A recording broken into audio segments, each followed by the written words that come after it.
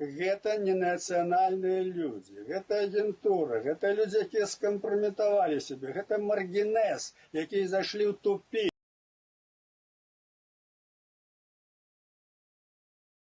Гэта не нацыянальныя людзі, гэта агентура, гэта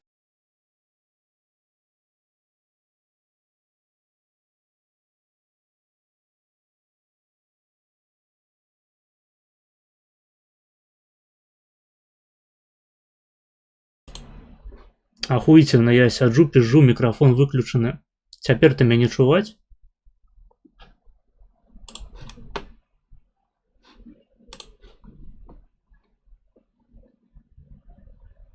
Спадзяюся, што так. Спадзяюся, што так.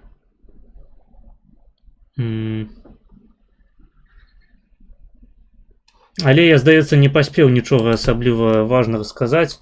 Я казаў толькі аб тым, што даўненька мы не бачыліся з вами. Вось, і гэтую несправядлівасць трэба нівеляваць. Я вярнуўся на канал, будзем стрыміць, чуваць урэшце так, але можна было пра гэта напісаць раней. Блять, як заебали беларусы цярпець, просто пиздец. У любой незразумелай сітуацыі просто сядзі, цярпі. Так ці іначай, рада вас усіх бачыць.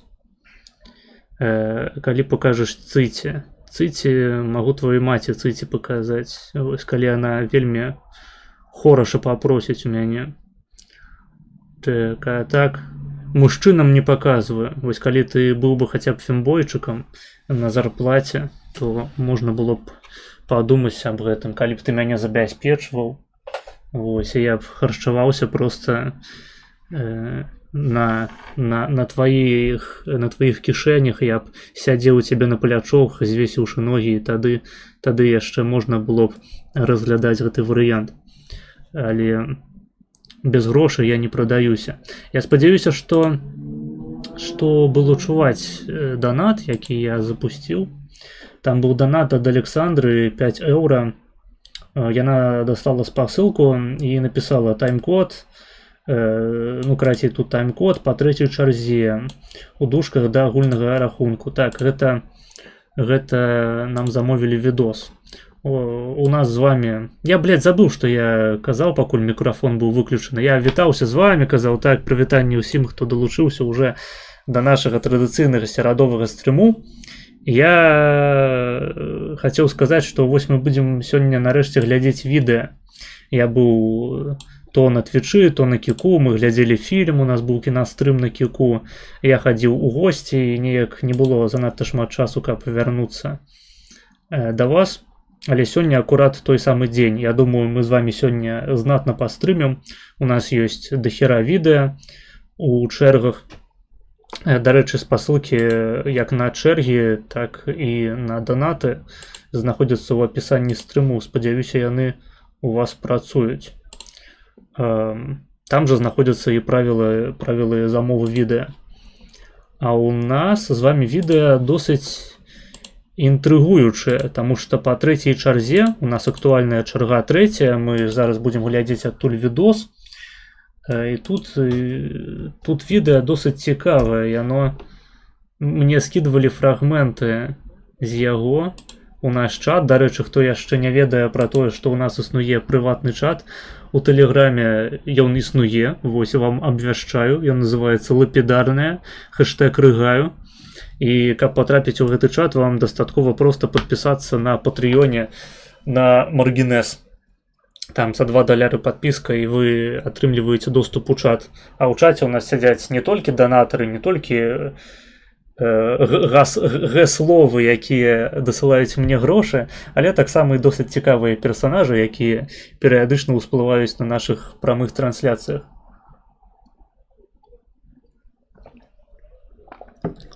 Але перад началам прагляду відэа мы можам, у прынцыпе, з вами якія-небудзь цікавыя падзеі абмеркаваць.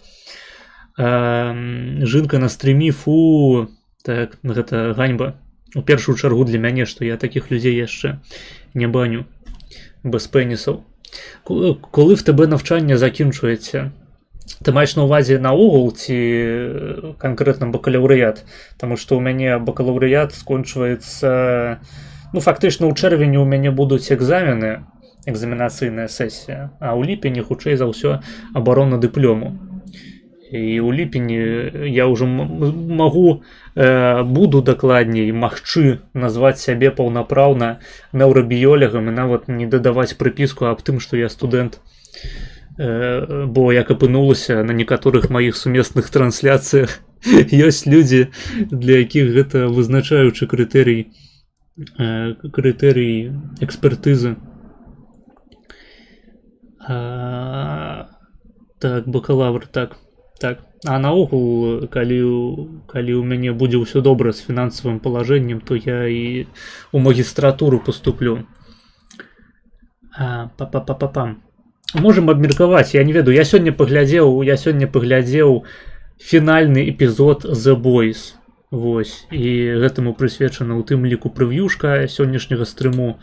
Давайте пару словаў пра гэта скажам, таму што, было б няшчыра, я лічу, да вас, так заманіць вас, такую заманюшку Мацкевіча зладзіць і ў выніку не распавесці нічога аб сваім уражанні ад фіналачкі. Так, сёння выйшаў фінальны эпізод серыялу «Пацаны», яны ж хлопцы, яны ж The Boys.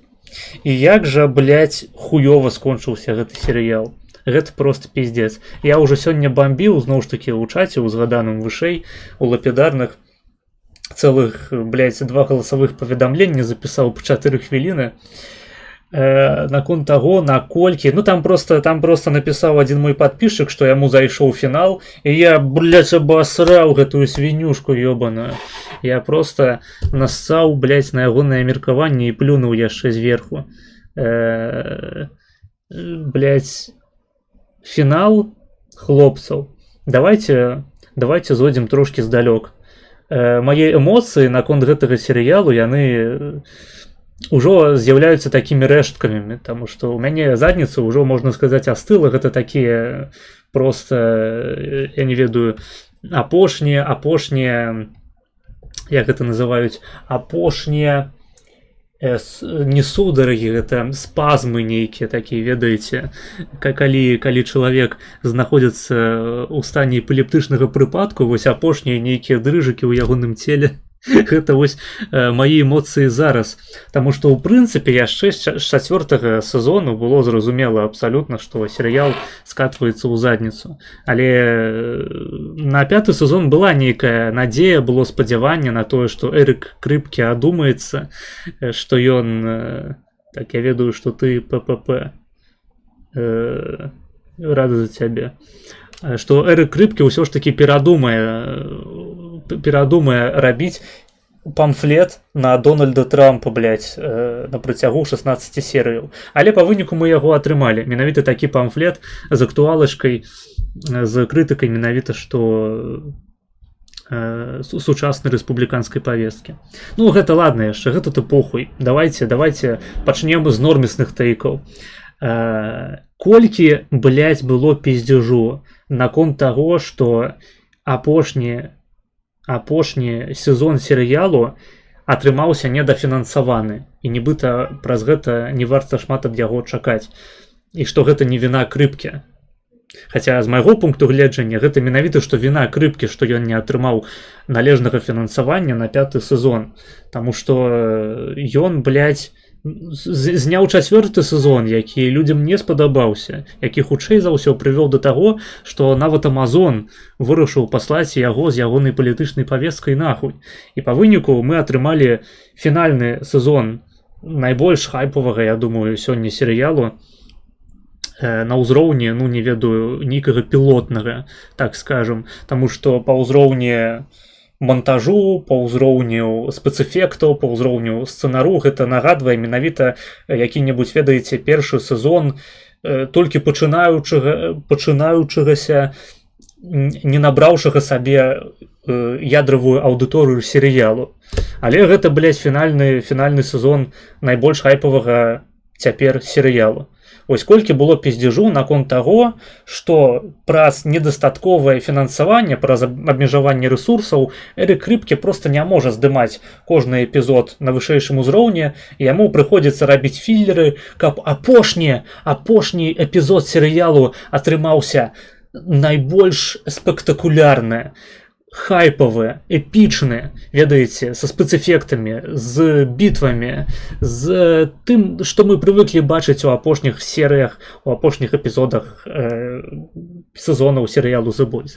Гэта было ў другім сезоне, ну, першы там, таксама, дарэчы, у першым была там нейкая патасовачка. Гэта і першы сезон, і другі сезон, і трэці сезон. Усе яны скончваліся моцнымі бойкамі, з добрай пастаноўкай і, ў прынцыпе, з добрай закручанасцю сюжэту, які падводзіў пад гэтыя самыя бітвы паміж галоўнымі персанажамі. Колькі было усялякіх псеўдазліваў наконт таго, што сюжэт апошняй серыі будзе выглядаць так, што Хоумлендер... Я, дарэчы, не ведаю, людзі, якія яшчэ не паглядзелі серыял і якія баяцца спойлераў, вам лепей на наступныя 5 хвілінаў выключыць гук на стрыме, таму што зараз будуць ебанутыя спойлеры да фіналу серыялу. Вось, каму не падабаецца, ідзіце нахуй. Але я буду спойлерыць, таму што гэты серыял, ён насамрэч не заслугоўвае таго, каб вы яго глядзелі, каб вы турбаваліся, блядь, наконт таго, як будзе развівацца сюжэт. Гэта ўсё кал. Хуйня. Гаўно. Вось, вы зразумелі мою думку. Колькі было зліваў наконт таго, што Хоумлендер пачне просто вось падчас аб'яўлення сябе богам выразаць журналістаў, якія не веруць у тое, што ён бог, што ён там будзе вытвараць поўную жарсцяціну, ён будзе выцягваць дзяцей з утробаў іхніх маці і рваць іх просто на кавалкі, што ён будзе змагацца з арміяй, хуярыць танкі, што ён знішчыць сілавы апарат Амерыкі, што ён знішчыць урад, будзе просто рандомна забіваць людзей на вуліцы. І нічога з гэтага не адбылося. Нічога. Усё, што мы атрымалі ў канцы эпізоду, гэта проста камерны сюжэт, камерную драку і камернае завяршэнне досыць глябальнага сцэнару, які быў заяўлены ў першым сезоне і развіваўся на працягу наступных 2. Я думаю, шмат хто з гледачоў серыялу заўважыў, што падзеі, у прынцыпе, усе, можна сказаць, падзеі на экране, яны перанесліся ў нейкія катакомбы ебаныя, у нейкія такія спальнікі амерыканскія, такую аднапавярховую Амерыку, ціхенькую, без людзей. Яны перанесліся у авальны кабінет прэзідэнцкі, які хутчэй за ўсё з'яўляецца проста дэкарацыяй. Там яшчэ ў нейкія віллы багатых людзей. Ну, карацей кажучы, у нейкія замкнутыя, досыць штучныя прасторы. Такія вось, ведаеце, у 3-м сезоне быў эпізод, калі Солджер Бой хуярыўся з Хоумлендерам пасля хірагазму. І там таксама была драка досыць камерная. Там Солджер Бой хуярыў Хоумлендера і наадварот. Пасля таго, як плошча была зачышчаная нават, так, міма волі Солджер Боя ім самім ад іншых людзей. І нібыта гэта добра ўпляталася ў сюжэт. І гэта была добрая сцэна на сваім месцы. І можна сказаць, што гэты эпізод, хоць ён і быў бы хуёвы ў якасці фіналу, але ён выглядае ў 10 разоў лепей, чым тое, што мы атрымалі ў фінале. Блядь, просто ў 10 разоў лепей. Пастаноўка, матывацыя персанажаў і вынік гэтай самай валькі.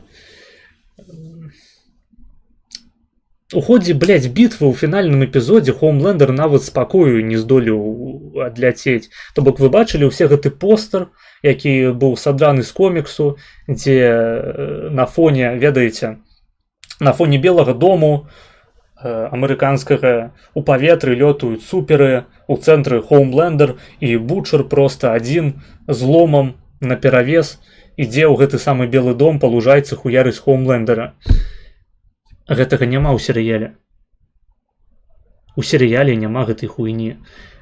І ён проста заходзіць праз патаемную нейкую дзверку нахуй у адзін пакой, і далей усе падзеі адбываюцца ў рамках гэтага пакою. Гэта проста нават смешна. Яны нават не здолелі зладзіць якую-небудзь драку на вуліцы з выбухамі, з задзейнічаннем людзей. То бок фактычна гэты эпізод ён настолькі танны, што, блядь, ну, напрыклад, фінал другога сезона выглядае неверагодна больш, я не ведаю, ён выглядае як эпізод, да якога хаця б хтосьці прыклаў старанні, так? Вось калі была драка са Штормфронт, калі выбухнула зброя хлопцаў, і там сапраўды, блядь, гэта было эфектна.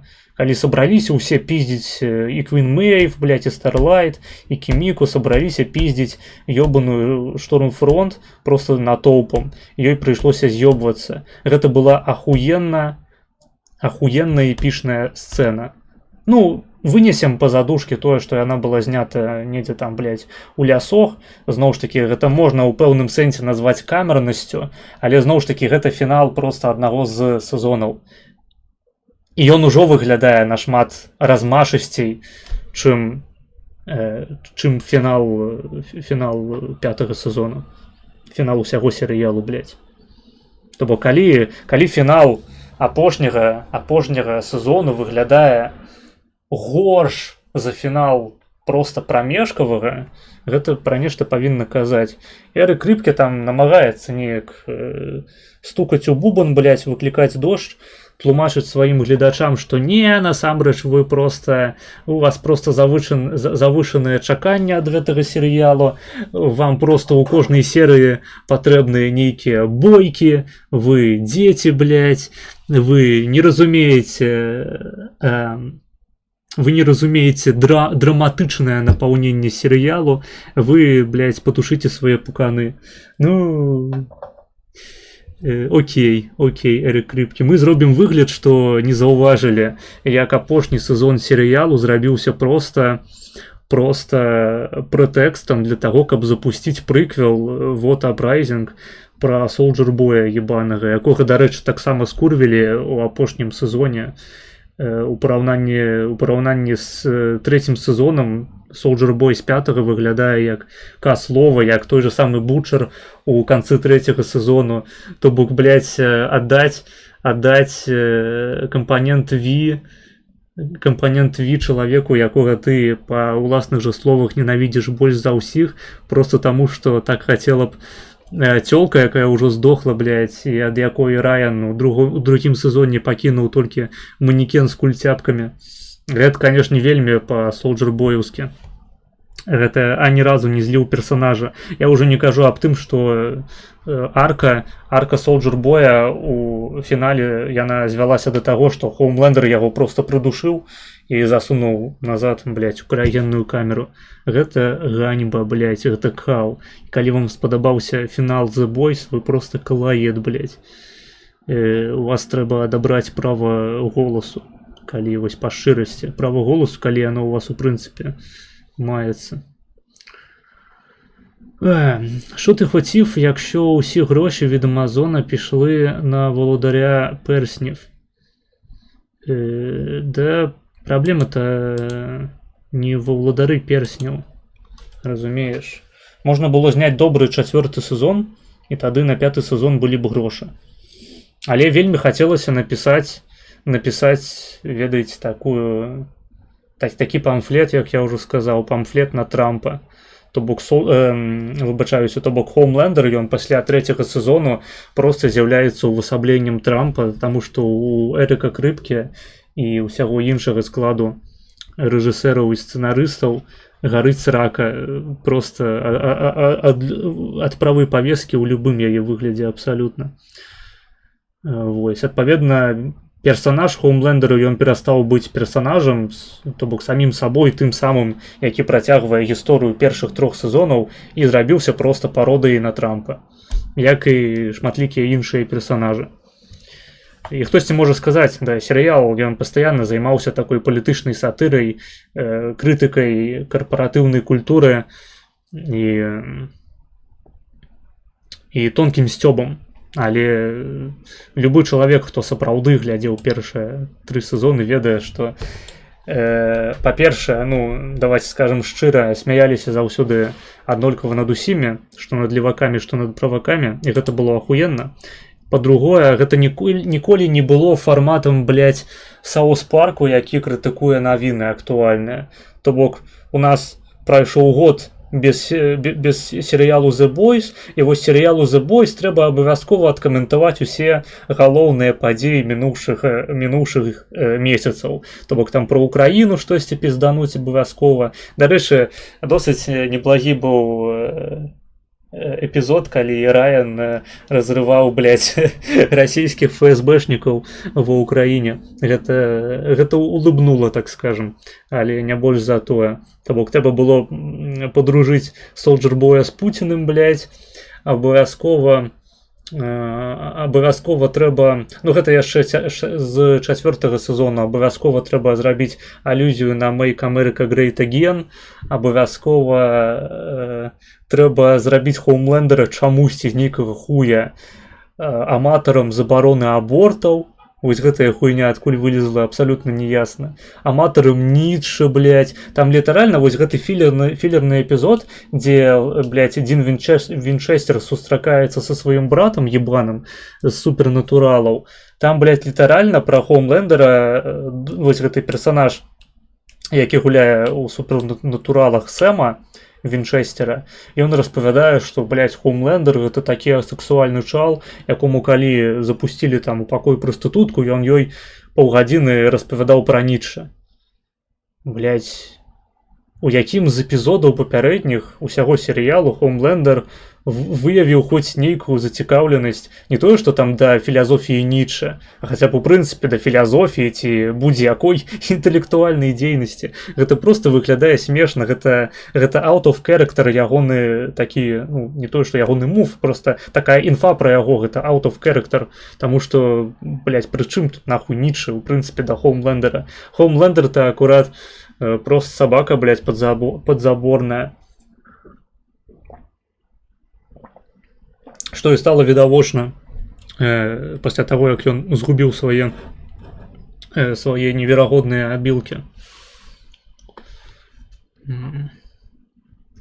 Сумна. Я да гэтай пары лічу, што першыя 3 сезоны серыялу гэта ахуительнае шоу. Давайте я ўсё ж таки здыму гэтую шляпу, таму што вы можете нават уже бачыць, як я, блядь, пацею, як сучка. Вось не хачу адпацець досуха, як то кажуць.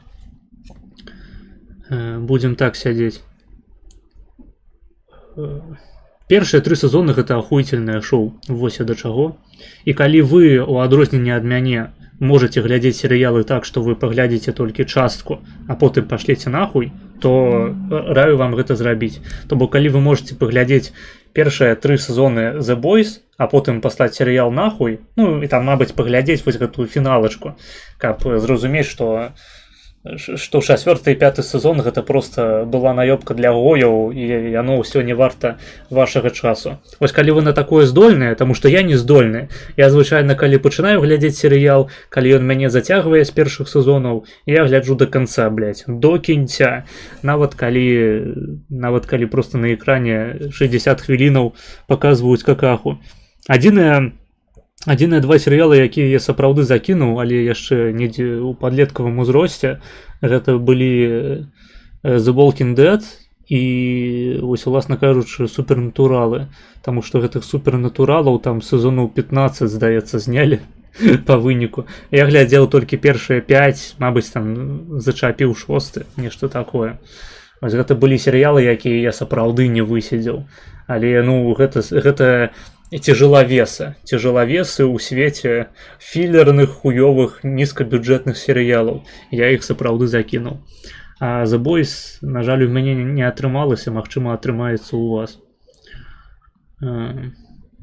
Усім прывітанне з вёсцы Бруклін. Прывітанне, спадар Зміцер. Як думаєш, якщо білорус задонатив українцю, а потім його мобнули на срочку, то йому пизда? Кого з гэтых двух мобнули? Гэта важно. Текс. Вось, ну што яшчэ можам абмеркаваць так па-хуценькаму.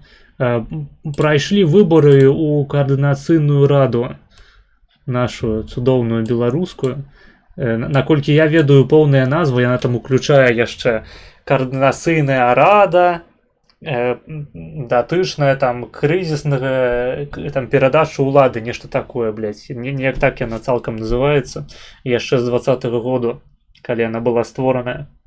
Ось прайшлі гэтыя цудоўныя выбары. Калі камусьці цікава акунуцца ў атмасферу кандыдатаў у каардынацыйную раду, можете паглядзець мае стрымы на канале з Олегом Фрэнам і з Лізай Пракопчык. Гэта цудоўныя людзі. І, на жаль, Олег Фрэн, ён не прайшоў далей, каб сапраўды заняць месца ў гэтым протапарламенце. А Ліза прайшла. Вось, яе з гэтым віншуем, хаця... Шчыра аж, блядь, каму не похуй, блядь, на ёбаную каардынацыйную раду. У гэты раз за яе прагаласавала, здаецца, чалавек, 2000, там, 2000 з гакам, хуйня. У мінулы раз 6000 гояў сабралося, блядь, сапраўды аддало свой голас. А ў гэты раз нешта зусім не густа. І зноў усе галасы забраў спадар Латушка, можна сказаць, нават пан. Вось он прыйшоў, просто трахнуў усіх досуха і плюнуў яшчэ зверху на гэтую ўсю карціну. І як бы з давольным ебалам пайшоў далей займацца сваімі справамі. Не тое, каб хацелася шмат на гэтым засярэджваць сваёй увагі, хаця з дапамогай майго каналу з гэтых выбараў хаця б некалькі мемаў выйшла і некалькі цікавых стрымоў. А судзячы па праглядах на стрымах, нягледзячы на тое, што мне перыядычна там некаторыя падпісчыкі заяўляюць, што да, усім похуй на выбары УКР, гэта нічога не значыць. Гэта і сапраўды нічога не значыць, але людзям чамусьці не похуй, і людзі глядзяць мае стрымы. Прынамсі больш, чым звычайна іх глядзяць. Таму і вам я раю таксама звярнуць увагу. Білоруса, що задонатив. Так, я думаю, якщо білорус задонатив українця, а потім його мобну ресурс, йому пісне. А чому ти зв'язуєш мобництво на срочку з тим, що йому буде пізда? Калі беларус унутры Беларусі данаціць украінцам, то яму ўжо можа быць пізда. Не абавязкова пайсці служыць у армію. Гэта не так працуе.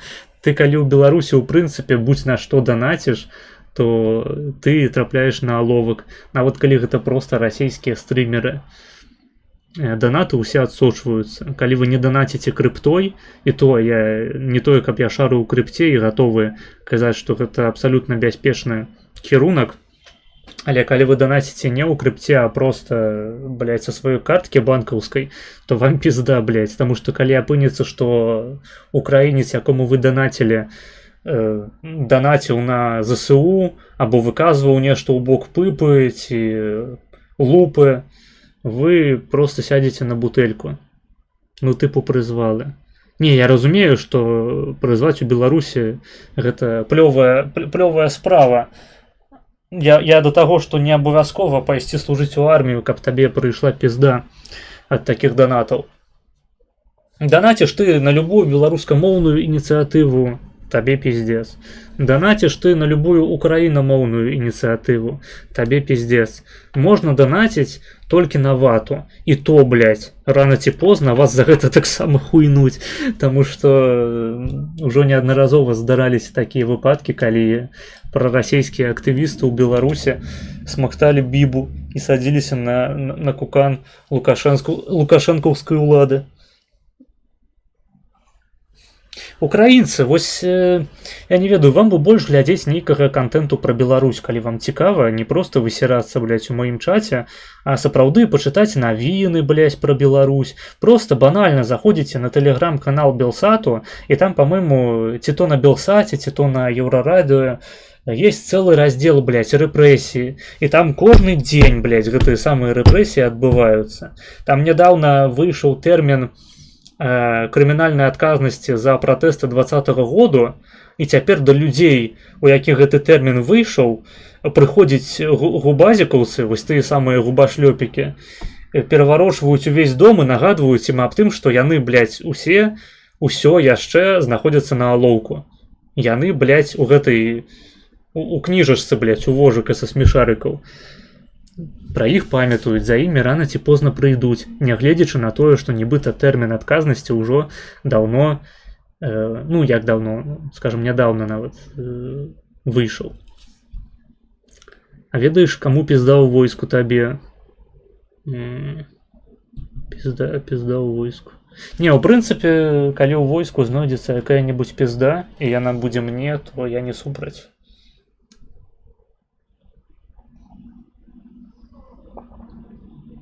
Можна данаціць толькі на дзіцячыя дамы пэўныя, таму што праз іх мусара грошы выводзяць.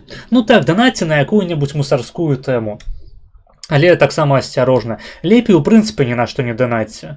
Калі ў вас грошы ёсць, вы ў Беларусе, то збірайце гэтыя грошы, потым збірайце манаткі, потым збірайце сваю шкуру, блядь, ебаную са сваімі спінагрызамі і з'ёбвайце, калі яны ў вас ёсць. Калі няма, то яшчэ прасцей. І з'ёбвайце, блядь, куды-небудзь, вось у бліжэйшую краіну, дзе вам не адарвуць вашу задніцу, блядь, за любы пярдзёж у неправільны бок. Пыздою будеш ты.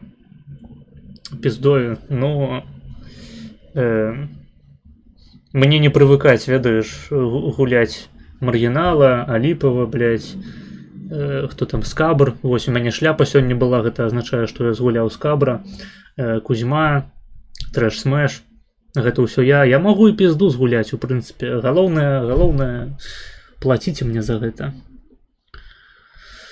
Вось, не данатьце, пацаны, вы за мяжой яшчэ нужны.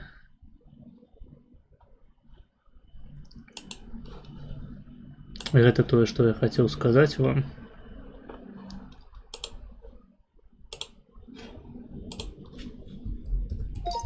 Текс, вось я сабе чатик яшчэ вывеў паралельна. Трэш Смэш, я сказаў так про Трэш Смэша. Дарэчы, я нядаўна, каму цікава, нядаўна адкаментаваў допісы Трэш Смэша, датычныя небінарнасці полу на сваім тэлеграм-канале. У прынцыпе, гэта досыць такая, зноў ж такі, досыць такое прыскорбнае відовішча. Глядзець на тое, як Трэш Смэш стварае заманюшку Трэш Смэша ужо для новай, для беларускамоўнай аўдыторыі, вось гэтых 13-гадовых дзяўчынак і іхніх хлопчыкаў, якой ён вось тую самую павеску, але яшчэ больш ядроную у мазгі ўлівае. То бок сённяшні Трэш Смэш, нягледзячы на тое, што ён беларускамоўны, ён яшчэ больш леварадыкальны, чым быў там у далёкім 2017 годзе. Гэта літаральна прывід камунізму слэш навучпоку. Я лічу, што я, як чалавек з ужо лепшай адукацыі, чым у Трэш Смэша, які таксама існуе ў беларускамоўнай прасторы, маю нейкую адказнасць за тое, каб абассываць падобных персанажаў і тлумачыць людзям, што, блядь, большая частка тэмаў, якія ён падымае, ён у прынцыпе ў іх не разбіраецца. Частка з іх, яна ў прынцыпе не датычыць біялогіі, і частка тая, што датычыць біялогіі, прадстаўленая ім некампетэнтна, таму што ён, блядь, недаучка, ён атрымаў адукацыю на прасторы СНД. Гэта азначае, што ягоны ўзровень адукацыі не проста невысокі, ён адмоўны, блядь, таму што любы чалавек, які скончыў вышэйшую навучальную установу ў Беларусі сучаснай, мабыць, нават і не сучаснай, ён хутчэй абнізіў узровень сваіх кампетэнцый у свой інтэлектуальны бэкграунд. У прынцыпе, дарэчы, у нас жа цяпер ёсць банк біялогіі у спісе відэа. Вы можете туды кідаць якую-небудзь хуйню ад Трэш Смэша, будзем яе разбіраць, будзем абассываць. Гэта я лічу правільная справа, добрая такая.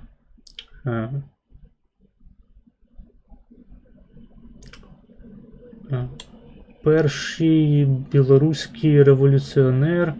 Коли буде побачення з Франкотиком? Мабуть, ти Франкотику напишеш, коли буде побачення з Франкотиком. Я просто не розумію, ну, з мого пункту гледжання першым пісаць павінен чалавек, які валодае меншым онлайнам, таму што гэта ў ягоных інтарэсах. У мяне онлайн больше, чым у Франкотыка. Чаму, блядь, ну хуй ведае. Я просто уже ў 10-й раз скажу, блядь, напиши мне, або дай хоць нейкі свой контакт, і у адказ я толькі працягваю атрымліваць нейкія пытанні, блядь, у чаце. Калі будзе Франкотык? Ну калі, блядь, у мяне з'явіцца контакт Франкотыка, ёпта, прынамсі. Хаця б так. А, ў прынцыпе, я не планую ў бліжэйшай будучыні гасцёў. У нас павінен быў сёння быць Dead Design, але ён прыебаўся. Ён не адказваў мне на паведамленні. І, ну, карацей, ён прыебаўся, ён не будзе сёння на стрыме. Магчыма, на наступным тыдні. Вось, а так, у прынцыпе, апошнім часам было дохуя гасцёў. Трэба адпачыць, трэба паглядзець відэа, у першую чаргу, якія вы накідалі. Фух, ебать, я спадзяюся, у вас такая ж самая спякота, як у нас сёння. Просто обосраться. Давайте я себе водички отойду налить.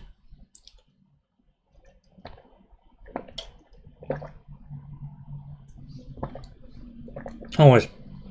Можете пакуль яшчэ штосьці цікавае написать. А я пакуль... Так, я пойду налить водичку, вы напишите что-нибудь цікавое, а потом я пройду и будем глядеть видосы. Видосы, нагадываю, спасылки знаходятся в описании. Як спасылки на донаты. Давайте, зараз буду.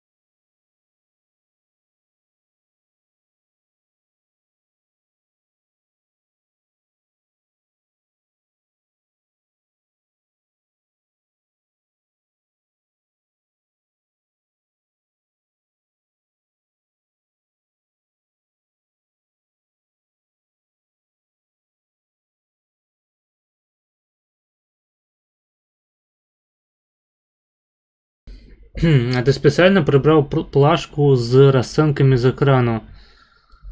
Да я могу ее вернуть, в принципе. Просто периодично я выключаю, потому что... Так, где эта хуйня? Я выключаю, потому что, коли приходят гости, трымать плашку на экране об расценках на видосы неяк недарэчна. А вось дзе гэтая хуйня? А, магчыма, я яе, в прынцыпе, выдаліў, блядь. Ці не? А, вось яно, вось. Але, здаецца, у апісанні стрыму ёсць. Якая праблема-то? Просто заходзіш у апісанне, там яно ўсё знаходзіцца. Вось адразу замова відэа, усе правілы, усе расцэначкі. Так. Як я ўжо сёння і сказаў, у нас з вами відэа просто цудоўнае. Мне фрагмент дасылалі яшчэ па-за нашым спатканнем. Так, тайм-код тут 50:20. І да гадзіны 27:30. Так, 50:20.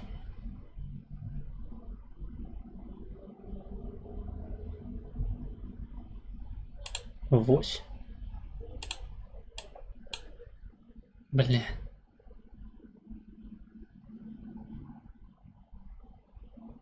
Во. І гэта у нас з хуткасцю, нават сказалі, можна паставіць 1.75. Вось. Вітаю ўсіх, прывітанне. Калі госці прыходзяць, трэба дадаваць плашку на скіп. Так, я дадаў бы плашку на скіп, блядь, твою хуйню ў чаце. Вось, гледачы, як вы лічыце, варта? Ці хай сабе піша малютка. Так, у нас відэа з каналу. Так, давайте я выведу яго на экран. Давайте яго нават ось так зраблю.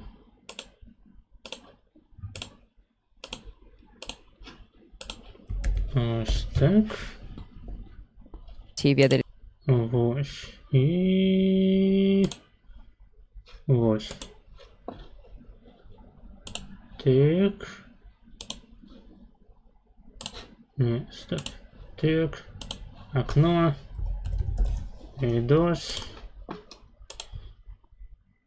Вось.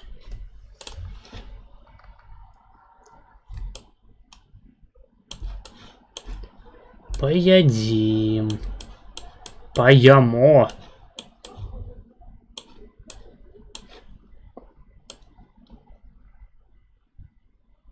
Так, куди я это звичайно засовываю? У вашу маму. Так, ось. Ось, хай так буде. Ось так. Так. Відео з каналу «Обычный вечер». А куды поделось обычное утро? Непорядок. Называется «Жесткий разнос Штефанова. Почему белорусы не будут молчать?» И Драк Мирзалидзе ответил. Вядомый белорус. Свердлов. Так само яшчэ один неверагодны просто карэнны беларус. Давайте глядзець, там вось што мяне прывабіла ў першую чаргу, гэта не і Драк Мирзалидзе і Штефанідзе, блядь, ягоны брат-близнюк. А там яны ў канцы недзе глядзяць фрагмент выступу Пазняка, і ў іх просто пачынае вадкі кал з задніцы ліцца. І вось гэта я хацеў бы адкаментаваць. Ну што ж, давайте, пагналі.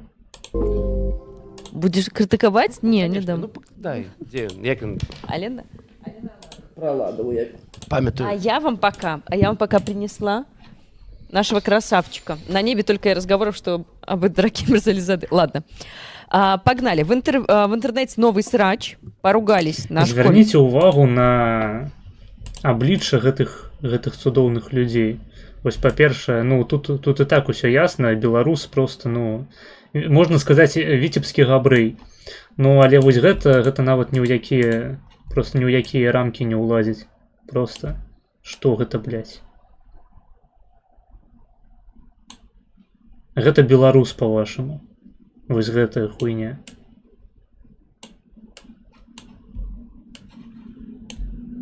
Які колер вы перад сабой бачыце? Скажыце, калі ласка. Што гэта, блядь? Вось гэта.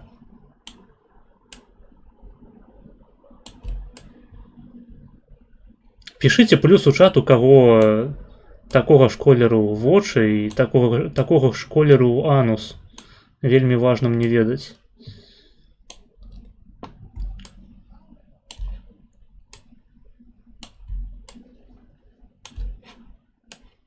Калі што, так усе віцебляне выглядаюць акрамя мяне, таму я і з'ехаў. Тэкс. Усё, жарты скончыліся, давайте сур'ёзна разбіраць, а то даебаліся просто на роўным месцы. Мабыць, гэтым цудоўным людзям будзе што распавесці нам. Чаму яны не блакітныя? Блядь, блакітныя гэта толькі ў творах Караткевіча Беларусь сіняя, а на самой справе гэта, уласна кажучы, як і ў творы Караткевіча. Усе людзі, якім баліць на сэрца пра сінюю, яны, блядь, падыхаюць у афрыканскіх краінах, змагаючыся з тэрарыстамі і бандытамі, або на якіх-небудзь іншых фронтах нашай неабдымнай земельки. Ваниш с Миколой вместе с Легионом спиздили волонтерки на 7,2 ляма долларов чисто на машинах. Написал человек и потом выдалил. Это была, безумоўна, важная для нас информация. И вельми у контексте она добра уписалась. Идрак Мирзализаде и блогер с миллионными просмотрами, которого Дудь представил миру как новую... Мирзализаде он называется. Чаму я заўсёды чытаў гэта як Мирзалидзе?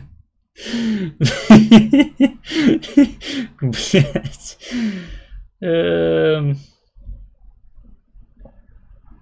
У мяне просто дыслексія. Я не могу вымовіць Мирзализаде, я кажу Мирзалидзе. Звезду политического ютуба. Мне здаецца, Мирзалидзе гучыць нават лепей. Яно неяк, ведаеце, так по-грузінску. Гэта як прозвішча Вожыка у адным з эпізодаў смешарыкаў. Так, я буду, блядь, узгадваць эпізоды смешарыкаў сёння ўвесь стрым. І што вы мне зробіце? Александр Барабанная дробь Штефанов. Поругались Идрак и Штефанов из-за белорусского языка. Тут как раз-таки все, мне кажется, понятно. Какие еще могут быть между ними? Якія ваши прадбачанні, які з гэтых двух цудоўных людзей са светлымі вачыма будзе адстойваць важнасць беларускай мовы?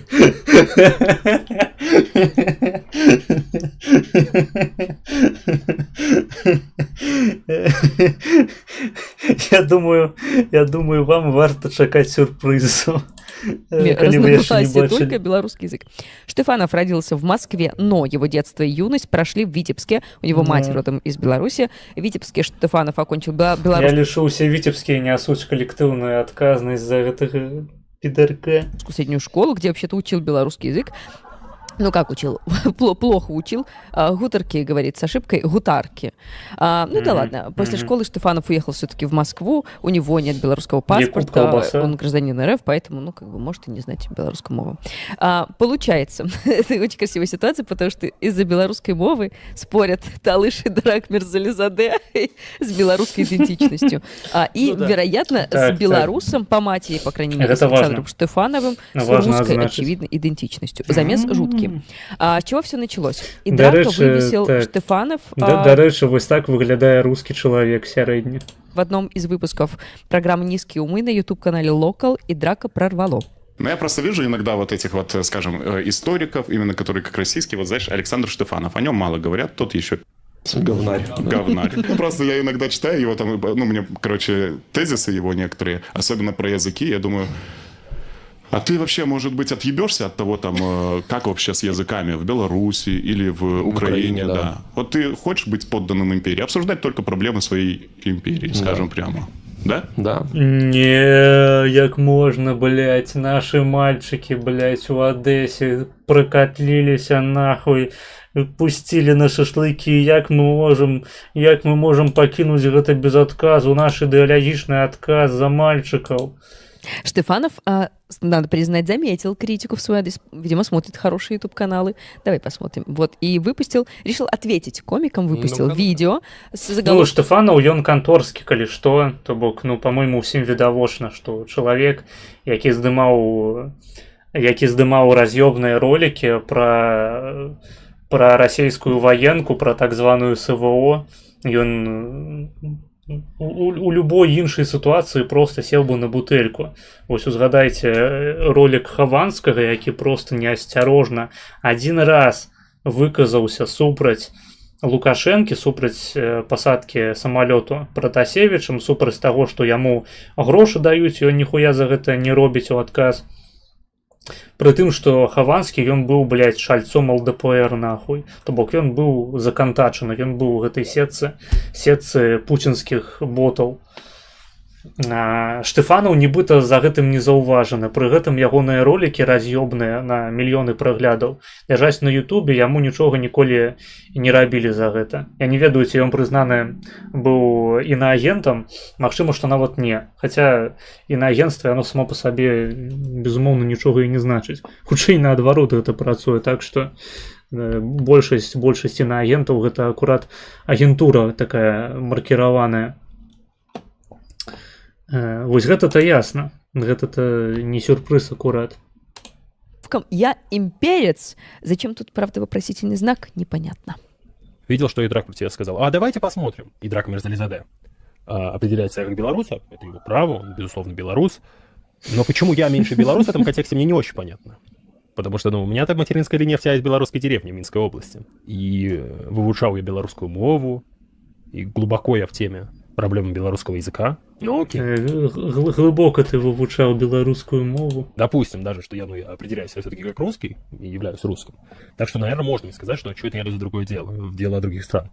Не, ну тое, што ў цябе палова лініі беларуская, гэта яшчэ патрабуе доказаў, таму што калі ў чалавека ў пашпарце напісана, што ён беларус, гэта не азначае, што ён беларус. Цалкам верагодна і хутчэй за ўсё твая беларуская лінія, роўна як і расейская, складалася з савецкіх людзей. Савецкі чалавек, ён не можа быць беларусам, ён не можа быць рускім, не можа быць казахам, украінцам, ён не можа быць грузінам, ён можа быць толькі ебаным саўком. Гэта нават не пытанне мовы, гэта выключна пытанне культуры. А культура, яна вынікае з генаў. Просто тут адбываецца нейкая падмена паняццяў. Мы бярем нейкую папуляцыю на тэрыторыі сучаснай Беларусі і аб'яўляем усіх яе жыхароў грамадзянамі Беларусі, адпаведна беларусамі. А што азначае быць беларусам? З майго пункту гледжання гэта не зводзіцца ані да самаідэнтыфікацыі, ані да пашпарту, блядь. Гэта зводзіцца да нейкіх, ведаеце, такіх замацаваных паттернаў паводзінаў, калі чалавек паводзіць сябе пэўным чынам у грамадстве, калі грамадства сябе паводзіць пэўным чынам, і мы можам сцвердзіць, што вось гэтае беларускае грамадства, яно паводзіць сябе абсалютна іначай, чым грамадства наогул расейскае, так? Але у кантэксце грамадзянства канкрэтнай, там вось гэтых досыць ілюзорных сучасных адрозненняў паміж грамадзянамі Беларусі і грамадзянамі Расіі, не вельмі ясна, як сярэдні вось гэты так званы беларус адрозніваецца, блядь, ад якога-небудзь татарына, які жыве ў Татарстане расійскім, ці ад якута, блядь, у якой-небудзь якуты, ці ад сібірака, чым ён адрозніваецца. То бок, пытанне нават не ў тым, чым яны адрозніваюцца, а ў тым, ці гэтая, напрыклад, розніца паміж масквічамі і сібірцамі, яна больш, чым паміж масквічамі і беларусамі.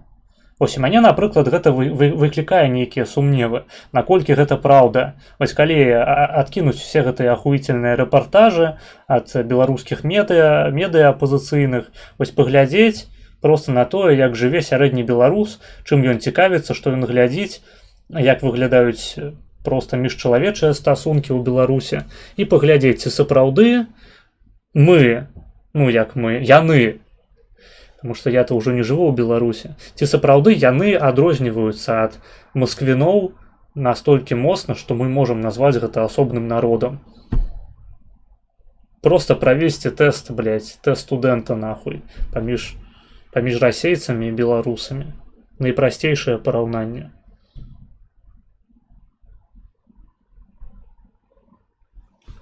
Калі ўсё пытанне родаслоўна зводзіцца да таго, што Штефанаў, блядь, нарадзіўся ад чалавека з пашпартам расійскім і ад чалавека з пашпартам беларускім, то ахуець ты, блядь, беларус. Просто, ну, у савецкіх пашпартах таксама былі ахуительныя вось гэтыя графы нацыянальнасць. Там можна было пісаць абсалютна любую хуйню, але дакладна можна было сцвердзіць, што амаль што ўсе людзі з гэтым пашпартам гэта проста перамолатыя і пераробленыя саўком з шматлікіх народаў, якія жылі гістарычна на гэтай тэрыторыі у савецкага чалавека. Савок, Homo советicus. А Homo советicus, ён паўсюль аднолькавы. Ён ненавідзіць сябе, ненавідзіць сваю культуру і ненавідзіць абсалютна ўсіх навокал. Што мы бачым і ў тым ліку на прыкладзе Штефанова. Хочешь быть подданным империи? Обсуждать только проблемы своей империи. Так в моей империи. Откуда вы знаете, что вы не в моей империи? Шуточка.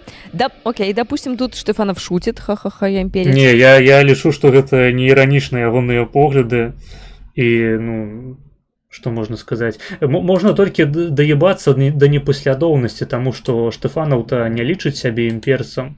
Ён тыпу хрысціянскі сацыяліст, хуё-маё, левачок, соевы. Не вельмі ясна, як у гэтым кантэксце тут нейкае імперства вылазіць. Але, ну, сапраўды можна гэта расцаніць як жарт. Тыпу яго назвалі імперцам, і ён такі: «Ха! Межы маёй імперыі не скончваюцца нідзе. Нават у спальні комната вашай мамы». Ну, гэта, у прынцыпе, валідна. Беларусь часть моей империи, отличная шутка. Ну, слушай, такой человек юмор, что поделать. Но давайте послушаем, что он реально думает об империи как идее. Слово «империя» и производные от него уже стали ругательством на уровне фашистов и нацистов. Да, во многом. Если судить империализм в чистом виде, как идею, а не конкретную историческую практику, то чем он так плох? Однополярный мир при мягком империализме дает минимальное насилие. Я не готов выступать против империи в защиту национальных государств. Ну, я просто не готов. Ну, национальное государство... Так, але супраць амерыканскай імперыі я чамусьці гатовы выступаць. І супраць амерыканскага аднаполярнага свету таксама. Потому что, блядь, я ебаный ватник. История пока это показывает, как форма существования, форма организации государственного насилия. Вот. Но я думаю, что у империи есть свои преимущества, которые мне нравятся, и которые я не готов однозначно отметать и говорить, что это просто все зло. Тут вообще очень далеко можно зайти. Если ну, вот это такая нейтральная, бяззубая нейкая адповедь была з боку Штефанова. Ну, яго можна зразумець.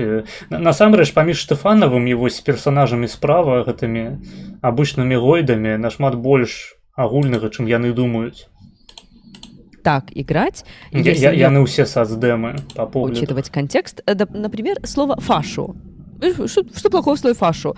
Союз, пучок, объединение. Ну, итальянское слово. Безобидное. Ясно, пайшлі аргументы ад Гітлеру. Просто адзін лепей другога. Як заўсёды, беларускі контент, тое, што я люблю.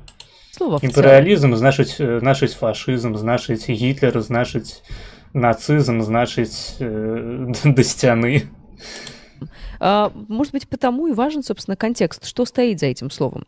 Так и для белорусов... Америка тоже империя, кстати. Так и для белорусов за словом «империя» стоит набор очень конкретных действий. Это геноцид белорусов, о чем говорит Зенон Поздняк, в 16 веке истребление половины населения, участие белорусов в чужих имперских войнах на протяжении более чем 200 лет, подавление национального освободительных восстаний белорусов, насильственная русификация, стирание национальной памяти и идентичности. Это очень конкретный набор, да, контекста, что для белорусов есть империя. И получается, империя в нашем случае несет смертельную опасность для белорусов. Вот просто, ну, такой исторический опыт.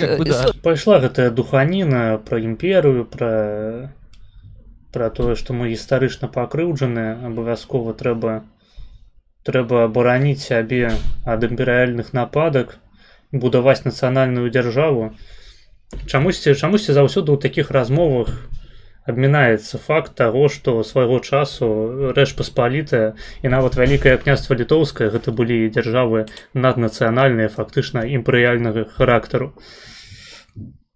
якія з майго пункту гледжання, напрыклад, павінны ў прынцыпе рабіцца прыкладам для наступных пакаленняў беларусаў, таму што гэта краіны, у якіх асноўнымі каштоўнасцямі былі свабода, закон і,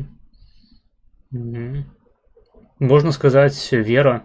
Так? І у тым ліку вера у плюралізм вераў, так скажем, таму што сапраўды культура рэлігійнага плюралізму была вельмі распаўсюджаная і замацаваная ў Рэчы Паспалітай. Можна сказаць, што да сённяшняй пары беларусы гэта ўсё яшчэ не хрысціянізаваная нацыя, гэта ўсё яшчэ паганцы. І ў вялікім княстве літоўскім адначасова існавалі і хрысціянства, і іслам, і юдаізм, і паганства, і шмат розных іншых рэлігіяў. Ты чо, дзед звар'яцеў, якога хуя яна пазняка узгадала не абасраўшы. Гэта быў правільны яшчэ пазняк, гэта пазняк у 90-х. Вось цяпер ужо няправільны, але я думаю, мы да гэтага дойдзем.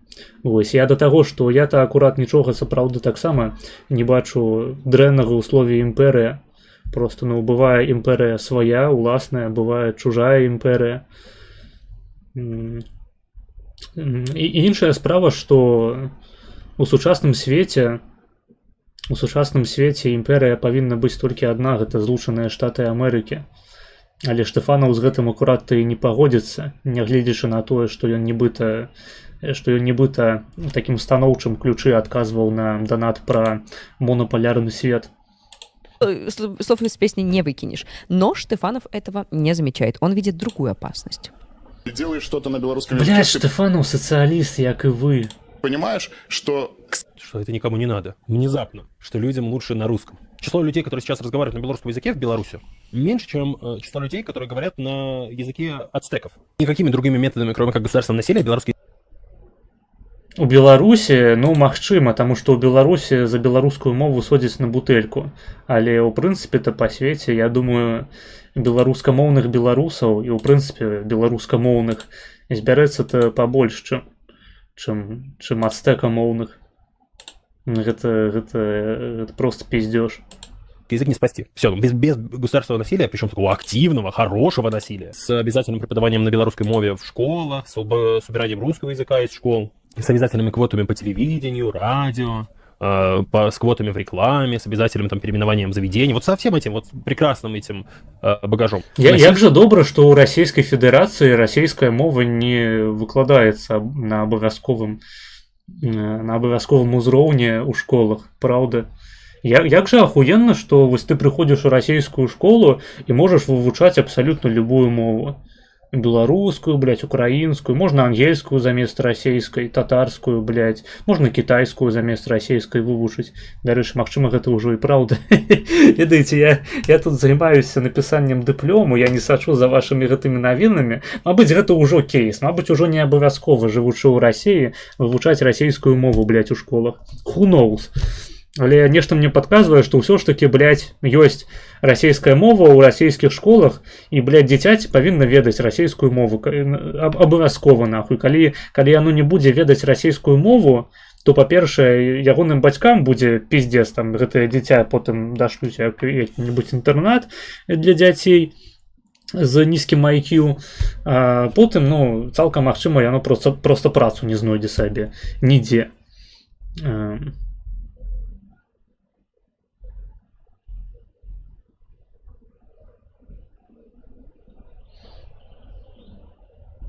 Нешта падказвае, што гэта ўсё ж такі абавязкова, блядь, у любой краіне свету. І нават калі гэта не замацавана ў законах, рана ці позна табе прыйдзецца вывучыць мову краіны, у якой ты жывеш. Адзіная прычына, па якой беларуская мова не распаўсюджаная ў рамках Беларусі, заключаецца ў тым, што за яе, блядь, судзяць у турму. Можна, канешне, далей раскрываць гэтае пытанне, чаму беларусы дапусцілі, што ў іхняй краіне судзяць у турму за беларускую мову.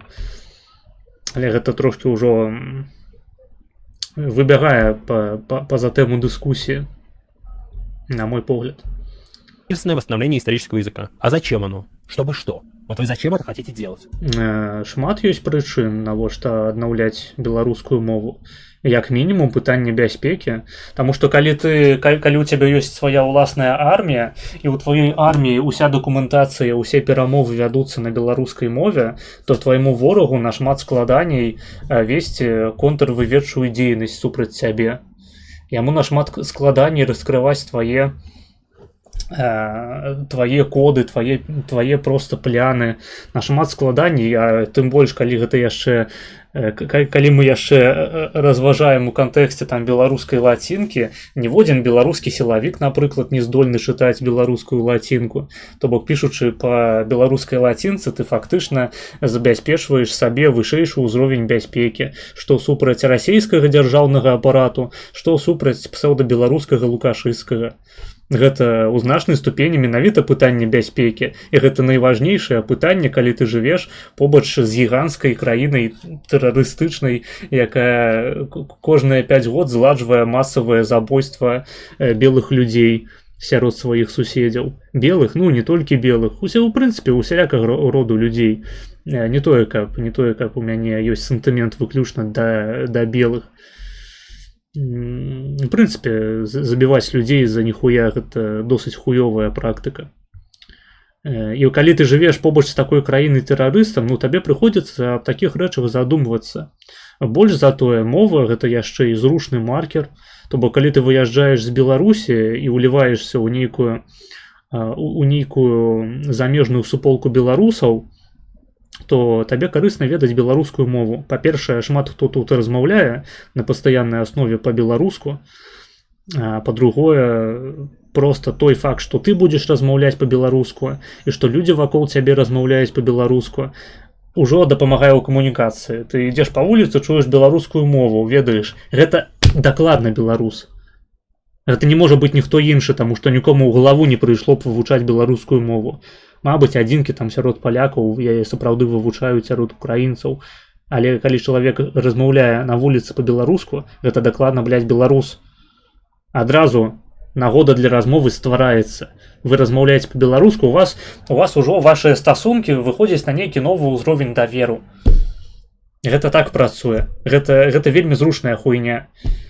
Я недавно, зноў ж такі, ў нашым чаціку, а хто яшчэ не далучыўся, далучайцеся да чаціку, у Тэлезе у нас ёсць лапідарная за падпіску на Патрыёне, адстойваў пазіцыю, што мова яна сапраўды не з'яўляецца нейкай эсэнцыяльнай часткай беларускай культуры, што можна ўсю беларускую культуру перавесці, груба кажучы, на іншую мову, і яна застанецца сама сабой. І мова, яна выконвае свае функцыі, таксама карысныя. Нават калі яны не тычацца функцыі ў культуры, мова можа сведчыць аб нейкай культуры. Звычайна, калі ты чуеш беларускую мову ў замежжы, або нават у самой Беларусі ўнутры краіны, ты ведаеш, што насупраць цябе знаходзіцца адукаваны чалавек, які не паляніўся і сапраўды, бо у беларускай школе беларускай мове вучаць досыць хуёва, там хутчэй адвучаюць любіць сваю ўласную мову. А тут ты сустракаешся з чалавекам, які пераадолеў гэты механізм прапаганды, які пастараўся, не пашкадаваў часу і сапраўды яе вывучыў, а гэта хутчэй за ўсё звязана яшчэ і з тым, што ён чытаў некаторыя творы беларускай літаратурнай клясіцы, што ён знаходзіцца ў кантэксце палітычным беларускім, ведае гісторыю Беларусі. Гэта ўжо значна вышэйшы ўзровень адносінаў ствараецца, чым калі ты просто знаходзішся сярод NPC расейскамоўных, якім нават у галаву ніколі не прыйдзе, што, у мяне беларускі пашпарт, я жыву ў краіне, якая называецца Беларусь, але я ніхуя не ведаю ні беларускай мовы, ні беларускай культуры, ні хуя, вось гэтая класычная наша. І гэта толькі тое, што адразу ў галаву прыходзіць з функцыяў мовы, чаму карысна яе ведаць, будучы беларусам. Вядома, калі ты не беларус, то, магчыма, табе і нахуй яно не трэба. Просто, мы-то разважаем у кантэксце ёпта беларусаў. Нібыта гэта, для беларусаў такая парада была б важная, не? Ніхуя? Не, так, не. Я пра рынок увесь час кажу. Мова стварае лякальны рынак, на які ніхто іншы не можа патрапіць. Чыста дзякуючы беларускамоўнасці змог хутка пачаць зарабляць грошы, проста аказваючы паслугі па-беларуску. Ну так, ну вось ёсць магчымасць заняць нейкую нішу у інтэрнэце. Проста нішу контенту беларускамоўную, таму што ёсць людзі, якім прынцыпова слухаць контент па-беларуску, якія гатовыя плаціць за гэта грошы. Хтосьці скажа: блядь, ты робіш контент на беларускай мове, ён нікому не патрэбная. Рабі па-расейску, таму што ў нас жа ёсць столькі ахуенных расейскамоўных стрымераў з анлайнам у сотні чалавек. Але калі гэтыя людзі пачынаюць стрыміць па-расейску, яны знянацку знаходзяць, блядь, для сябе, адкрываюць, што, аказваецца, існуе мільярд, нахуй, расейскамоўных стрымераў, у кожнага з которых онлайн 1-3 чалавекі на іхных нікому, нахуй, не патрэбных інтэрнэт-трансляцыях, дзе яны сядзяць і пердяць, блядь, гледзячы ў экран. Гэта нікому не цікава, таму што расейскамоўны інтэрнэт, ён яшчэ, блядь, памірае сёння з дапамогай значнай ступені самой расійскай дзяржавы, якая інтэрнэт забараніла, блядь, в пізду у гэтай вашай ражцы-паражцы. Не, блядь, усім патрэбны расійскамоўны контент. Ты абраў мову, якая не канкурэнтна здольная. Так, толькі ў мяне, блядь, зараз на стріме, ну, скажем, 12 чалавек, 13. А ў сярэдняга расійскамоўнага стрімеру онлайн 0, блядь, просто, таму што іх дохуя. І яны не могуць стварыць нічога арыгінальнага, што магло б зацікавіць патэнцыйную вось гэтую самую шырокую, сапраўды шырокую расійскамоўную аўдыторыю. Гэтых людзей шмат, але стрымераў гэтых іх яшчэ больш, блядь, чым гэтыя аўдыторыі. Вы можете гэтую хуйню зразумець? Гэта нібыта элементарныя рыначныя механізмы. Але, ну, зразумела, што камуніст Штефанаў просто сваім маленькім мозгам не можа да гэтага дайсці сам. Яму патрэбная вось гэтая самая дзяржаўная, блядь, рэпрэсіўная машына, якая будзе яму парадуе казаць, што размаўляць па-беларуску гэта правільна, гэта добра. Сапраўды, ну, для Штефанова гэта смерці падобна, таму што ў яго тэмпература анусу адразу падляціць да нябёсаў, і ён проста згарыць жыўём. Гэта небяспечна. Пра гэта таксама варта клапаціцца, калі ты русня. Вось, і на маім канале русня, яна ў прынцыпе забаронена. І я шчаслівы, блядь, ад гэтай хуйні. Любы русак, які прыходзіць на мой стрым, адразу атрымлівае бан. І па любой русні адразу бачна, што гэта чалавек, які не здольны у прынцыпе на фармаванне будь-якіх сацыяльных карысных сувязяў, таму што ён, блядь, савецкі чалавек, хамло і еблан, блядь, підарас. У адрозненне ад беларусаў. Вось так. А ніхто больш у гэты рынак не патрапіць, бо адзінкі яе вучаць. Ну так. Ну, просто у нас з табою трошки іншы досвід, але рынок ён у тым ліку і так працуе на беларускую мову. І чым больш русня будзе рабіць хуйні з беларусамі, тым лепш гэта будзе працаваць, таму што больш беларусаў будзе разумець акурат вось гэты самы аспект бяспекі, што добра жыць у краіне, у якой ёсць уласная мова. Добра жыць у Польшчы, у якой ёсць уласная мова. Таму што любы паляк, калі чуе на вуліцы нейкія, нават не тое, што расійскую мову, а ўсходні акцэнт польскай мовы, ён адразу разумее, што гэта, блядь, не я, гэта не паляк, гэта хтосьці іншы. І ўсё, гэта важны сацыяльны механізм. А калі русня прыязджае у Беларусь, па ўскосных крытэрыях таксама можна зразумець, што гэта русня. Таму што яна прыязджае і адразу пытае цябе, чаму я не магу ў краме расплаціцца расійскімі рублямі. Вось па такіх прызнаках сапраўды можна здагадацца. Калі у вас больш 3 неўронаў у мазгах, можна здагадацца, што перад вамі не беларус. Але гэта трэба прынамсі, ну, некаторы вось шлях у размове прайсці з чалавекам або ў спецыфічнай сітуацыі апынуцца. А калі ты чуеш просто адразу: ага, блядь, русачок нахуй, беларускай мовы не ведае, кажа, блядь, Якуб Калбаса, чыгуначны вакзал. Всё, взял, запісаў і у вольнай Беларусі будучыні гэты чалавек знойдзе сабе адпаведнае месца. Ось так. Вітаю, прывітанне рэалітэ. Давайте глядзець далей. По логике Штефанова нельзя проводить Декоммунитизацию. Господи, как плохо. Декоммунитизация — гэта тое, што ў сучаснай рашцы адбываецца з VPN-амі. Фрэн спытываў у палякаў, чаму яны не прыймаюць беларускія рублі. Гэта хлусня, я не веру, што гэта рэальна. Декоммунизацию, потому что насилие над фанатом. Это насилие. Нет, потому что он совок, блядь, коммунист. Вы не губляете этот аспект ягоных поглядов. Фанатами НКВД, над фанатами КГБ, над фанатами Сталина. Зачем это вообще надо? Ужас какой. Нельзя проводить деколонизацию, потому что фанатам империи, фанатам русского мира будет больно признать, что Беларусь не часть их империи. Примерно так, да? Так это выглядит. Нельзя проводить иллюстрацию, потому что зачем обижать фанатов Лукашенко и фанатов ОМОНа и Губопика? Все-таки люди работали, каждый труд у нас уважаем.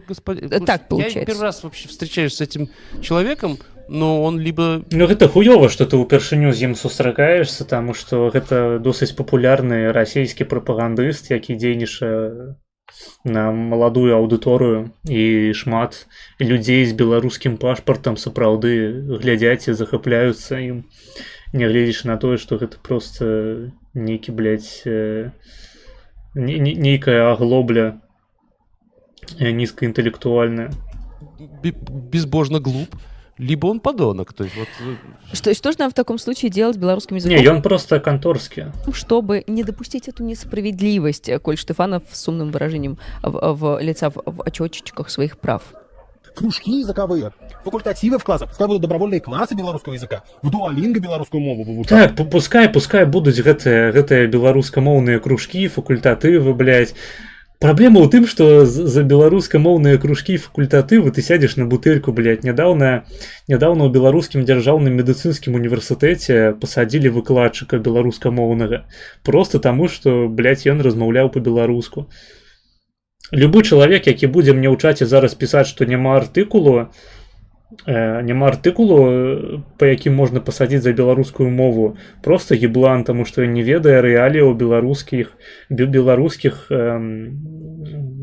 не ведае палітычных беларускіх рэаліяў сутыкнення з беларускім сілавым апаратам, які ўспрымае беларускую мову таксама як маркер, толькі ўжо не маркер адукаванасці, а маркер змагарызму, што ты вось беларускамоўны, а гэта азначае з верагоднасцю 99%, што ты апазіцыянер, а значыць цябе можна далей капаць, можна шукаць твае перапіскі, распытваць тваіх знаёмых, і рана ці позна яны выйдуць на тваю...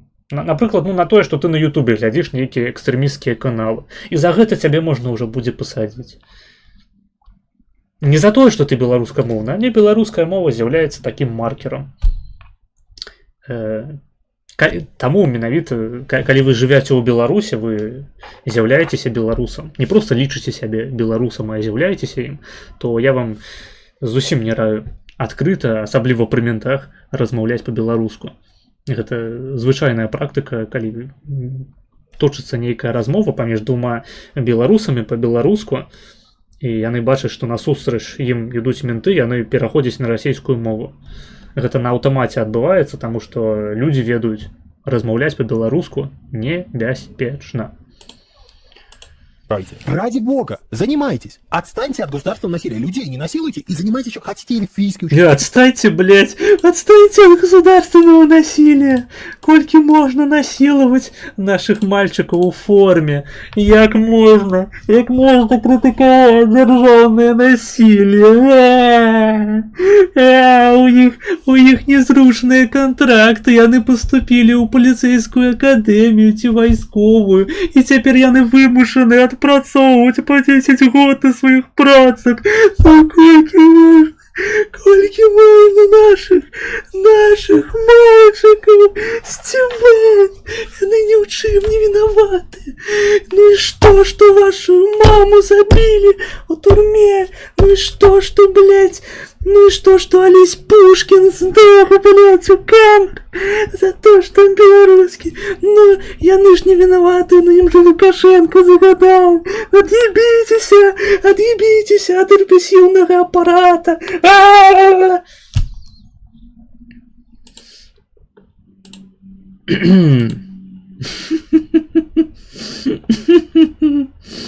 Блять. І гэты чалавек даёбваў Светава наконт міласэрнасці Лукашэнкі. Вось нібыта ў цябе нейкая Светаў ебанутая тэорыя, ты лічыш Пуціна і Лукашэнку міласэрным. Не тое, што я, блядь, спадар Штефанаў. Аматар ад'ебацца ад рэпрэсіўнага дзяржаўнага апарату. Ой, вітаю ўсіх, прывітанне. Кандыдат ад народу, Штефанюк просто русня, потым з імі наш правадыр разбярэцца. Так, спадзяюся, наш правадыр Олег Френ, ён дакладна усю хуйню гэтую запылісосіць. Так, секундочку, мне трэба... Ага, окей. Спадзяюся, больш ніхто не будзе пісаць у Фейсбуку. Штефанюк просто русня, потым... гэта я чытаў. Як можна не прымушаць беларусаў усіх хадзіць у расейскамоўную саўковую школу, так. Вось у гэтай сітуацыі не трэба ад'ебацца ад рэпрэсіўнага апарата. Толькі калі беларус заяўляе жаданне, блядь, вучыцца ў беларускамоўнай школе, ўсё. Яго трэба пиздзіць і забіваць нахуй на месцы, просто страляць яму ў лоб. Як можна крытыкаваць нашых хлопчыкаў, якія ў 2020-м гвалтавалі жанчын? Так, як можна вось крытыкаваць нашых хлопчыкаў, гэтыя пераламаныя 120 пазваночнікаў, якіх просто разрываў натоўп на кавалкі? Як можна вось гэтую нашу новую шляхту, новую арыстакратыю хуесосіць вось на блакітным воку, так бы мовіць? Просто уму непостижимо. Што гэта такое робіцца? Саўковых міліцыянтаў ды абсіраць. Саўковых міліцыянтаў ды лічыць забойцамі і злачынцамі. Ніхуя сабе. Вось гэта сапраўды навіна. Мы-то ўжо там прывыклі да стаканчыкаў звычайных, калі ў нас кідаюць папяровых, а тут рэпрэсіўны дзяржаўны апарат. Гучыць-то як страшна. Як вы можаце, ублюдкі? Так, гэта ублюдства. Гэта вось тое, што я называю ублюдства. Усіх вітаю, што тут Штребух распавядае. Тут трэба ад'ебацца ад дзяржаўнага рэпрэсіўнага апарата. Дарэчы, блядь, 19 чалавек на стрыме, усіх вітаю.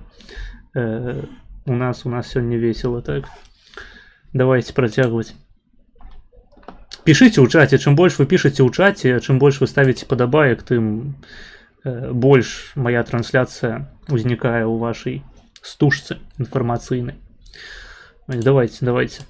Дракийский. Хотите любой язык можете учить.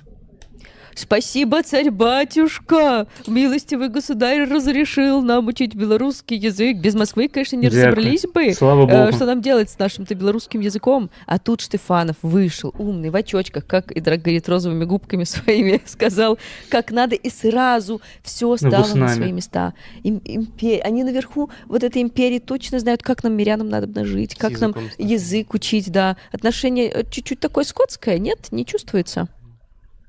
Как мы на белорусском донесем людям, что Штефанов мудак? Абсолютно верно. Да. Просто это досыць просто робіцца. Выходишь на публічную аўдыторыю і кажаш, Штефанов мудак. Тут нават, гэта ўзаемна інтэлігібельныя фразы, узаемазразумелыя. Нават расейскамоўны зразумее, што азначае Штефанов мудак. Особенно... Дякуй. Блять, я спиздил гэты жарт. Гэта азначае, што ён не арыгінальны. І я не арыгінальны. І навошта вы мяне сабраліся тут глядзець? Блядь, мне домоў прыйшлі гэтыя гандоны і пагражалі маёй сястрэ, якой няма нават 18, што яна паедзе ў абезьяннік. А потым вось такія пеўні, як Штефанаў, будуць казаць аб бедных хлопчыках. Ну, паўтаруся, таму што для Штефанова літаральна ФСБшнікі, расійскія вайсковыя, якія гвалцяць жанчын, якія здзекваюцца над людзьмі на падвалах, якія здзекваюцца з украінскіх вайсковапалонных. Мы глядзелі дакументалку пра вайсковапалоннага, толькі я забыў, па-мойму, яго прозвішча было Ануля. Вось каму цікава, можете знайсці сярод старых запісаў. Гэта поўны пиздец, то бок там даводзяць людзей да таго, што яны пачынаюць есці чарвякоў. Просто знаходзяць чарвякоў недзе там у сценах ці ў зямлі і іх есці, таму што іх там не кормяць, мораць голадам. Але з пункту гледжання Штефанова гэта ўсё нашыя мальчыкі. І іх усіх прымусіў Пуцін. Калі Пуцін не загадаў прымушаць палізняволеных праз голад есці чарвякоў, то яны да гэтага ніколі самі не дадумаліся. Гэта ж відавочна. На белорусском легко вышло донести. Ну да. Не лучший пример я выбрал. Хорошие. И Драк и Паша, Паш Кривец, посмотрели ответ Штефанова и записали еще ответ на ответ. В общем, пошел баттл. Уже в новом выпуске «Низких умов». Вот что они сказали. В этом видео написано, то есть там выделенные мы, и написано «Я имперец?» вопрос. Да. Ну, на что мы сразу отвечаем «да». Дальше. Да. Он записал нам ответ, получается. Да. Подчеркивает такой момент, что мы хотим насильственную белорусизацию. Точно ли он нас где-то смотрел? Минусы. Но я послушал его, и я захотел насильственную белорусизацию. Иначе вот такие выродки ходят. Ведаеце, а улічваючы яшчэ, ну, допустим, мае погляды наконт таго, што беларусам немагчыма стаць, ім можна толькі быць ад самага пачатку, то гвалтоўная беларусізацыя набывае новых фарбаў. Посёла наш. Да. Для меня это важная, на самом деле, тема. Я бы хотел об этом поговорить, если ты не против. Все, что мы до этого обсуждали, я не понимаю, нахуя мы это обсуждали. А тут, на самом деле, человек надул щечки, надо туда закинуть смыслов немного. За щечки. Надул щечки, треба ему накончать, блядь, наебальник. Итак, он упускает деталь, что русский язык вообще-то везде тоже насильно появился. Очень важная деталь. Не, гэта неправильно. Неправильно так вось як вы мысліць. Таму што, як казаў Светаў, злачынства, якое адбылося, яно ўжо адбылося. Трэба ісці ў будучыню, не трэба. Вось калі вас згвалцілі, калі вашу маму зарэзалі, блядь, госці з Каўказу, то трэба просто забыць пра гэта і ісці далей. Такое жыццё. І злачынства, якое адбылося там год таму, 10 гадоў таму, 100 гадоў, тым больш таму, яно не лічыцца, тыпу, пра яго можна забыць, таму што, ну, гэта гісторыя. А што такое гісторыя? Тое, што учора адбылося, гэта гісторыя? Так.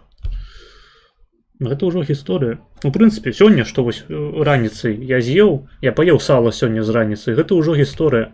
І калі б я з'еў блядь, нованароджанае дзіцяці Светава, то у гэтым не было б аніякага дрэннага чыну. Я так лічу.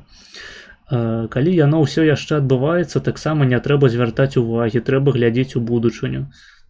Так, а калі яно адбываецца, глядзі, просто бярэш, падзяляеш адно злачынства на шмат маленькіх, і вось гэтыя маленькія, яны ўжо прайшлі, а тое, што ў будучыні, ну, можна туды паглядзець, конечно, навошта? Давайте не будем засярэджвацца на наших конфликтах. Ну что вы в самом деле? В самом деле, ну подумаешь, мы расхуярили некалькі сотен беларускіх... ой, блядь. Расхуярили, ну окей, расхуярили некалькі беларусаў у турмах. Да, подумаешь, мы расхуярили просто сотни украинских дзяцей. Это нормальная гістарычная практыка, у прынцыпе. Што вы чапляецеся? І гэта ўжо адбылося ўсё. А значит, не лічыцца. То есть, получается, русский язык можно насильно везде внедрять? Вось Крым можно забрать. а назад яго адваёўваць гэта злачынства. Вось. Вы не блытаеце тут, блядь. Вось гэтыя ўсе нацмены спрабуюць нашу імперыю з усіх бакоў, блядь, сваімі піскамі ад'ебаць. Все гэтыя піські трэба абразаць адразу. Я выбачаюся, я спадзяюся мяне чуваць. Я выпадкова клікнуў кнопку спыніць стрым. Блядь, напишите, што мяне чуваць, калі ласка. Я не спецыяльна. Ну напишите, ну по зязе. Напишите, што мяне добра чуваць. І што мяне ў прынцыпе чуваць.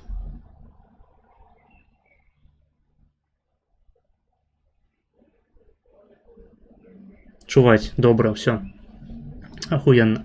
Добра, што я не націснуў завершыць трансляцыю.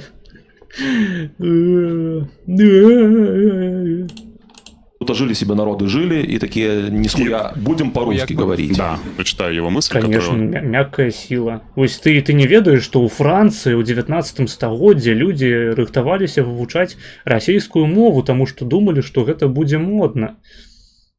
Так гэта заўсёды і адбывалася. А вы як думали? Войны, геноцид? Не...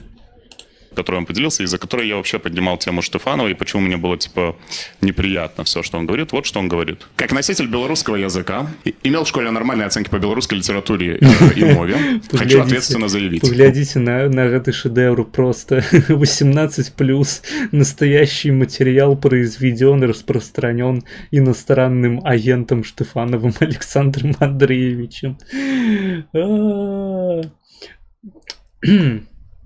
Вы лохи. Навошта вы адмовіліся ад вялікай рускай культуры? Вы што, ебанутыя? Як можна было ад такой хуйні-то адмовіцца? Гэта ж просто смакота ебаная. Просто вось. Гэта ж просто вось як быццам табе наканчалі ў рот такім салодкім нектарам. Мёдам, фактычна. А вы бярэце і выплёўваеце гэты мёд, гэты нектар, які вам наканчалі. Ну ж як... Немагчыма зразумець гэтых беларусаў. Усё ім толькі гэтае сала ды сала. Вымер и вымер. Это не просто вымирание языка, а осознанное стирание идентичности. Понимаешь? То есть это необходимо для того, чтобы любому государству было комфортно избавиться от любого человека, потому что у него нет идентичности никакой. А язык — это один из критериев идентичности, всего лишь один из многих. Да. Но нет... Ну, мне асабіста не вельмі падабаецца размаўляць пра ідэнтычнасць, але хуй з ім. Няхай будзе. Магчыма, гэта не важна ў рамках дыскусіі, а магчыма, ён пад ідэнтычнасцю разумее нешта канкрэтнае і сэнсоўнае. Каких идентичностей? Например, как в России у огромного количества россиян полностью стерта идентичность, и когда что-то с кем-то происходит, всем похую. Ну так. Ну, то бок, у людзей адсутнічае ідэнтычнасць у першую чаргу базавая, якая павінна быць у любога чалавека ў любым здаровым грамадстве. Ідэнтычнасць, якая звязвае яго са сваёй сям'ёй. Вось з гэтага ўсё пачынаецца. То бок, калі у сярэдняй расійскай сям'і, у сярэдняй беларускай, дарэчы, таксама сям'і, бацькі гатовыя адмовіцца ад сваіх дзяцей, гатовыя выдаць іх у военкамат, гатовыя выдаць іх пасядзець у турме, і максімум, што яны здольныя там потым дапамагаць табе, гэта, ну, насіць перадачкі, блядь, гэта зубіла ў хлебе і, не ведаю, падбадзёрваць, тыпу, эй, нармальна, ты накасячыў, але выйдзеш і будзеш свабодным чалавекам, зноў уладкуешся гаўначыстам у нашым калхозе, крута, вось. Любы чалавек заслугоўвае на другі шанец, вось адсядзіш сваю дзесятачку і будзе ўсё ахуенна, давай, трымайся, мы з табой, мы пастараемся не здохнуць у наступныя 10 год, таму што нам не хапае, канешне, грошай на лекі, але, ну, эгэй, ура, мы твая сям'я. Вось калі найлепшыя сямейныя стасункі у Расіі і Беларусі выглядаюць так, то ў чалавека ў прынцыпе не можа вырасці нейкая больш, ведаеце, такая маштабная ідэнтычнасць на ўзроўні свайго населенага пункту, сваёй геаграфічнай нейкай такой, ведаеце, супольнасці, як якая-небудзь Сілезія ў Польшчы ці, скажам, Падляшша. Не можа ўжо тым больш вырасці нейкая свядомасць на ўзроўні нацыі, скажам, што я беларус, я рускі. То бок сярэдні расіянін, ён кажа пра сябе, што ён расіянін толькі таму, што ў яго такі пашпарт. А насамрэч белгарадцы яны ненавідзяць масквіноў. Масквіны яны ненавідзяць татараў, яны ненавідзяць якіх-небудзь смалянаў, смаляне ненавідзяць сібіракоў. Усе проста адзін аднога ненавідзяць, цярпець не могуць і жадаюць адзін аднаму смерці.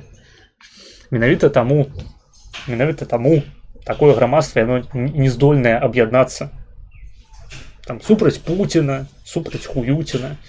І кожны з іх падтрымлівае Пуціна, таму што яны хочуць, каб Пуцін быў гэтым самым джынам, які прыйшоў і даў магчымасць загадаць жаданне. Вось прыходзіць такі Пуцін джин да сярэдняга расейца і кажа: вось я споўню любое твоё жаданне, але што б ты не загадаў, я зраблю твайму суседу ў 2 разы больш. І сярэдні расіянін, ён проста загадвае выкалаць яму адно вока. Для гэтага ім патрэбны джин, для гэтага ім патрэбны Пуцін, таму што яны проста хочуць перахуярыць адзін аднога. Вось вам і ідэнтычнасць. Ідэнтычнасць Фрэна. Ага, я пачуў слова нацыя, стрымер нацыст. Размова расейцам адзін за адным, мова нянавісці. Ну, гэта не іранічна, так? Расейцы яны ненавідзяць. Чаму расейцы так ненавідзяць украінцаў? Чаму яны так ненавідзяць беларусаў?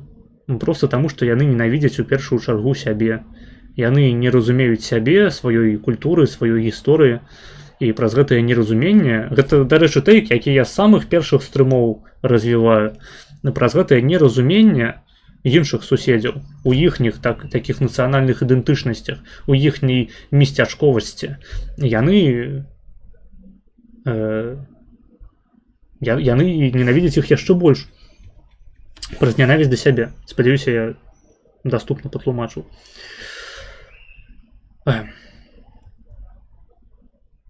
То бок сярэдні расеец ён ніколі не зразумее, чаму беларус хоча знянацку вывучыць беларускую мову. Нахуя? Што, цябе цікавіць нешта большае, чым проста ставіцца, блядь, наркатой, бухаць і ебаць шлюх? Тое, чым занята, у прынцыпе, уся сучасная расійская моладзь. Гэта бачна у тым ліку па стрымерах. Вось што не расійскі стрымер, то, блядь, нейкая прастытутка ці алкаш ебаны, задвальваючыяся печанню. Што, кагосьці можа цікавіць нешта іншае, кагосьці цікавіць ягоная краіна, ён хоча сачыць за сваім заднім дворыкам, ён хоча, каб ягонае атачэнне выглядала прыгожа, ён хоча быць свабодным чалавекам. Што, блядь? Як гэта можна дапусціць? У іх у гісторыі такога ніколі не было, таму што яны гэта мы, а мы абоссаныя скаціны. Адпаведна, яны зазналіся, а значыць, іх трэба перахуярыць. Вось так мысліць сярэдні расеец. Для іх жа Беларусь, Украіна гэта проста такая тэра інкогніта на стагоддзі, на якіх нічога не адбывалася, няма ні гісторыі Беларусі, ні гісторыі Украіны. А што гэта азначае? Яны ж лічаць беларусаў, украінцаў рускімі.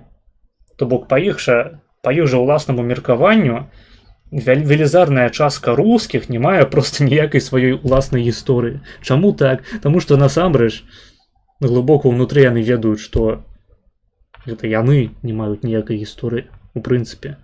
І яны ненавідзяць рускіх. Расейцаў у шырокім кантэксце. Проста сябе.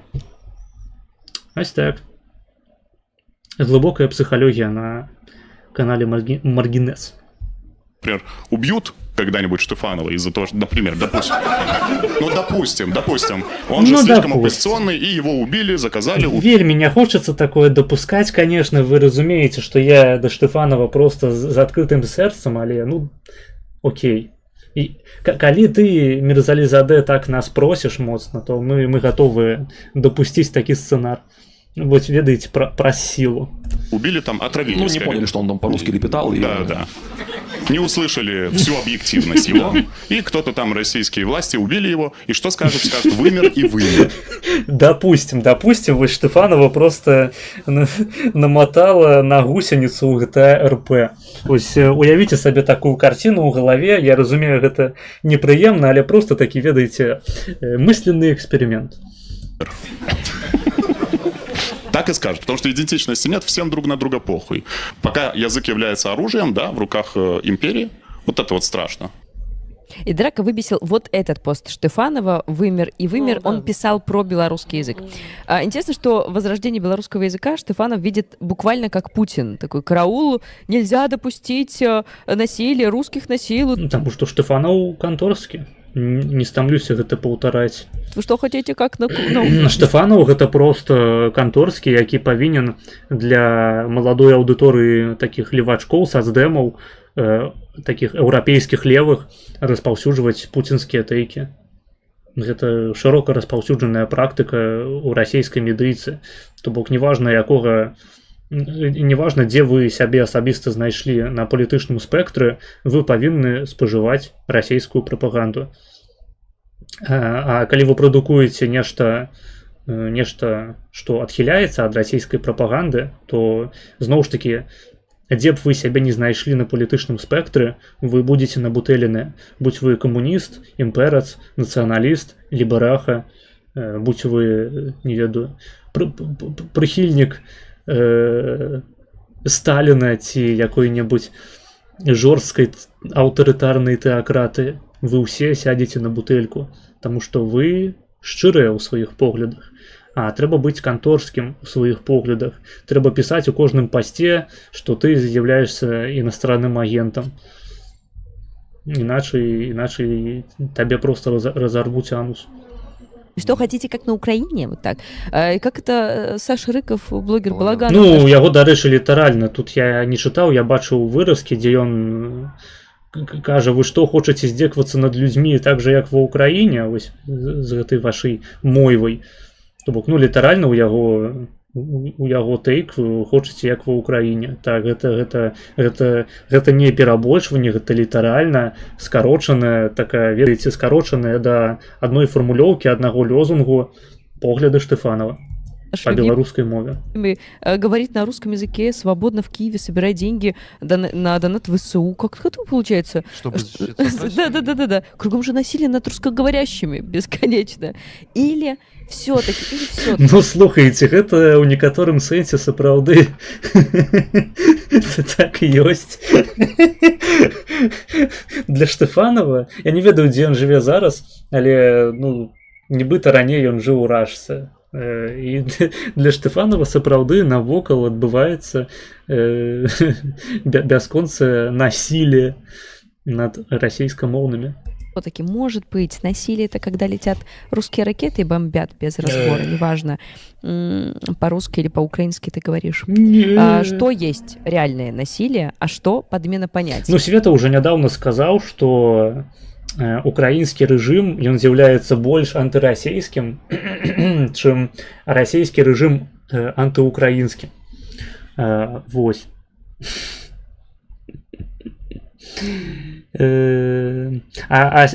Наколькі я разумею, у Светава і Штефанова разыходжанне па поглядах, яно пралягае па тым, вось з'яўляецца Пуцін міласэрным ці не. І гэта, паходу, адзінае адрозненне. Усё астатняе, ну, такое самое, в принципе. И вот такой у меня здесь вопрос. Как мы вообще оказались в этой точке, что когда возрождение национального языка демократическими методами кто-то называет насилием, и Драк восстанавливает цепочку событий? В городах становится стыдно говорить на своем родном языке. Люди чувствуют свой язык. Что это деревенский язык. Это деревенский язык, и людям стыдно на своем языке говорить, людям стыдно гэкать, чекать. Ну, мне здаецца, гэта ўжо... Мы ўжо прайшлі гэты этап. То бок, нават калі ў сучасных умовах гэта і адбываецца, каб цябе лічылі там нейкім дзіўнаватым, то гэта звычайна не па плашчыні калхознасці, а па палітычных поглядах. То бок цябе будуць успрымаць як маладога піздюка жука зялёнага, які вырашыў быць не такусей.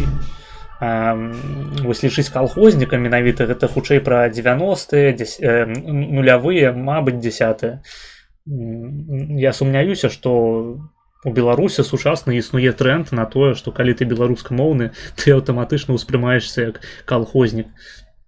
Гэты час мінуў, насамрэч. Мне так падаецца. И люди очень хотят подстраиваться под московский говор. Чтобы быть идеальными участниками империи, строителями. Кирпичиками системы, от которых можно избавиться в любой момент. Вот я сейчас смотрю и понимаю, что дело не в губках, оно в акценте вот это. А я хорошо сделал акцент? У тебя очень хорошо получилось. Да. Справа не ў губках, справа ў сківец. Яна не поворачивается правильно. А все на суржике говорят обычно. Ну так, гэта правда. То бок чыста расейскамоўных у Беларусі сустрэць, ну, не тое каб складана, але ну, карацей, гэта не падаўляючая бальшыня, скажем так. Да, реально? Потому что я москвич. И когда кто-то, какой-то Рила молодой, начинает меня заливать, я просто понимаю, мне все равно на него. Я считаю, что Путины приходят и уходят, и устраивают войны на основе вот таких которые всегда лепят и продолжают лепить. Я сказал гамадрил. Шовинизм, базовый шовинизм на уровне государства и государств, который развивается, и на этом шовинизме строят новую дичь, новые правители. Не было бы этого шовинизма... Ну, вядома, што і Драк Мірзалідзе, ён фармулюе гэта на сваёй левай мове, але ў прынцыпе, калі перакласці на нашу правацкую, то, ну, не пагадзіцца з гэтым цяжка. Печально. То есть, если бы была деколонизация вот тут, вот в башке у людей, понимаешь, в башке. Именно потому, о чем говорит сейчас и Драк, нам нужно проводить эту декоммунизацию, десоветизацию. Даже если какой-то упырь... И дерусификацию. Дарэчы, да якой там трэба было глядзець гэта ўсё? Блять, а чаму... Стоп, я ж ставіў... блять, я проебался. Мне трэба было поставить на 1.75, а я забыл. Потому что я поставил у папярэднім браузеры, а сюды перайшоў и забыл. Можно было... Хотя я все равно я піжу большую частку часу. Гэта ўсё... у нас яшчэ шмат. Тут яшчэ прыкладна 20 хвілінаў. Называет это насилием над фанатами НКВД, КГБ и фанатами Сталина. Нам нужно проводить деколонизацию, даже если фанатам империи русского мира, даже если они будут кричать от боли. Это кто-то может назвать насилием, а кто-то вменяемый может назвать работой над ошибками, которые нацелены на то, чтобы победить шовинизм в русской языковой среде. А если это снова не будет сделано, как в 90-х, то мы снова с вами увидим очень знакомые сюжеты, когда к власти приходит Ельцин, как демократ, а потом просто как-то так получается, что воюют с Чечней. Или к власти приходит Путин, который тоже мир во всем мире, называет дураками тех, кто признает. Ну, знову ж таки, гэта трошки далёка пасунутыя высновы. Праблема Ельцина, яна заключалася не ў мове, давайте шчыра. Калі б Ельцин вывучыў украінскую мову ці беларускую, ён бы ад гэтага меншым ебланом не стаў.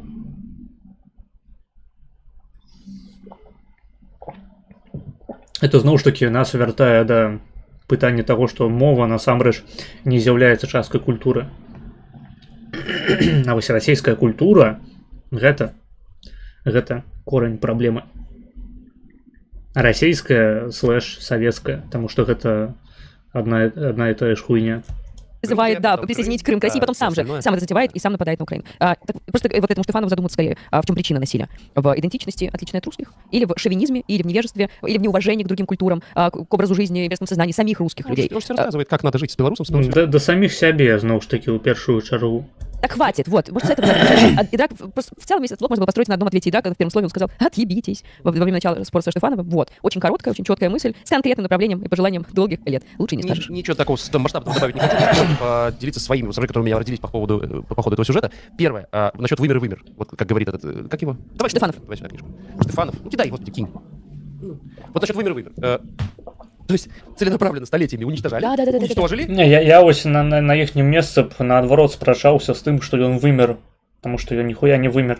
То бок я упэўнены, што сённяшні адсотак, не адсотак, давайте скажем, абсалютная лічба сённяшніх беларускамоўных людзей нашмат больш, чым за апошнія, ну, як мінімум 30 год.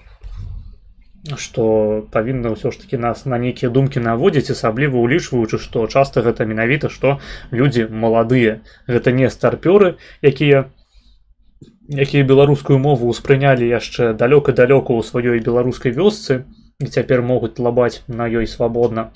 Гэта маладыя людзі, якія часта прыклалі намаганні ўласныя для таго, каб яе вывучыць. Гэта абсалютна іншая дэмаграфіка з абсалютна іншым патэнцыялам. Безумоўна, калі б па-беларуску размаўлялі толькі старыкі, можна было б смела сцвярджаць, што беларуская мова мёртвая, таму што старыкі памруць, а маладых гэта не цікавіць. Наадварот, у значнай ступені старыкоў, нават калі яны размаўляюць на суржыку, блядь, ніхуя гэта не цікавіць, яны будуць піздзець табе, што у іх такая расейская, што яны размаўляюць па-тутэйшаму. А малады чалавек беларускамоўны, ён табе скажа, блядь, вось табе нахуй хуяку такую, просто, блядь, я беларус і беларускамоўны нахуй. Ваш біцепс, блядь, галасую каардынацыйную раду, ёпта. І гачэт такі, ведаеце, беларускі старык, нават калі ён беларускамоўны, там ледзь звязвае два слова па-расейску, не таму, што ён, блядь, то бок я маю на увазе, што ён ледзь звязвае два слова па-расейску, таму што ён усё жыццё размаўляў па-беларуску, але чамусьці яму за гэта сорамна. Вось гэта такі enjoyer сойджак. Малады беларус, беларускамоўны, ён, тыпу, ведаеце, ён саромецца не збіраецца, ён ведае расейскую мову, але прынцыпова карыстаецца беларускай. І, дарэчы, такія людзі звычайна, яны нашмат сапраўды лепей карыстаюцца расейскай мовай, чым любы старык, які ўсё жыццё размаўляў па-беларуску, цяпер саромеецца. І чым сярэднерасейскамоўны, я ўжо не кажу пра пісьмо, блядь, наколькі больш граматныя на пісьме беларусы ў адрозненне ад расейцаў, таму што расейцы, яны, блядь, не то, што іншых моваў не ведаюць, яны не ведаюць мовы сваёй. Яны проста белыя энсловы.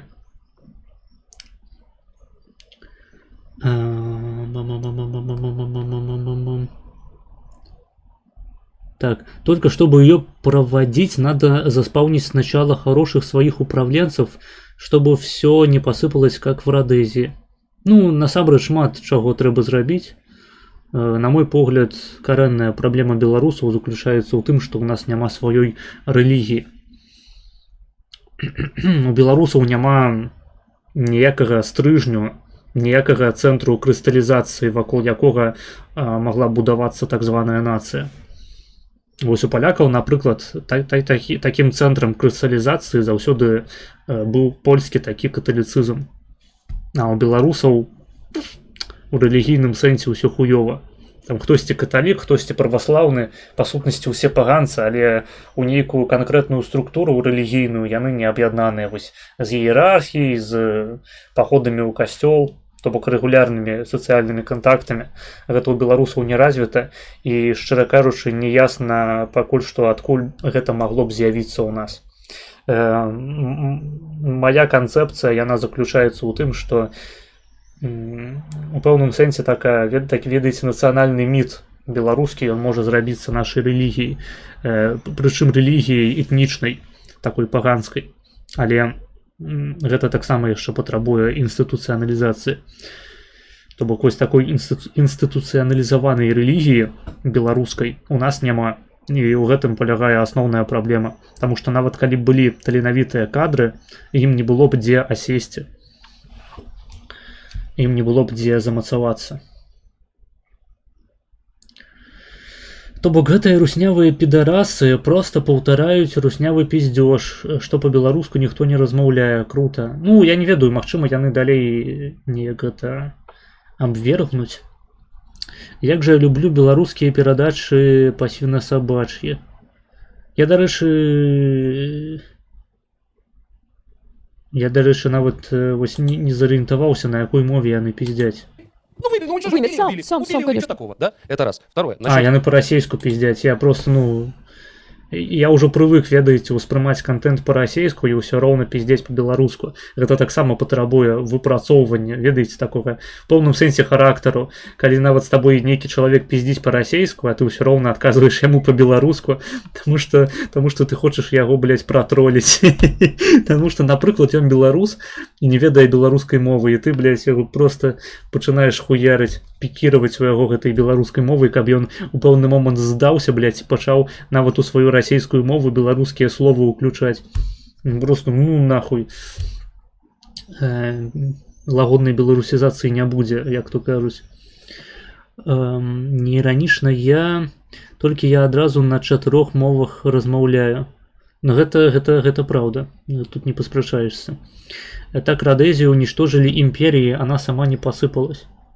Я таксама не вельмі зразумеў, да чаго тут Родезія. Ну, тыпу, я магу правесці нейкія паралелі паміж Беларусю і Родезіяй, але пры жаданні можна, блядь, гэтыя паралелі з любой невялікай дзяржавай у свеце правесці. Тыпу сказаць, што Сінгапур гэта Родезія сучасная. Ну, чаму?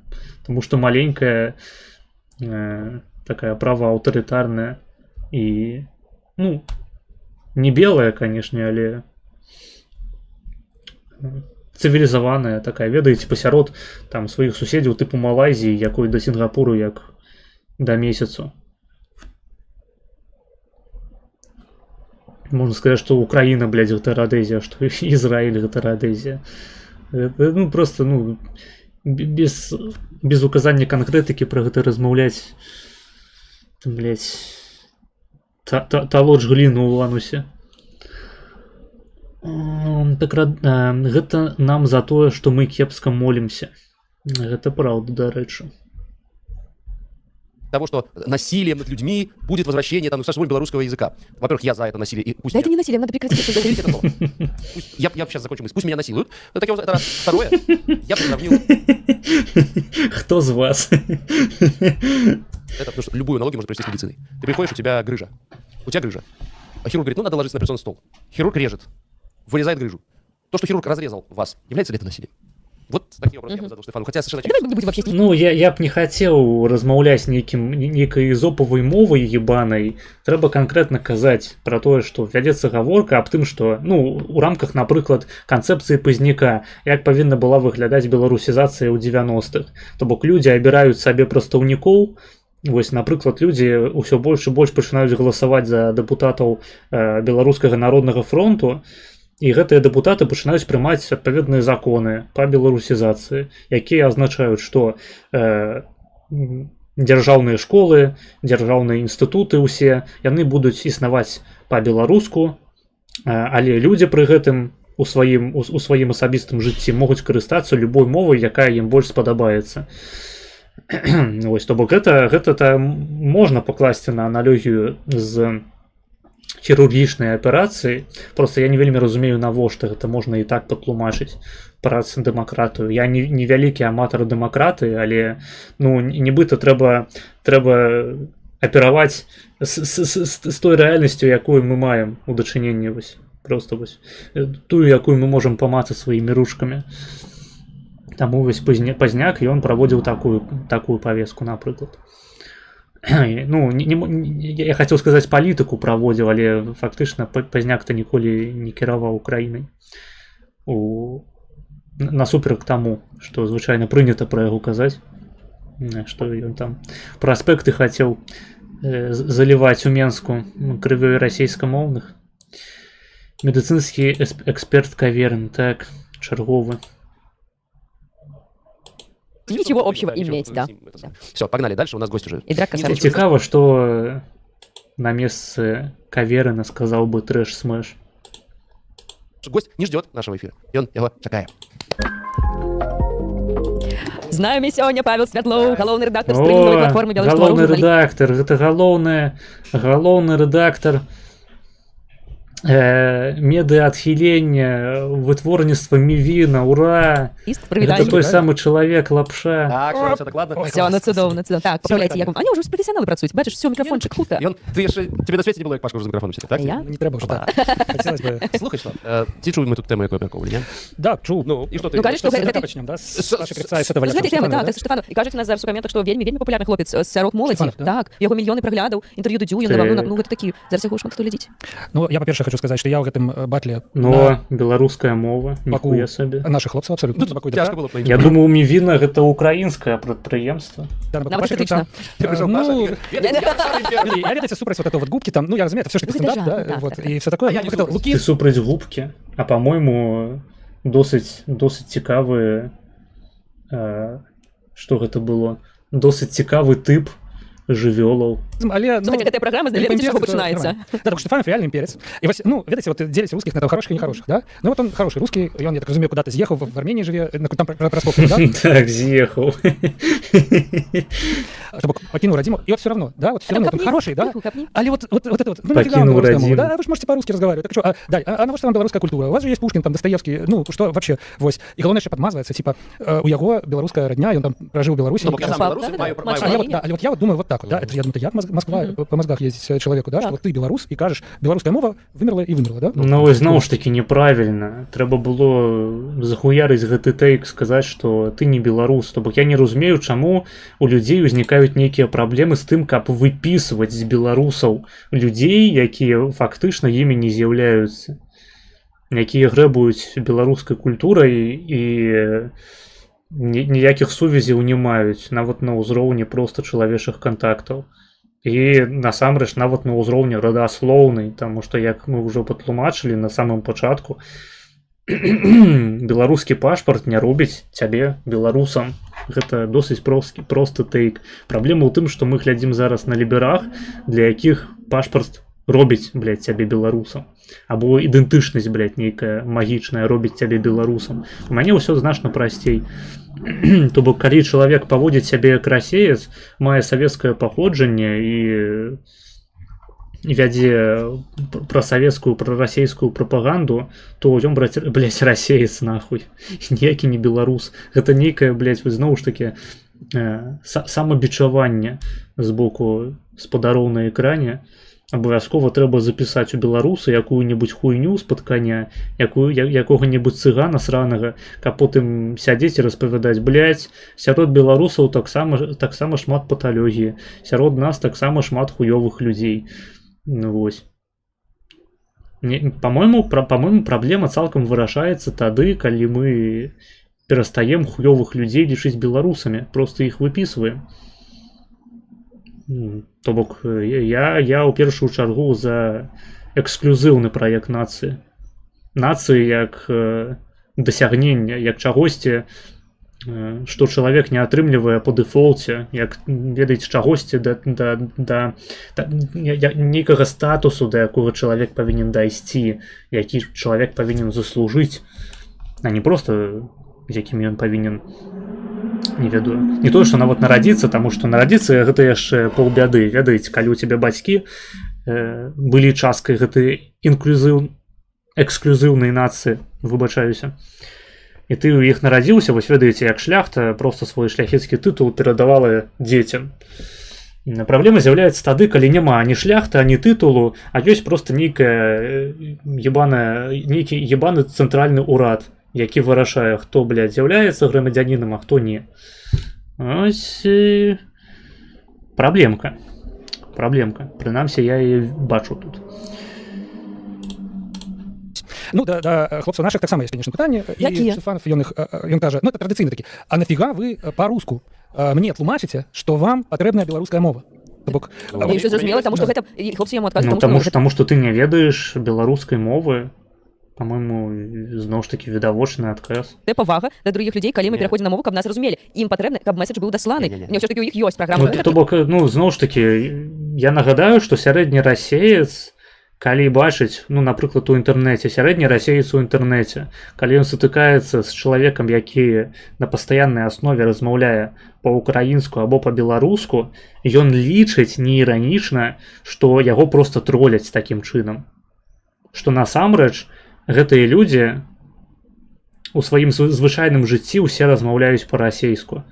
І выключна для таго, каб яго пратроліць, каб над ім пасцібацца, каб праявіць свой рэсентымент малога народу, яны пераходзяць на свой месцяшковы дыялект расійскай мовы. Это літаральна погляды, блядь, сярэднія расейцаў. То бок яны не гатовыя паверыць, што існуюць людзі, якія сапраўды могуць, напрыклад, забываць расійскія словы, таму што яны расійскай мовай карыстаюцца нячаста. Вось я, напрыклад, расійскай мовай не карыстаюся амаль што. То бок я ўспрымаю толькі контент па-расейску некаторы, чыста ў пасыўным фармаце. Але карыстаюся я выключна беларускай мовай, польскай нават больш, чым беларускай, і ангельскай перыядычна. Спадзяюся, што ў бліжэйшым часе атрымаецца больш практыкаваць ангельскую, таму што ў мяне сапраўды не ў парадку ўсё з ёй, гледзячы на тое, што набліжаецца экзамен з ангельскай мовы. Але так ці іначай, расійскай мовай я амаль не карыстаюся, і вы маглі бачыць па маіх сумесных этэрах па-расейску, што перыядычна я або устаўляю беларускія словы, таму што я не заўважаю ўжо гэтай хуйні, або туплю і спрабую згадаць, як тое ці іншае слова будзе па-расейску, таму што я прывык прамаўляць яго па-беларуску і пісаць яго па-беларуску. Я амаль не пішу па-расейску, амаль не размаўляю па-расейску. Ёсць вельмі мала знаёмых у маім атачэнні, з якімі сапраўды ёсць сэнс размаўляць па-расейску. Гэта звычайна усялякія мігранты з постсаўку, з якога-небудзь Казахстану, Узбекістану, гэтак далей. З украінцамі некаторымі, гэта праўда, прыходзіцца размаўляць па-расейску, таму што, самі разумееце, не любы чалавек з украінскім пашпартам з'яўляецца украінцам. Так? Не будзем узгадваць пра хасловы і чым яны істотна адрозніваюцца ад сваіх братоў у словаў. Гэта важная дэмаркацыя. Але з людзьмі, якія лічаць сябе украінцамі, перыядычна прыходзіцца пераходзіць на расейскую мову, таму што яны беларускую не ўспрымаюць. І я падазраю, што хутчэй праз неразуменне сваёй уласнай мовы, бо цяжка ўявіць сабе, ведаеце, нават калі не спажываць контент па-беларуску і ведаць украінскую мову, то нібыта павінна быць усё зразумела. Вось хто украінец на стрыме, напішыце. Вось вы глядзіце стрым зараз з субтытрамі, ці вы сапраўды разумееце, што я кажу, нават пры тым, што вы расейскамоўныя. Вось у чаце пішуць расейскамоўныя.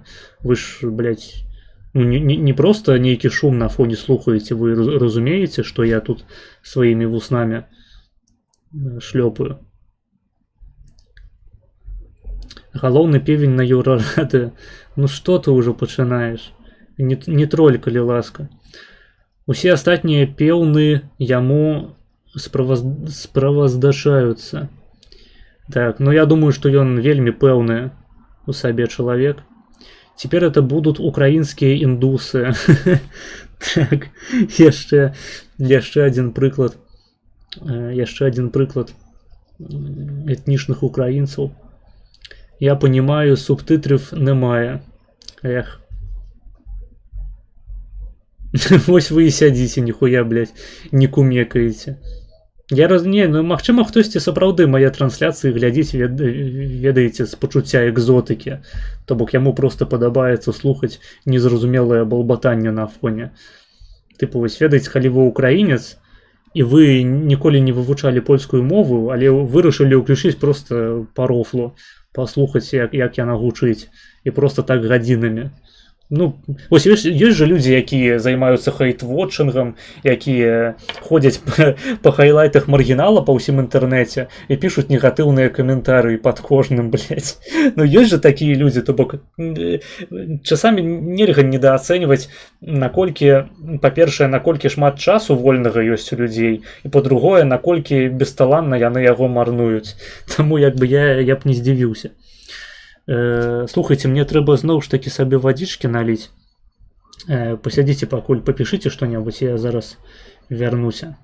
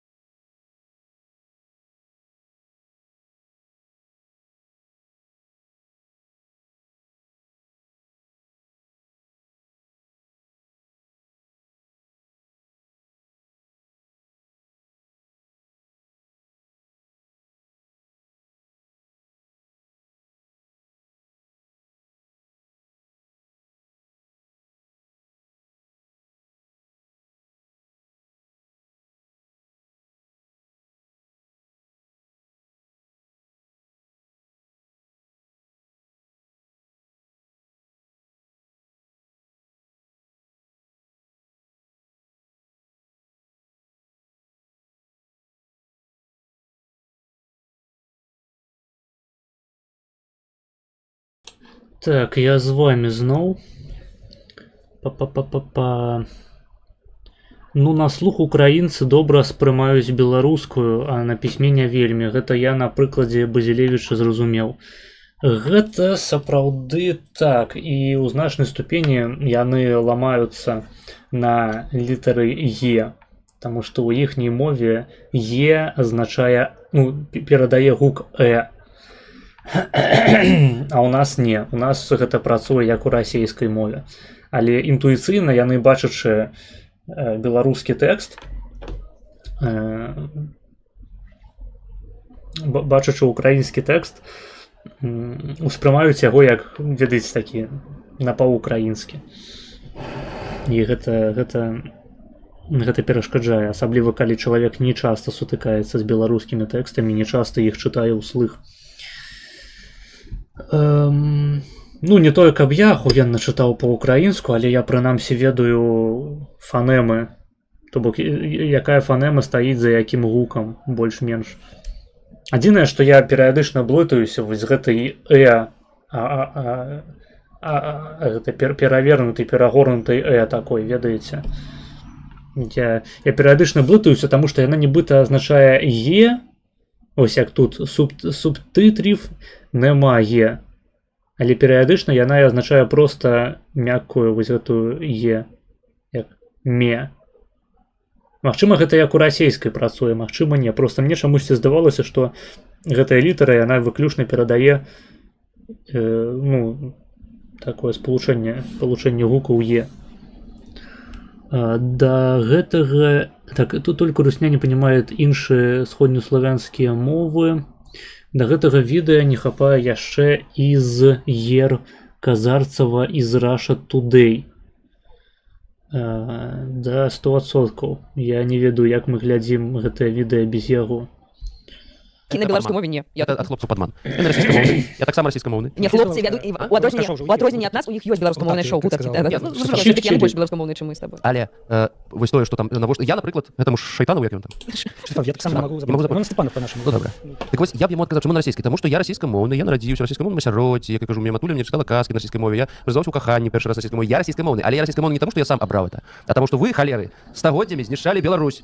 О, паверьте, пачаліся Зяновскі. Ну так ёсць, так, я расійскамоўны, я табе кажу, што ты імперц, дурак, калі ты это не разумееш. Всё, ну, это давай мы абрубім яму нагу, а потым ён з намі будзе гуляць футбол з кастылём. Вот. Так, ну, што ты то самае, а як ты так не можаш граць нармальна? Так нагу абрубілі мне, свалацуй. Я б хотел тут на двух момантах яшчэ засяродзіцца важных, да? Па-першае, ён кажа, што інакш як гвалтам беларускую мову нельга зрабіць папулярнай. Ну, мы ж з вами ведаем добра, што это не так. Там у тым же 20-м годзе абсалютна нармальна было размаўляць. Все хацелі самі. Толькі людзям далі паветра вдыхнуць. Я б не сказаў, што 20-й год прынёс нейкую масавую беларускамоўнасць у грамадства. Хутчэй 22-гі. Я па сабе магу сказаць, што я паступова дрейфаваў ад расійскамоўнасці да беларускамоўнасці на працягу вось там 20-21 і канчаткова перайшоў толькі пасля пачатку паўнамаштабкі ва ўкраіне, так званы СВО. Перайшоў на беларускую мову. Гэта было лета 22-го году.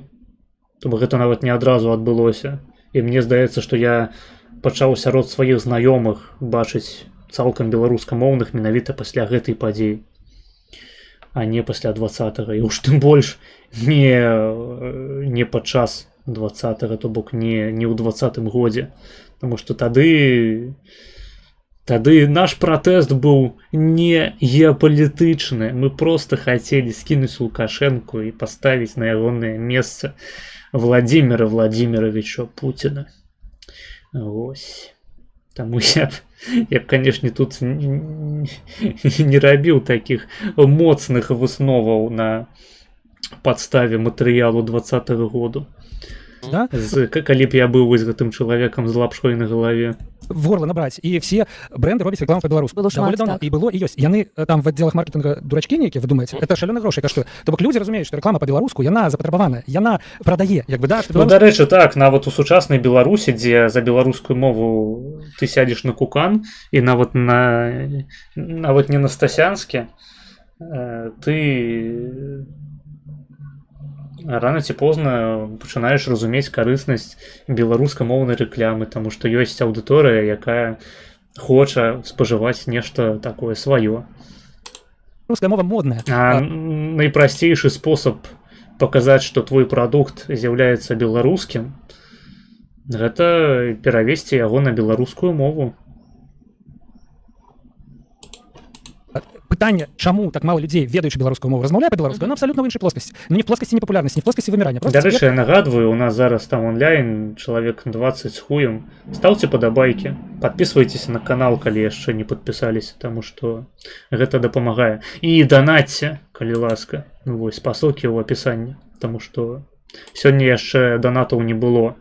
Акрамя данату, які замовіў гэты відос, але ён быў яшчэ перад стрымом. Там, давайте, уключаем рэжым стрым Росава і пачынаем яго акупаць. Небяспечна размаўляць. Калі ласка, спадары акупанты, акупіце мой стрым. У нас ёсць пытанне працяг гэтай тэмы. Колькі па вашай думцы часу і сіл нам спатрэбіцца на тое, каб у Беларусі большасць стала размаўляць на мове? Калі, і тут вельмі важна, калі больш... Вось трэба было на гэтым моманце, каб гэтыя два мужики устали, блядь, и нахуярили ёй по ебальнику за такие словы. Что значит размаўляць на мове? Что это за грэблевае стаўленне да сваёй роднай нацыянальнай беларускай мовы? Что значит размаўляць на мове? Разговаривать на языке. Вось як можна размаўляць не на мове? Неясно. Трэба было просто накидать у пашку, блядь, и там яе пакінуць, абцікаць. Актыўныя з'ехалі. Я суджаю, маю на увазе у GTA RP. І не вернуцца. Вы не подумайте. Ну гэта Константину, я так лічу такое пытанне. Я думаю, что... У Майнкрафте трэба было яе абкласці дынамітамі і падпаліць. І паглядзець, што з гэтага атрымаецца. У Майнкрафте, падкрэсліваю, гэта гульня такая кампутарная для дзяцей. І некаторых дарослых. Час ніякага гвалту не будзе, я ў гэтым упэўнены, да? І таму, канешне, гэты працэс зойме пэўны час. Натуральна, мусіць быць людзі, якія пакажуць прыклад. Вот, напрыклад, у нас сёння кіраўнік дзяржавы, ён па-беларуску размаўляе 2 разы ў год, з нейкай нагоды, да? Там вот часам хоча прадэманстраваць, што ён не забыў яшчэ беларускую мову, там можа размаўляць і вот в той бок веранс таксама, да?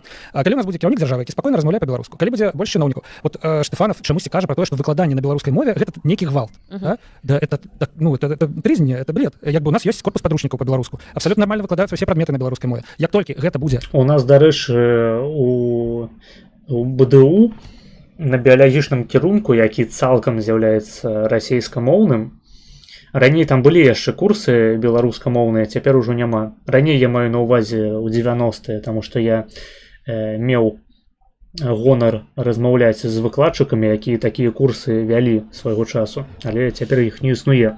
Але засталіся выкладчыкі, у тым ліку. Не, давайте я не буду про гэта нічога казаць. Вось у святле апошніх навінаў не было ніякіх беларускамоўных выкладчыкаў у БДУ. Гэта ўсё мае фантазіі. Беларускамоўныя ўсе людзі, яны даўно паз'язджалі з Беларусі. Гэта та база. Можна, як толькі людзі перастануць баяцца, гэта ўсё, ну, зойме нейкі час, але гэта панесецца. І другое, што я хацеў сказаць, то вот дэкаланізацыя, да? Гэта слова, з ім трэба вельмі асцярожна. А дэкаланізацыя гэта не тады, калі мы размаўляем па-беларуску, таму што нехта хоча, каб мы размаўлялі па-руску, а мы типа вот, ну вот насуперак гэтаму, да, вот гэтаму вот іму. Так, гэта менавіта тое, пра што я казаў. То бок яны ўспрымаюць нашу беларускамоўнасць як тое, што мы ім на зло гэта робім, на зло адмаўляемся ад вялікай рускай культуры. Такие, ведаеце, такія непаслухмяныя дзеці, якія на зло сваёй маці здымаюць шапку на марозе. Вось гэта мы, беларусы і украінцы. Мы ўсё роўна апынаемся ў сітуацыі, калі мы робім нешта праз волю іншага чалавека. Вот ён хоча, каб мы размаўлялі, а мы, таму што ён хоча... Не, ён мае на ўвазе іншае, ён, паходу, сапраўды... І лічыць сам, што беларусы размаўляюць па-беларуску на злосць расейцам. Не, ну, блядь.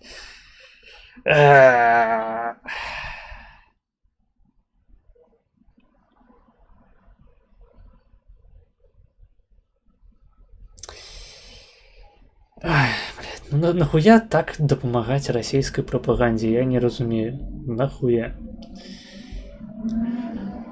Будзем размаўляць па-беларуску. Але да? Час патрабуе, не? Кантэкст і час. Дэкаланізацыя гэта адказнасць Больш гэта адказнасць за тое за выбор які ты робіш за то каб ты рабіў самастойна выбор і калі чалавек вот сёння цяпер лічыць што яму мэтазгодна размаўляць па-руску ён можа размаўляць па-руску вот там і Драк і Паша яны казалі што прагляды горшыя да калі яны там записываюць па-беларуску я на сам паглядзеў нармальна ў іх прагляду их это вашоў гутаркі там 1050 ну правда што вось у гэтых іх па 150 тысяч там да не ну зноў ж таки залежыць ад крытэрыю які мы выкарыстоўваем для таго каб акрэсліць наколькі беларускі контент беларускамоўны запатрабаваны калі па праглядах сапраўды ну просто беларускамоўных гледачоў менш чым расейскамоўных але ў той жа час беларускамоўных гледачоў з грашыма нашмат больш чым расейскамоўных гледачоў з грашыма і гэтым трэба карыстацца то бок ставіць на якасць а не на колькасць я разумею што YouTube ён плоціць менавіта за колькасць праглядаў але ну, нібыта гэта не настолькі вялікія грошы ну не было б 50 тысяч праглядаў было б 100-200 тысяч гэта не настолькі вялікія суммы там по-моему там плоціцца тыпу $1 за 1000 калі я не памыляюся ці нават за яшчэ якую вялікшую колькасць то бок запісаў відос на 200 тысяч праглядаў атрымаў $200 по-моему гэта так папраўце мяне калі я не маю рацыі по-моему апошнім разам калі я пра гэта чуў сітуацыя выглядала прыкладна так і трэба просто ну пакідаць магчымасць спонсарам донатарам даваць табе грошы данаціць і будзе вам шчасце 10 тысяч нормальна прагляды ну яны маюць рацыю 150 і 50 все ж таки розніца ёсць рускамоўная вялікая але нельга казаць што беларуская мова прям забівае не ведаю ну просто пацешыць сваё пачуццё ўласнай вартасці по-моему лепей грошай зарабіць все ж таки да, забіваць відос, забівае прагляды там ніхто не глядзіць і так далее глядзяць 50 тысяч чалавек это нормально але калі ты зараз лічыш што табе мэтазгодна да вот твой бізнес твой прадукт да рабіць па-руску рабі яго па-руску і ў гэтым няма каланіяльнага ўплыву ну але з іншага боку вось я напрыклад да я лічу што мне трэба размаўляць па-беларуску вот я бачу сваю місію тым каб я размаўляю па-беларуску ты прадукты у якіх я ўдзельнічаю яны робяцца па-беларуску там калі я пішу квіз па-беларуску то для мяне гэта вот як выконваць якасць ну так ну то бок это пытанне пошуку сваёй нішы на рынку да, вот ёсць пытанне якасці я не разумею просто чаму гэта прыходзіцца камусьці тлумачыць і гэта яшчэ мусіць быць па-беларуску потому што я для себе вырашыў што ну вот асабліва людзям якія выступаюць з нейкіх правых прарыначных пазіцый то бок ладно Штефанаў ён левак але які-небудзь Светаў ён жа літаральна з такімі ж самымі думкамі заходзіць у сеціва я ўжо не кажу пра славутых рунатаў ну такая вот у меня миссия не ведаю такі загон да можа быць гэтыя прадукты калі б я іх рабіў па-руску яны былі больш папулярныя можа быць і так да і вось у нас мусіць быць все але галоўнае каб мы рабілі выбор просто свядома у мэтах таго што мы робім а не заглядкай там на нейкіх вот Штефановых там вот всех вот але наконт так што вы нормально калі размовляць па-руску спакойна абсолютно деколонізацыя я не дзякуй пане што дазволіў размаўляць па-расейску ты кажаш што насуперак камусь крывазубым сялянам ці там будзем размаўляць па-беларуску і таму гэта і будзе азначаць што мы ўсё ж такі залежныя ад выхавання і так далее не кантэкст патрабуе ведаеш ну вось кантэкст патрабуе часам хочацца папросту вот калі я у меня такое было Менску, напрыклад, яшчэ тады, калі расейцы прыязджаюць, вось бачыш, я прыхожу. А вось так. Ну я так хачу, это мой выбор свядомы. Я не только я хачу, каб яны мяне, сука, не разумелі. Всё. Ну вось яны не разумеюць. Ну гэта хворая нейкая практыка, спецыяльна пиздзець па-беларуску. Ну то бок, ладно там патроліць беларусаў, а вось расейцаў, якія прыязджаюць, пачынаць троліць беларускай мовай, пачынаць ім тлумачыць, што правільна казаць не Беларусія, а Беларусь. Ну нахуя? То бок у тролінгу беларусаў беларускай мовы ёсць хаця б нейкае функцыянальнае значэнне, разумееце, то бок рана ці позна гэтыя людзі пачнуць уключаць асобныя словы ці фразы па-беларуску ў сваю расейскую мову. Але расейцаў то нахуя вам перарабляць наадварот, калі хтосьці кажа Беларусія, адразу зразумела, што гэта расеец, гэта просто карысна, гэта карысны маркер расейца. Нават калі беларусы і расеец размаўляюць на адной мове, то адзін з іх будзе казаць Беларусія, і ўсім навокал стане зразумела, што гэта русак. Бам-бам-бам. А YouTube хіба платіць за расійскія прыгляды ўвогуле? Я менавіта пра РФ. Ну, там, по-моему, іншы тарыф. По-моему, іншы тарыф. Я чуў, вось ёсць такі канал, называецца Игорь Таверен, по-моему. Ён здымае агляды на усялякія серыялы, я гляджу перыядычна. Там агляд на Сайло, на From, яшчэ там нешта было цікавае. І ў яго ёсць канал ангельскамоўны. І ён распавядаў нядаўна, што набіраючы менш праглядаў на ангельскамоўных відосах, ён атрымлівае з Ютубу больш грошай. То бок, зноў ж такі, пра карысць расійскай мовы неяк казаць у кантэксце Ютубу не прыходзіцца.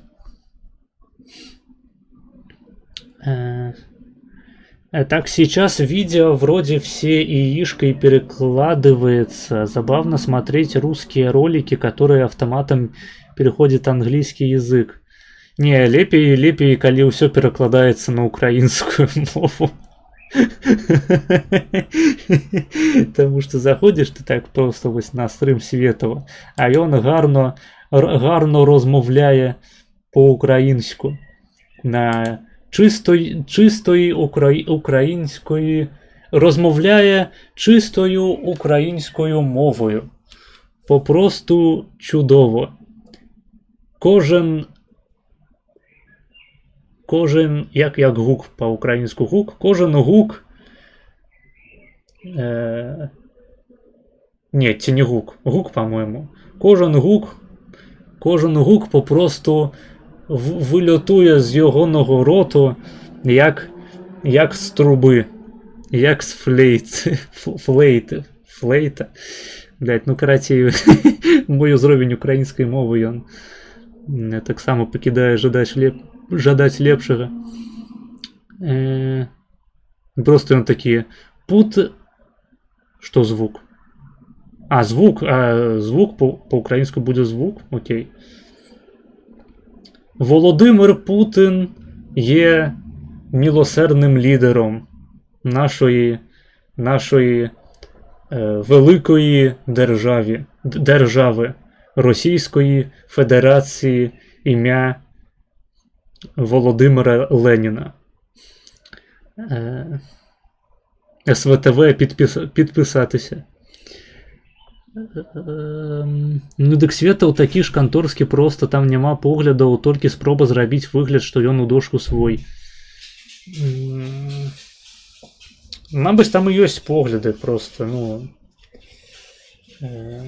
Габрэйскія карані даюць пра сябе ведаць, так скажем. І расійскія таксама. Мне здаецца, ім просто не плацяць ніхера, бо рэклямы няма на РФ рынок. Ты пра каго зараз? Пра стендапераў беларускіх? Ці пра прапагандыстаў тыпу Штефанова і Светова? Я не зразумел. Просмотры США и других стран по-разному оцениваются Ютубом. Это правда. Типа у США более платежеспособная аудитория. Это так само правда. То бок, ну просто гаворка ідзе пра прагляды Беларусі і Расіі. То бок, ну зноў ж такі, калі відос глядзяць беларусы, якія паставілі сабе краіну ЗША, то магчыма гэта лічыцца як прагляды ЗША. Таму, калі ласка, вось усе перайшлі ў наладу свайго Ютубу і паставілі, блядь, сабе краіну ЗША. Я не хачу ніякіх расійскамоўных, блядь, беларускамоўных праглядаў, украінскую, пізду, блядь, у вас усіх. У мяне, канешне, няма пакуль што манетызацыі, але калі-небудзь у будучыні гэта прыдасца. Гэта будзе трэба паляныся. Як кажа адзін інтэрнэтны расійскамоўны дзеяч. Звук, фонема, сопілка. Што такое сопілка? Гук, звук. Окей. Патрэбна цяпер расейцаў вучыць таму, што патрэбна гаварыць шуфлядка замест выдвижнога яшчыка. Не, трэба наадварот расейцам тлумачыць, што глядзіце, вось мы, белыя людзі, кажам Беларусь, але мы разумеем ваш узровень, мы не будзем вас прымушаць, мы не будзем выкарыстоўваць рэпрэсіўны дзяржаўны апарат, каб вас адукаваць нямытых прадстаўнікоў саслоўя аглоблі. Таму можаце казаць Беларусі. І гэта тыпу, ну, гэта на вашым узроўні. А мы як вышэйшае саслоўе, працягнем карыстацца правільнай назвай. Вось і ўсё, а так гэта павінна выглядаць. Тое ж самае шуфлядка. Мы як вышэйшае саслоўе, як вышэйшая кляса, як эліта, будзем карыстацца словам шуфлядка. Таму што яно зручнае, яно прыгожае і яно лаканічнае. А выдвижной яшчык гэта гучыць як труна, у якую вы сваю бабку, блядь, старую паклалі побач з дзедам, таму што у вас грошай няма на чарговы участак, кавалак зямлі на могілках. І просто засыпалі зямлёй нахуй у пізду, таму што вы, блядь, бедныя нахуй ебаныя жабракі расійскія. Ось мы вышэйшая кляса, у нас шуфлядка, а вы, блядь, со сваёй бабкай потым будете спаць вечным сном у выдвижным яшчыку. Цынкавым, пажадана. Так, не плацяць у сэнсе ад YouTube партнеркі. Да каму? Я пытаў не хто, а каму? Каму не плацяць? Country for Life цяпер будзе. Сопілка флейта. Фроде. Ці гэта павінна было быць вроде. Сопілка, ну сопілка мне падабаецца, конечно. Это цікавае слово. Ну, мне здаецца, мы нешта мусім рабіць, каб рухацца насустрач адно аднаму. Так, але ж мне вельмі блізкая канцэпцыя без прымусу, без гэтага гвалту. Я памятаю гэты момант у 20-м, про які вось вы казалі, про гэты момант адчування, беларуская мова, новы чорны. Гэта было... Что, блядь? Было сапраўды модным, вось што было. Вспомните 90-е гады, вспомните, як тэлебачанне па-беларуску ладзілася. Новы чорны, я мабыць, нейкі мем зараз не схапіў. Навіцкі крычаў моцна, але недакладна, як Філімонаў сваю эту праграму вёў «Ведьмя». І ўсім было добра. Не было таго, хто там, ой, бля, чэмпіёнат свету па хакею. Усім было добра, акрамя Бабарыкі, які казаў: «Калиновский, это, пожалуйста, не ко мне. Он не мог сражаться за независимую Беларусь, потому что Беларуси тогда еще не было. Вот так». То бок, ну, зноў ж таки, блядь, 20-й год. У памяці людзей ён застаўся нейкім занадта романтызаваным. У сэнсе каму? Усім, бо адкуль будуць брацца грошы за прагляды з РФ, калі там не круціць рэклам. Блядь, чал ты напісаў, у людзей няма грошай, таму што ім не даюць рэкляму. У каго, блядь? Каго ты маеш на ўвазе? Таму што мы зараз абмяркоўваем беларускіх стэндапераў, якія робяць свой контент па-беларуску за мяжой, перыядычна па-расейску. Я просто не разумею, пра каго ты кажаш. Вось ты напісаў. Што ты напісаў? Дзе гэта было? Вот, ты написал: мне здаецца, ім просто не платяць ніхера, бо рэклямы няма на РФ рынок. Каму не платяць ніхера? Каму, блядь? Ніхто, а каму? Каго ты маеш на ўвазе? Усім? Каму усім, блядь, ёпта. Бяда, немагчыма глядзець, ой, на наадварот, усе былі магчымасці глядзець, напрыклад, па-расейскаму, выбіралі свайго. Я ж памятаю, мы расійскамоўныя. Таму што нейкі вайп у гэтым быў, это наша, бліжэй, цяплей, всё. Такое было. Галоўнае не ўзгадваць, што ў 20-м годзе, блядь, беларусы мільёнамі чалавек глядзелі кожны відос каса ебанага. Галоўнае вось гэтую хуйню не кажыце нікому. І тады, сапраўды, 20-й год застанецца ў памяці як свята нараджэння нацыі беларускай. Ну, так што ён, конечно, не мае рацыю. Далей ён кажа, калі вы хочаце вучыце беларускую мову. Так вось, мы хочам і вучым, як бы без ніякага прымуса, да? Калі вы хочаце вучыце, не хочаце не вучыце, Штефан. А вы вучыце беларускую мову спецыяльна на зло расейцам. Як же вы не разумееце-то? Не на сваю дзелянку ён палез, на тых напал. У іх, разумееш, у такіх як Штефану, у іх все ж такі, ну, і у яго шмат пасадоўнікаў. І вялікая, як вы лічыце, ці вялікая падтрымка ў яго зараз у Беларусі? Вось не яго менавіта, а гэтай пазіцыі таго, што калі ён жа кажа пра гвалт, не той, што ўсе настаўнікі будуць працаваць на беларускай мове, а што нават калі нейкія квоты будуць на тэлебачанні, гэта таксама гвалт ён называе. То бок калі нейкія дзеянні, ну такія вельмі на мой погляд. Ну я асабіста не хацеў, каб быў нейкі, каб існавалі нейкія квоты на тэлебачанні па колькасці словаў, якія павінны быць прамоўленыя па-беларуску, гэта акурат крынж.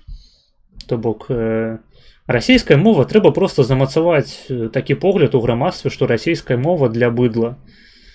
І людзі тады будуць самі цягнуцца да светлага, да таго, каб размаўляць па-беларуску. Калі яны ў прынцыпе валодаюць нейкім патэнцыялам, а калі нету і похуй на іх, блядь, каго павінны хваляваць, што яны там думаюць сабе. Погляды дэмакратычныя будуць існаваць у беларускай палітыцы, напрыклад, так. Ці шмат хто з беларусаў будзе лічыць гэта гвалтам? Ну, я згодна з тым, што... Просто на ўласнай ініцыятыве.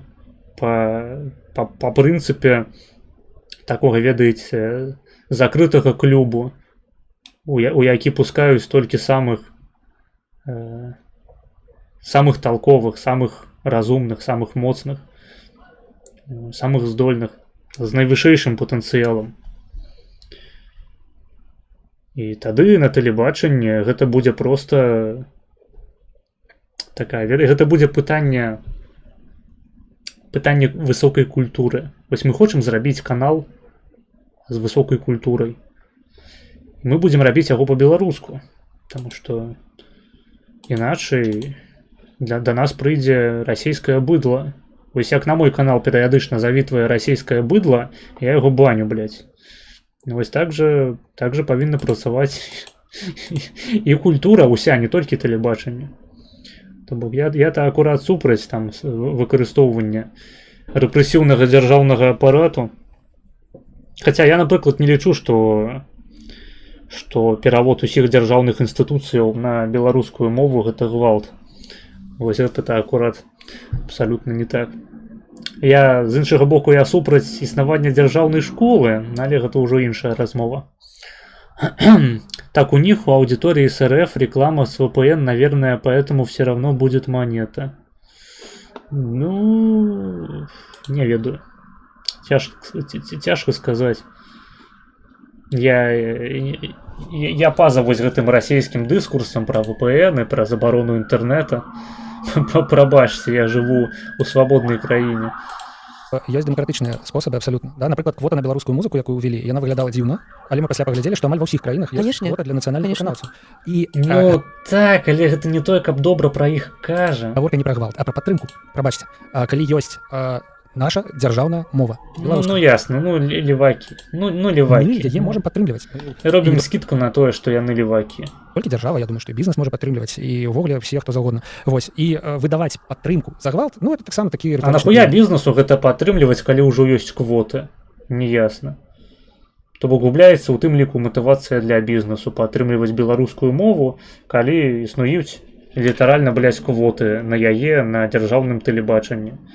Або, магчыма, вы хочаце не толькі на дзяржаўным тэлебачанні ўвесці такую квоту.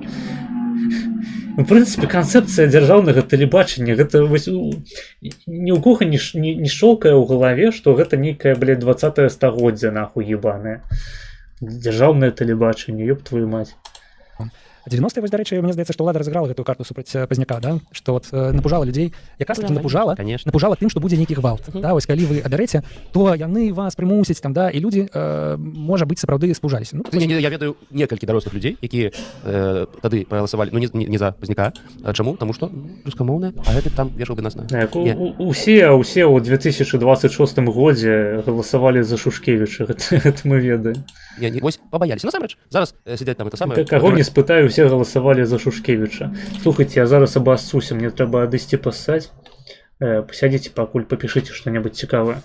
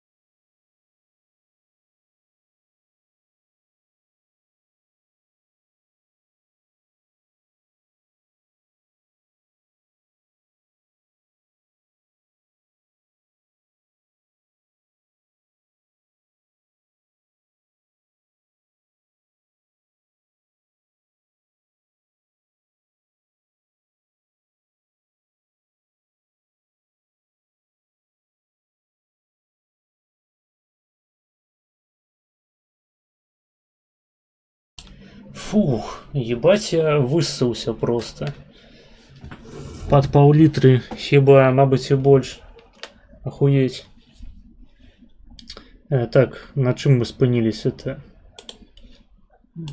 Слухаць, Зенон сказаць, ну... Таму што эту карту супраць яго скарысталі, таму што надзьмулі гэтую думку пра гвалт і смаглі пэўную частку грамадства ўпэўніць, што... Не просто пра гвалт, там выходзілі дакументалкі Азаронка старэйшага, калі паміж это нават не ў павузах, а просто паралельна з прамовамі Пазняка пускалі відэарад з прамовамі Гітлера і з гітлераўскімі маршамі.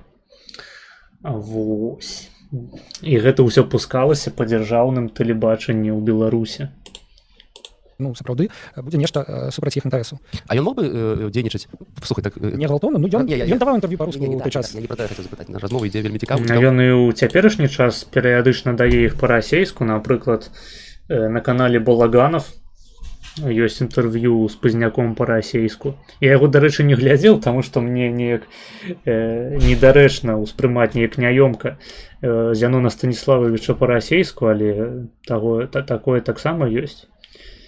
Я беларус, я у табе не сумняваўся.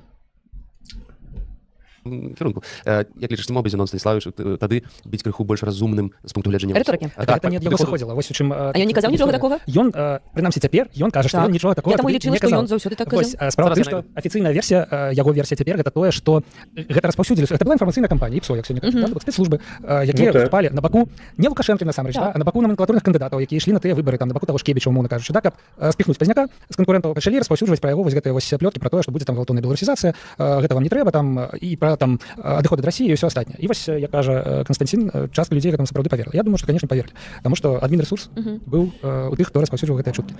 Нават ты знойдзеш. Шчыра скажу, я шукаў, не знайшоў. Ну, магчыма, просто не засталося. У той час не было нас інтэрнэта, не было... Не, пра мову што ён гаварыў? Ну, што казаў, толькі беларуская. Я сваімі словамі зараз... Блядь, ну тут нават не зразумела, што ён мае на ўвазе. Ён мае на ўвазе, што ён не знайшоў прамову ў Пазняка, дзе ён кажа аб тым, што будзе выключна гвалтоўная беларусізацыя. Ці не існуе прапагандысцкіх матэрыялаў аб тым, што Пазняк гэта літаралі Гітлер. Таму што, ну, як бы, калі гаворка пра другі варыянт, то гэтай хуйні-то навалам і па сённяшні дзень. Чакай, не, у тиктоку я бачу. І ён казаў такое. Я зараз нават інтанацыйна паспрабую гэта перадаць, і вы зразумееце, чаго спужаліся некаторыя. Прыклад так. Ніхто нікого не будзе прымушаць размаўляць па-беларуску, можете размаўляць па-расейску, хоць па-кітайску, хоць па-турэцку і так далее. Але, канешне, дзяржаўныя установы, чыноўнікі, дзяржаўныя дзячы, яны павінны размаўляць. І вось сам па сабе гэты месседж. Ну, так нібыта большая частка насельніцтва Беларусі, яна не з'яўляецца ані чыноўнікамі, блядь, ані чальцамі любых якіх-кольвічы дзяржаўных структураў.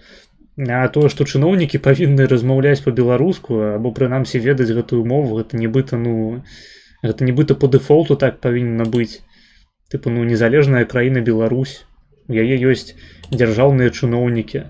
Я за тое, каб дзяржаўных чыноўнікаў было мала, але ўсё роўна яны будуць, і яны павінны размаўляць на мове сваёй краіны. Гэта проста пытанне, блядь, бяспекі. Нікого не будзе прымушаць ужо. У гэты момант ён робіць так па сталу, ніхто нікога не будзе прымушаць. Так, і самае смешнае заключаецца ў тым, што зараз яны ўключаць відос, дзе ён гэта кажа, і ніхто там па стале нібыта не аб'е кулакамі. Гэта вось толькі ў галаве ёбанай Ментусавай існуе. Таму што яна схавала прапаганду, якая ільецца не толькі з лукашэнкаўскіх медыя. Таму што, ну, лукашэнкаўскім сучасным медыя збольшага похуй на Пазняка. Яна акурат ільецца з усялякіх там нашых ніваў і іншых беларускіх незалежных СМІ, якія распавядаюць, што вось Пазняк прайграў на выбарах у 90-х гадах, таму што ён спужаў беларусаў сваім радыкалізмам, сваёй беларускай мовай і тым, што абяцаў рэпрэсіі супраць расейцаў і расейскамоўных беларусаў. Як жа ў Беларусіка гарыць ачко, што чыноўнікі могуць размаўляць на нацыянальнай мове? Я не разумею, з чаго ў іх гарыць ачко і як павінен быў Пазняк сфармуляваць сваю пазіцыю. Неясно. То бок ён павінен быў выйсці і сказаць: ведаеце, мы хочам напісаць такі закон, па якім беларускі чыноўнік, калі захоча, то можа размаўляць па-беларуску.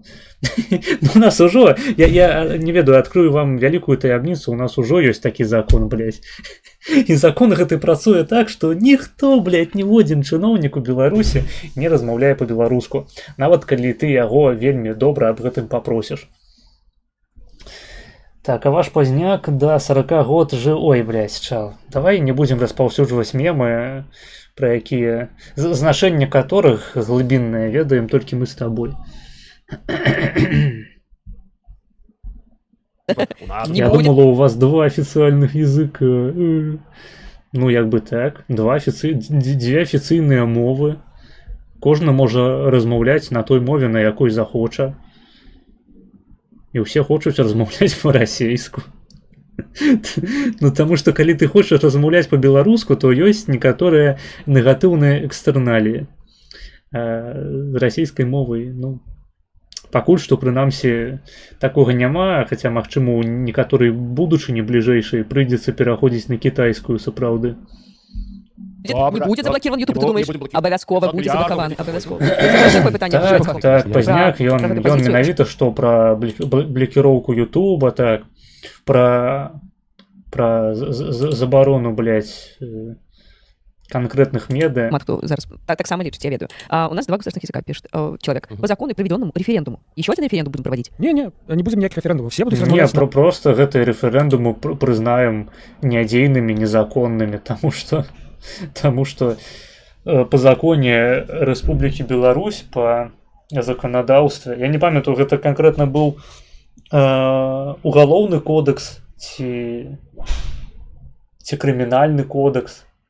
Карацей, на пытанне на рэферэндум немагчыма по законе вынесці пытанні, якія датычаць беларускай, ну, нацыянальнай сімволікі і нацыянальнага інтарэсу.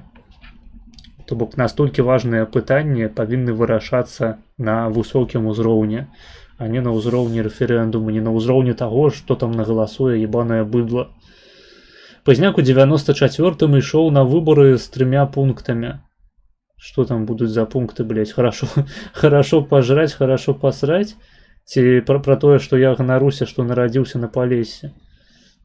Ці гэта зараз будзе пёнтка Мэнцэна. Не chcemy Żydów, nie chcemy podatków, nie chcemy kobiet. 2 заблокаваць YouTube, а дзе 1? Куды першы пункт знік? На той мове, на якой яны будуць... А дзяржаўная мова якая? Ну, можа быць, праз 50 гадоў, калі вся краіна прыйдзе да такой сітуацыі, што па-руску размаўляе 3% людзей, да, і будзе мець сэнс выправіць гэтую сітуацыю, вот калі руская мова ўжо будзе непапулярная, непатрэбная і так далее. Але ж я за... Якую сітуацыю выправіць? Што ты нясеш, блядь? Каб правесці рэферэндум, чаму не, ну вось калі адбудуцца нейкія ўжо перамены ў Беларусі, каб падлічыць сапраўды... Так, давайте падлічым нахуй. А як наконт ты падлічыш нахуй на сваіх апытанках на YouTube-канале? Давайте вы будете лічыць параллельно з тым, каб прымаліся нейкія важныя дзяржаўныя рашэнні, нахуй. Давайте просто по кожным пытанням будзем праводзіць ебаныя рэферэндумы, зноў ж таки на гэта вытрачаць неверагодную колькасць рэсурсаў, таму што толькі ўдумайцеся, блядь, колькі грошай прыходзіцца змарнаваць на тое, каб правесці такую электаральную кампанію, ну не электаральную, не ведаю, як гэта назваць, ну і рэферэндум просто правесці ў краіне. Давайте будем вытрачаць кожны раз дохуя грошай, будем пытаць некампетэнтных людзей па важнейшых пытаннях існавання дзяржавы, каб просто даведацца, блядь, якія меркаванні існуюць у грамадстве. Ну, ахуенна. Асабліва улічваючы, што на рэферэндумах звычайна ёсць 2, блядь, варыянта адказу. Так, я підарас, не, я хуесос. Вось, такія там варыянты звычайна. 3 трахаць мужчын. YouTube забаніў першы пункт, ахаха. Ну, по делам. Вось Пазняк заўсёды на белмове размаўляў, і ў яго дагэтуль стаіць. А ты адкуль ведаеш? Зараз, потым будуць нейкія там змены, яшчэ... Просто правесці нейкае даследаванне, пытанне, там перапіс будзе ў 2029 годзе. Мы калі вернемся, у нас жа шмат існуе пытанняў аб тым, што насамрэч беларусы думаюць. Мы не ведаем па шмат пытанняў. Давайте па кожным пытанню будзем праводзіць рэферэндум. Ну просто, ну як яны вось сядзяць і з сур'ёзнымі ебаламі гэтую хуйню слухаюць. Просто, я не хочу падацца камусьці жанчынам-ненавіснікам, але гэта звычайна просто клясычны прыклад, блядь, woman talking. Блядь, заткніце яе. Зноў будуць праводзіць рэкламу ў кацы Варламова на контррэферэндум. Так. Common knowledge. Окей. Ну, я неяк, ведаеш, па-за common people знаходжуся, походу. Не так уся. Адзіны такі дзень такого галасавання па, мінімум 10 пытаннях, каб, заўважыць, што думаюць беларусы менавіта па партыях, таму што зараз, ніякай сацыялогіі не ведаю. Не існуе ў дыктатуры, не існуе... Блядь, какой... Тупая просто мразь. Нормальной социологии. И мы такие отрывочками, некими цитатками. И поглядеть, что белорусы сапраўды думают. Вось будет цікаво. Я б не спешаўся з рэферэндумамі, тому што, як верна заўважана, мы не ведаем, што думаюць беларусы. І але ж я готовая убачыць. За дзве дзяржаўныя мовы. Тады застаюцца две дзяржаўныя рэферэндум. Таму што нам трэба паглядзець. Перагледзець усе гэтыя зробленыя ў 95-м, 96-м, 2002-м. Нам трэба паглядзець, што людзі на самой справе думаюць. Вось, і я хочу потым паглядзець праз 5-10 гадоў, вось праз зробленыя інструменты, як гэта ўплывае. Што я што спрацавала, што не. Мне падаецца, што нам трэба беларусам будзе часцей даваць магчымасць галасаваць, каб яны заўважылі, што яны могуць галасаваць, і іх за гэта не пасадзіць у кутузку нейкую. Ведаеце? Але пакуль гэта не працуе. Я разумею, конечно. Я ўсё ж такі вось думаю, што хопіць ужо іграцца, хопіць ужо гуляцца в это. Ён за гвалт. Я там не сарказм. Ніякага гвалту. Насамрэч, за дзяўбло ўжо. Зазмейце. Граемся в эту дэмакратыю, давайте вось павольна. Мы не граемся. Я маю на ўвазе, што вось паступова. Не, ўсё на беларускую мову. Зразумела, некія там ёсць ж розныя там дзейнасці, там у медыцыне ўсё, напрыклад, адразу нельга перакласці на беларускую мову, тому што гэта просто сапсуе наше жыццё. Можна ўсё. Беларускія дактары скардзяцца, калі яны пераязджаюць у Польшу, ім даецца 5 гадоў на падрыхтоўку да экзамена, яны кажуць, што вся медыцына па-польску. Нават тое, што ў Беларусі назвы там некаторых там хваробаў, да, яны... Нядаўна, дарэчы, правільна Мэнсон сказаў, што добрыя рэчы лепей рабіць хутка.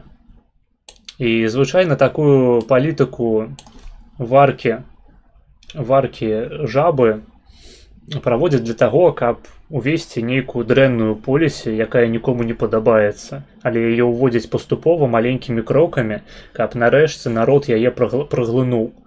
Добрыя рэчы, яны павінны адбывацца рэзка, блядь, аднамаментна, таму што, блядь, хулі нет, добрыя рыначныя рэформы, добрыя там рэформы мовы, моўнай палітыкі, яны павінны хутка ўводзіцца, каб людзі хутка адаптаваліся і далей спакойна развіваліся, они не вечна валаклі за сабой гэтую спрэчку пра мовы у наступныя пакаленні, каб просто нацыянальны дыскурс таптаўся на адной гэтай хуйні, як ён топчацца ўжо ў беларусаў 30 год.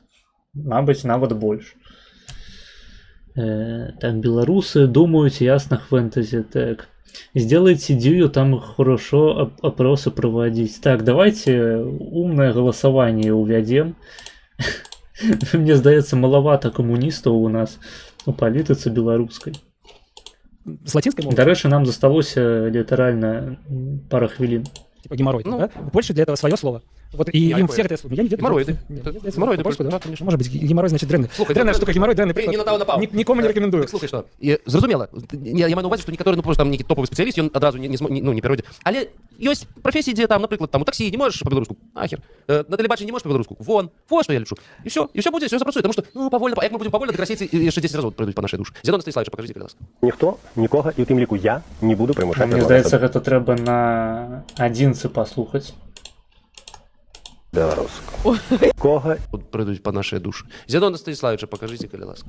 Ніхто, нікога, і ў тым ліку я не буду прымушаць размаўляць па-беларуску. Размаўляйце хоць па-кітайску. Ну, вы бачыце, як адразу лібероідную шызу карэжыць ад базы. Будзе праводзіцца дзяржаўная палітыка па выкананню існуючага заканадаўства.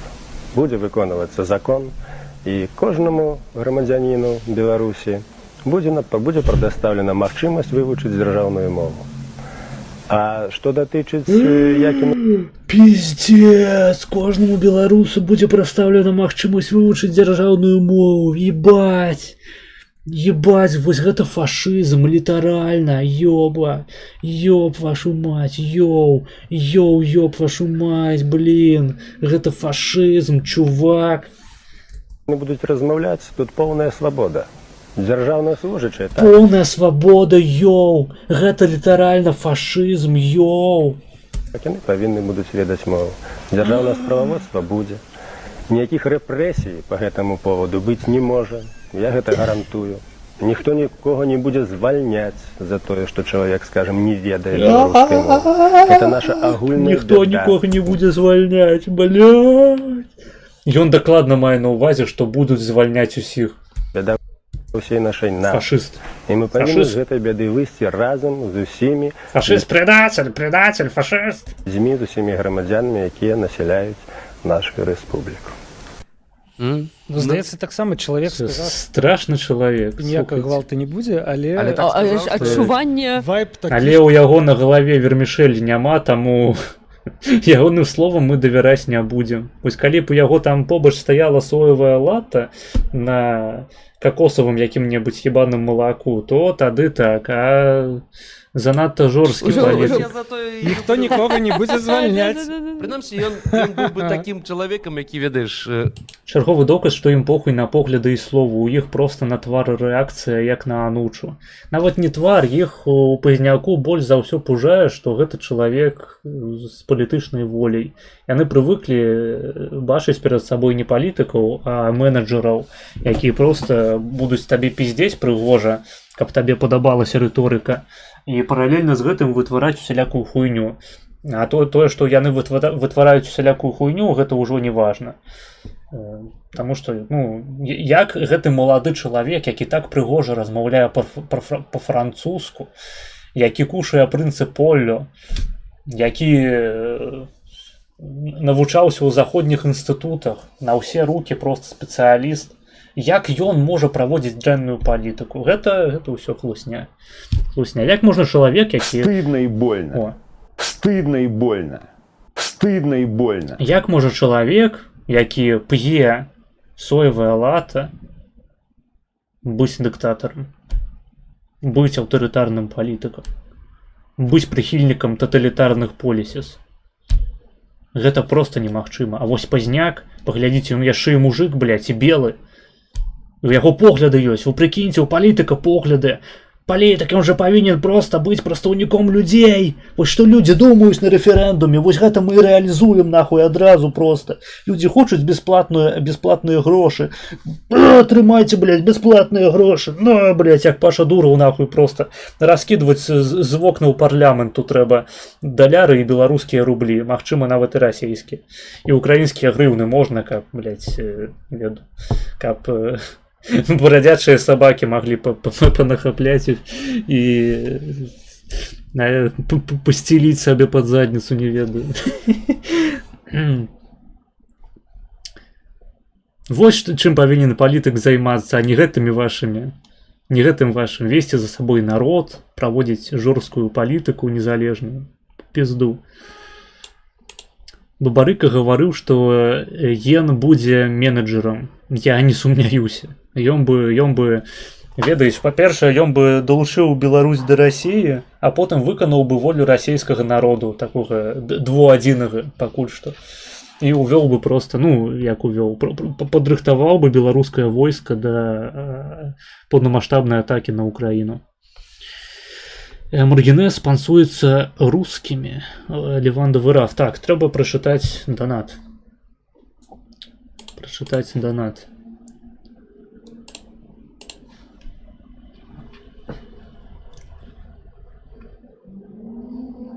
Рускі заданаціў $3.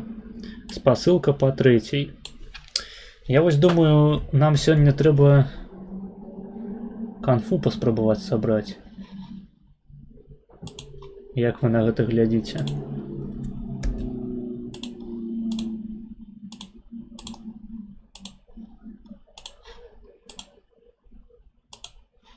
А трэцяй гэта атрымліваецца 10 хвілінаў. Окей. Дзякую за донат, спадар рускі. Вось ты неверагодны. Давайте працягваем.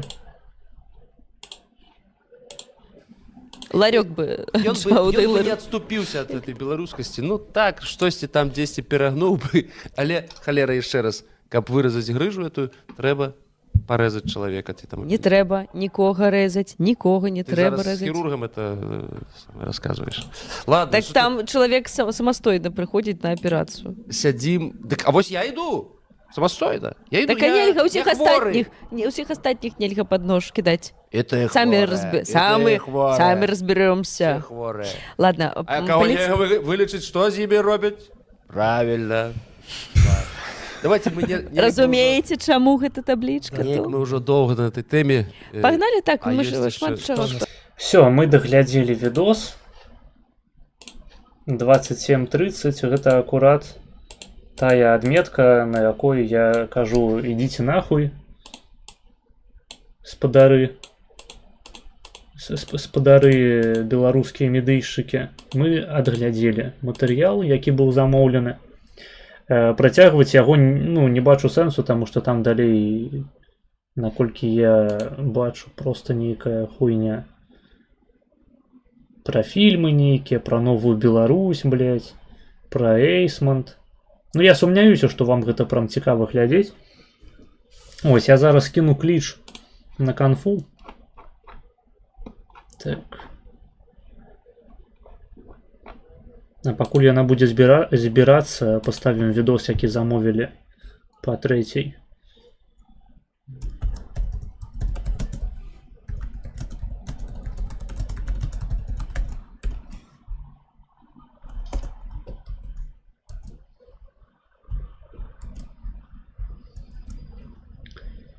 Так.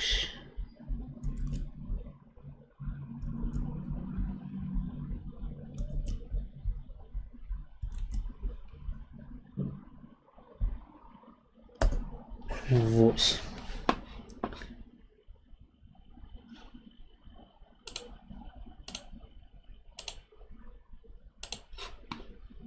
І ў Дыскордзе трэба таксама напісаць.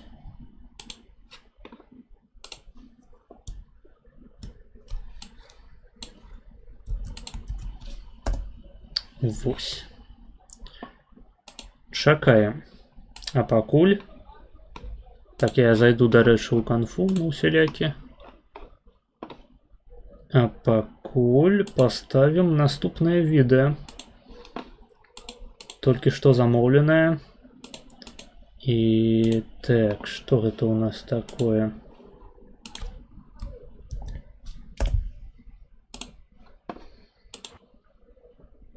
Так, відэа з каналу Алесь Вон Далвіц. Называецца «Каваленка і К патрабуе ад ураду жмудзі прыцягнуць да адказнасці шпегаў ды павярнуць Віленскі край». Еще нормально. Алло. Да, Прывітанне. Здравствуйте. Як справы? Ну, живы, п'ю водичку. Здаецца, не помер.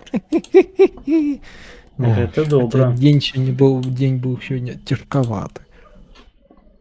А что такое? И трэба было по крамам поездить. И после вести на своем горбе кольки литров 9 и 10 розных вадкасцяў.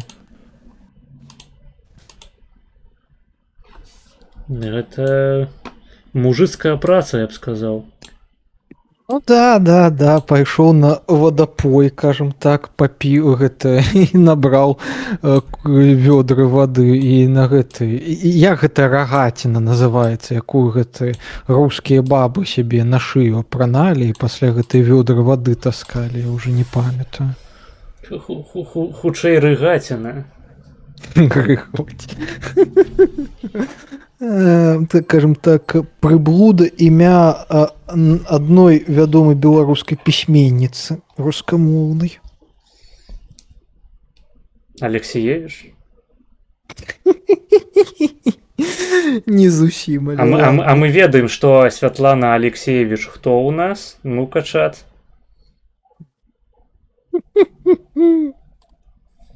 Дарэчы, трэба тебе паграмчэй зрабіць, а то ты ў мяне чамусьці на 70-ку быў. Пішуць рагатка. Рагатка. О, маладэц. Адгадалі, то бок. Ясненько. Так.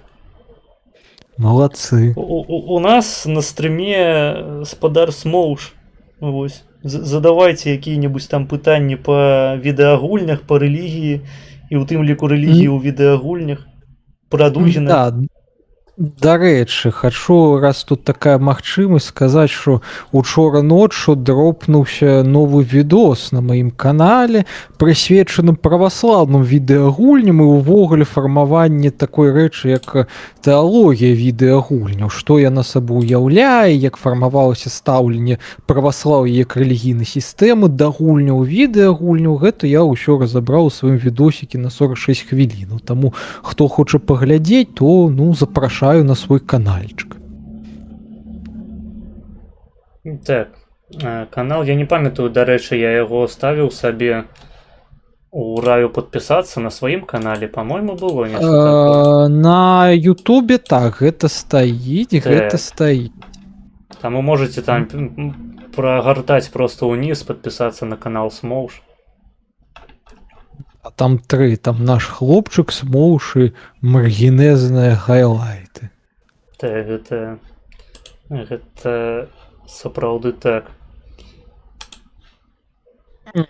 І я якраз тут да гэтага відэа зараз патрошачкі раблю субтытры на іншыя мовы, каб можна было, скажем так, вашым сябрам іншых нацыянальнасцяў паказваць гэтыя відосікі. А як наконт наўронкай перакласці? Так гэта як робіцца, гэта як робіцца. Мне ж у любым выпадку трэба замяніць аўтасубтытры беларускамоўныя на ручныя, а пасля толькі ўжо праганяць перакладам праз нейронку, і гэты пераклад ужо нейроначна пераправяраць. Я то бок так і раблю, то бок я спачатку ад рукі, кажам так, перапячатваю, кажам так, нармальны субтытр на белмову, і пасля ўжо гэты нармальны субтытр перакладаю, а не, кажам так, не аўтазгенераваныя першапачатковы субтытры, таму што калі ты робіш пераклад на іншую мову гэтага аўтазгенераванага варыянта, там яно фігачыцца. Не так моцна, як некаторыя думаюць, але фігачыцца. Асабліва тады, калі у цябе, напрыклад, у відэа ёсць фрагменты на рускай мове, а у цябе мова вызначана аўтаматычна як беларуская, і яно проста шакаліць рускамоўныя выразы. Да жудаснага. Ну так. У прынцыпе, гэта добрае пытанне, наколькі мае сэнс сапраўды ставіць беларускую мову сабе на відос. Ці сапраўды YouTube у прынцыпе з ёй працуе. Субтытрамі ён працуе, таму што нават аўтагенераваныя субтытры, і пакуль я, напрыклад, не паспяваю зрабіць польскія субтытры, іх хапае для таго, каб гэта пасля зрабіць аўтагенераваныя польскі, каб, напрыклад, мае калегі-палякі гэтыя відосы паглядзелі без асаблівых праблем. Таму што вось у меня адзін знаёмы Віктор, ён, пакуль я не раблю гэтыя відосы, ён звычайна паспявае праглядзець відэа да таго, як я зраблю польскамоўныя нармальныя субтытры. Вось. Ну і кажуць, што і так нармальна. Няблага. Ну, я думаю, у яго ёсць нейкі досвед у мовах, калі ён так на слых проста ўспрымае. Які там гэта ж усё ж такі гэта паляк не той, які рускую ведае, гэта той паляк, якога Так, гэта іншы, якога я просто калісьці вучыў адрозніваць на слых і напісанне усе ўсходнеславянскія мовы. То бок я там яму даваў графіку, даваў праслухаць, ну ён там спрабаваў патлумачыць, чаму ён лічыць так ці інакш. І гэта, дарэчы, для чалавека, які ўвогуле не сутыкаўся да сустрэчы з усходнімі славянамі, быў трохі забаўны экспірыенс. Чаму? Таму што гэты паляк, ён шчыра лічыў, што менавіта расіяне і рускія гэкаюць. А украінцы у іх наадварот г выбухное. І он таму, калі я яму даваў тэсцікі, он, напрыклад, украінскую і рускую блытаў. Ну, магчыма, ён за рускіх прыняў жыхароў Кубані, там, Паволжжа. Не, у яго, ведаеш, просто на чым веданне рускай мовы менавіта на слых яно базуецца. Менавіта, што на тых самых говорах са сталкера. Так, вядомая руская гульня. Ну так. Тут, дарэчы, Олег Фрэн напісаў, што ён можа далучыцца праз паўгадзіны да канфы. Ну, няхай. Я думаю, што варта пачакаць яго ўсё ж такі. У тым ліку нашым гледачам, каму больш падабалася відосы глядзець, я лічу, вам варта дачакацца галоўнай фігуры. Тогда нашага галоўнага кандыдата, які, на жаль, не прайшоў наш, скажем так, парламент у выгнанні. Што ты думаеш пра выбары УКР? Ай. Ну, ведаеш, тут просто без хихі-ха-ха ставіцца трохі цяжка, таму што, ну, наколі, ведаеш, гэта... У меня, дарэчы, адзін знаёмы на Фейсбуку, які у нас, дарэчы, да нашай царквы ходзіць, неяк так вельмі трапна патлумачыў гэтыя выбары, ну, не патлумачыў, пракаментаваў, што там ён заўважыў, што колькі кандыдатаў вылучаў кожны спіс, так, прыкладна такая колькасць у гэтую каардынацыйную раду і прайшла ў рэшце рэшт, ну, там з выключэннямі пэўнымі. Не хочу тут, конечно, разводить некую такую не демагогию, конспирологию, так, конспирологию не хочу разводить, так, але, ну, боже, скажем так, калі у тебе органы, які пазіцыянуюцца як рэпрэзентатыўна фармуюцца з-за галасавання просто 2000 чалавек, якія давяраюць па тым ці іншым прычынам гэтым сродкам інтэрнэт-галасавання, так, то гэта ўжо ўтвараецца, ведаеш, такая выключна тусовачная штука, якая працягвае існаваць просто сама для сябе і, можа быць, гуляць нейкую сімвалічную функцыю. Не, ну калі прайшоў спадар Олег, то я лічу, што ён бы там не толькі сімвалічную функцыю выканаў, ён бы любую функцыю выканаў, абсалютна. Ну, ён бы выканаў бы функцыю змены падыходу. А гэта ведаеш, такое паняцце, якое мае шмат інтэрпрэтацыяў. Дарэчы, наконт падыходу, у вас в універсітэце ёсць фізра?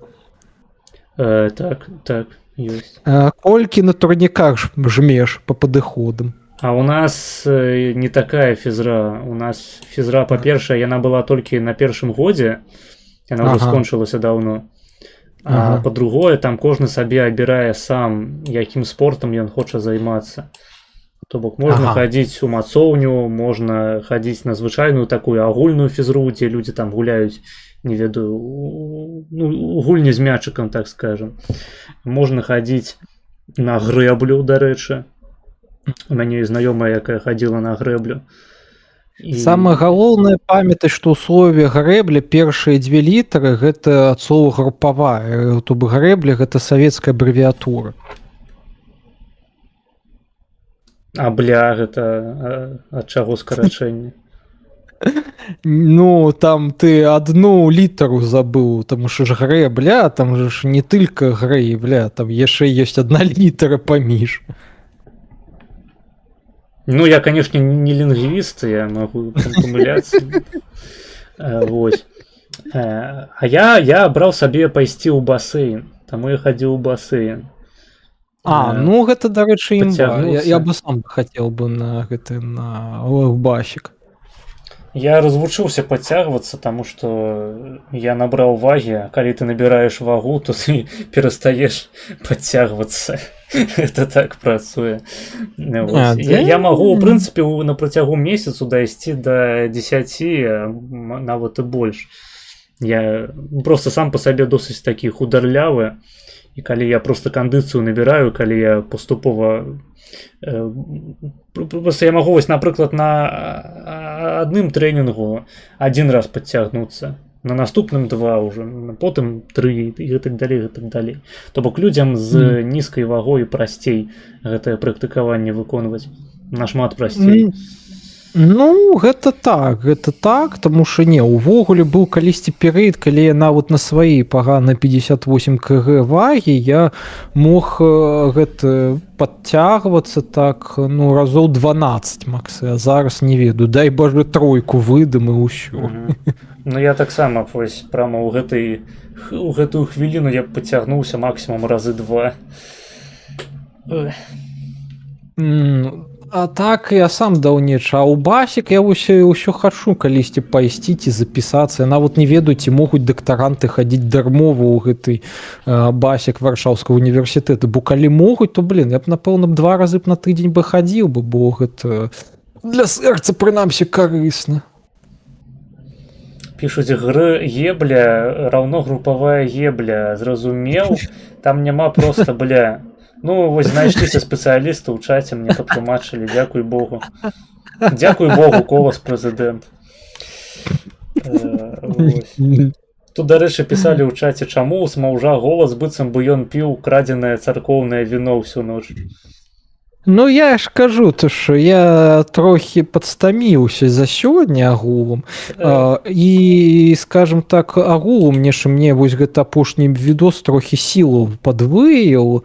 У тым сэнсе, то, що я яго сам для сябе нават занадта доўга монтаваў. То бок я яго монтировал, ну, дзён 5 ці 6, па гадзін 8-9 на дзень. Хаця не сказаць, що ён там, скажем так, быў нейкі занадта цяжкі. Не, ну там былі моманты некаторыя, у якіх пад які трэба было рэзерваваць дзень. То бок, вось, напрыклад, гэтыя фонавыя футажы, які ў мяне там у маніторы з'яўляецца з гэтай царквой у Майнкрафце, гэта ж каб усё рэалізаваць, гэта трэба было сапраўды браць брыгаду людзей і там праводзіць, скажем так, нават не рамонтная праца, а трохі праца па змяненню стылю унутранага убранства гэтай царквы. Ну, я, дарэчы, яшчэ не глядзеў твой новы відос. Гледачы можаце замовіць яго. Мы бы, праўда, пакуль што яшчэ нават папярэдні не паглядзелі, ён там у другой чарзе ляжыць, але рана ці позна мы гэтым зоймемся. Вось, а так, а то відос ён такі, вось гэты трэці атрымаўся больш такім акадэмічным, тому што там прям акадэмічнай гэтай базы навалена, таму, скажем так, камусьці будзе карысна паглядзець проста як нейкую такую дадатковую лекцыю па нейкай тэме. Вось, таму што там сапраўды там і трохі тэорыі медыа будзе, і трохі багаслоўе, вось, ну і трохі, скажем так, нават не рэкамендацыя, а проста правядзенне ў прыклад пэўнага пераліку гульняў. Праўда, адна гульня туды не трапіла ў відэа, пра яе буду яшчэ пісаць асобную публікацыю на сваім тэлеграм-канале. Чаму не было? Таму што я пра яе шчыра забыл, а мне пра яе нагадалі толькі тады, калі я ўжо мантаваць відэа скончыў. Гэтая гульня называлася «Метаноя» ад фірмы «Благовест». Такая візуальная навелка праваслаўная, але што за яна, трэба мне яшчэ самому праглядзець і, адпаведна, вам адправаздачыцца ў публікацыі. Благобелвест, я б сказаў. Дарэчы, у меня ад Белвеста абутак можа быў толькі адна пара за ўсё жыццё 10 год таму, а так і ніколі ад Белвеста не насіў абутак. Вось нейкія гэтыя беларускія кросы вось я насіў. І не сказаць, што яны былі кепскія. Вось, можа, нехта ведае вось гэтыя лідскія кеды, якія яшчэ раней гадоў 15 таму ці 12 называліся Монблан. Так у меня ад гэтай фірмы типа былі кросы, якія пражылі неіранічна 10 гадоў. Блин, былі улюбёныя кросы. Да, ну ты Монблан, конечно. Не, ну я купляў заўсёды нейкія сабе тухлі ці боты у Марка. Марка таксама былі добрыя, але ў меня былі толькі туфлі ў школу Марка. Так з-за таго, што ў 12 ці 13 годзе мой отец адчыніў такую электрычную краму як Отто, у меня ў сям'і пасля баця пачаў замаўляць вельмі шмат сябе кросаў типа Adidas, Puma, Nike, а я пасля данашваў за ім. Вось. У меня ж не іранічна большая частка у гэты шмоты, гэта баціна абноскі, якія до сих пор выглядаюць прэзентабельна. Правда, з аднімі у меня бяда адбылася. У меня, карацей, былі улюбёныя кросы Puma такія жоўтыя. А у меня, калі я рабіў у тым годзе тут у Польшы марафет яшчэ на сваім старым гэтым мяшканню, пакоечку, у меня нікудысьці дзеўся адзін бот ад гэтай правы кросаў. Я яго так не змог і знайсці. І па выніку прыйшлося набываць тут такі типа кросакеды ў Польшу праз Vinted. Puma таксама жоўты. Купіў іх за 60 злотых, ну і, блин, быў рады, што абнавіў кросы, а за ты, блин, крыўдна было. Бо вельмі добрыя кросы былі. А мне вось больш падабаюцца вячорка боты, не ведаю. Не, ну насамрэч я згодны, што сапраўдны мужчына, ён павінен выглядаць як бомж, увесь у абносках, блядь, свайго баці, якому гэтыя абноскі дасталіся яшчэ ад ягонага дзеда. І толькі тады вы можаце сапраўды давяраць такому чалавеку. Не, ад дзеда у меня, дарэчы, абноскаў не было. Адзіна, што ў мяне было, гэта была адна нейкая кашуля з сланамі і насарогамі, такая типа гавайская. Вось гэта адзіная шмотка, якая ў мяне была ад дзеда. Вось, а так не, зараз у меня адні толькі гэтыя бацькоўскія шмоткі. Ці якія мне дарылі. Мне вось тут вось нешта, як у Польшу пераехаў, мне чамусьці на дзень народзінаў пачалі шмотак вельмі шмат дарыць, асабліва цішотак. Дык у меня зараз, блин, усялякіх такіх крафтавых цішотак зараз вельмі шмат. Нормально. А так, таму не ведаю. Я менавіта, што дзякуючы бацькі нейкай шмотак і не патрабую, то бок апранання нейкага. Вось. Адзіна толькі, што вось сапраўды зараз трэба пазарэз, гэта ў мяне капці няма на лета, а то ў мяне ж гэты былі капці са скуры. А яны ў мяне ў тым годзе парваліся, а ім было гадоў 7 ужо. Парваліся, дык, блин, трэба тут купіць. Хадзіў вось па крамам гэтым усім абуткавым, дык, блин, нешта, калі ты бачыш кошт на капці 150 злотых, нешта тебе жаба душыць. Так, калі хто не разумее, капці гэта прэзерватывы па-польску. Ну да, конечно, да. Это, блин, был паблик ВК калісьці, Ольфачы называўся па-рускі, менавіта праз літару О. Так там была філасофія, што на сапраўдны Ольфа носіць прэзерватывы на нагах, а шкарпэту ў кішэні.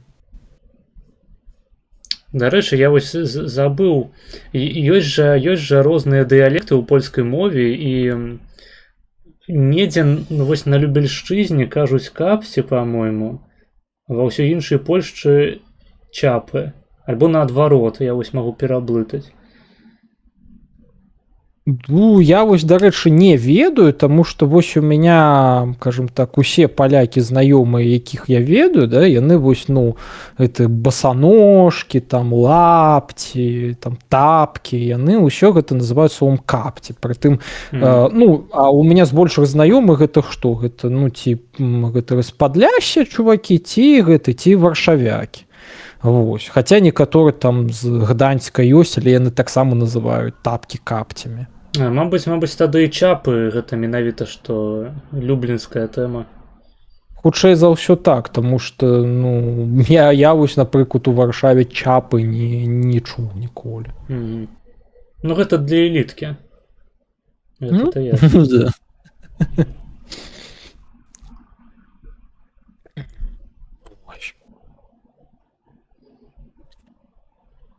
Так що неяк такія гісторыі, а вы тут што, нейкія гэта штэфіксы глядзелі, я так паглядаў краем вока. Так, глядзелі Штефанова на обычном вечере.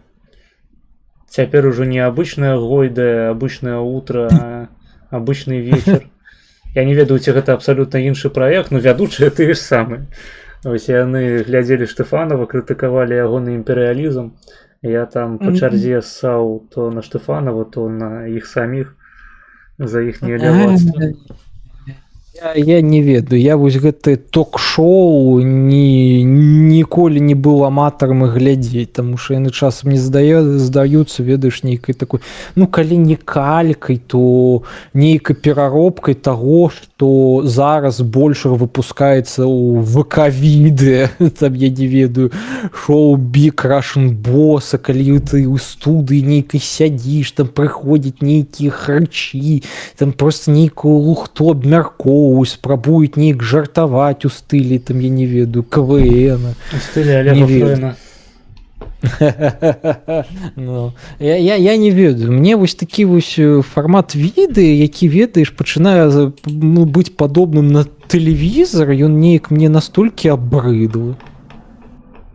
Разумею. Хаця гэта не зусім пакуль што тэлебачанне, але досыць блізка, так. Ну, на мой погляд, там было што абмеркаваць, было на каго насраць, і што яшчэ трэба для шчасця. Я просто не ведаю, я вось просто тэлевізар скончыў глядзець недзе ў годзе 2012. Ну цалкам спыніў я ўвогуле. Мне пасля за тэлевізарам неяк сядзець і што там круціць было неяк западло зусім. Вось. І я памятаю з таго часу гэтыя шоу нейкія, яны пачалі ўжо тады здавацца нейкімі, ведаеш, занадта грузнымі. А тады ж яшчэ я памятаю, быў адносна папулярны гэты вячэрні Ургант, якога ўсе глядзелі. Дык не ведаю, у меня з таго часу асацыяцыя, што ў Ютубе павінны быць, ведаеш, такі адносна хатнія фарматы без студыі. А калі ў тебя пачынае з'яўляцца нейкая студыя, мільярд нейкіх ракурсных мікрафонаў, у тебя гэта сапраўды гэты Ютуб пераўтвараецца ў другі тэлевізар, да? Можа быць з меншай колькасцю типа цэнзуры, але ўсё роўна вайбы прыкладна такія. Гэта, ведаеш, гэта адчувалася, напэўна, як у годзе 11 мне падрубілі тэлеканал Перац, быў такі рускі тэлеканал, у якім спрабавалі інтэрнэт-шоу там 100-500 круціць, там дарожныя войны, яшчэ нешта. Пасля туды пачалі ліць нейкі типа аўтарскія праграмы, якія вось былі студыйнымі. Ну, і ведаеш, якія спрабавалі типа з інтэрнэтам загуліваць, ну, і з маладой аўдыторыяй, але ўсё ж такі былі такімі больш традыцыйнымі. І вось мне то, што зараз вось робіцца вось такі YouTube ТБ-праграмы, назовем гэта так, мне вось прыкладна нешта такое нагадвае. Ці нагадвае, калі вось у позніх нулявых ці ранніх дзясятых вось усялякі гэтыя ТБ-шоу для геймераў былі на расійскім ТБ, куды там яшчэ Мэдзісон хадзіў, напрыклад, у касцюме папа, вось нешта такое.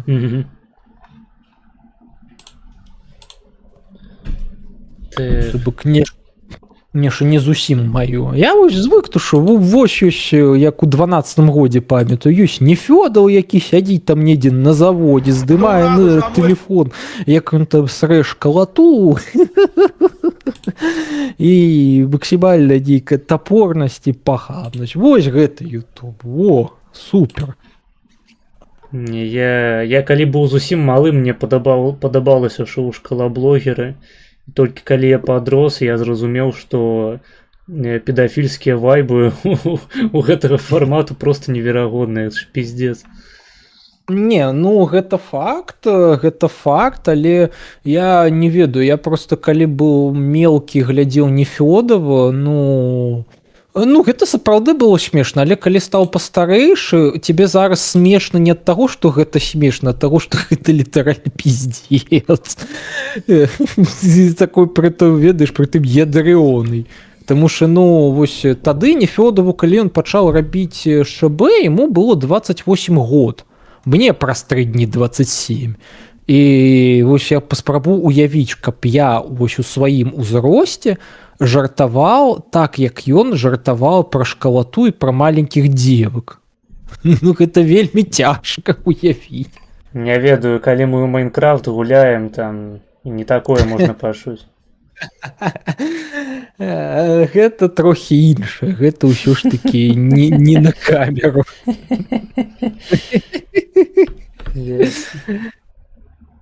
Гэта трохі інша. Хаця, можа быць, нейкія маі старыя праекты маглі бы чымсь... Не, хаця я нават у старых праектах себе такога не дазваляў. Хаця яны былі максімальна сцёбныя.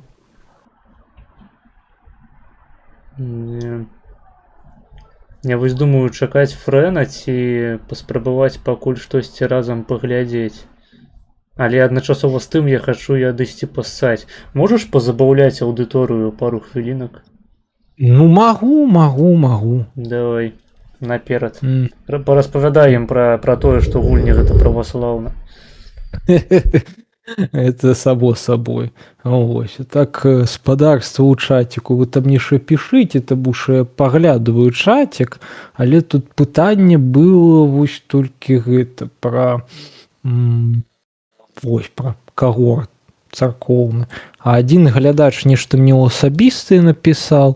Не, гэты паляк яго завуць... Не, ну гэтага паляка завуць Віктар, гэта так, але... Я думаю, гэта не той Віктар, якога ты маеш на ўвазе, калі што.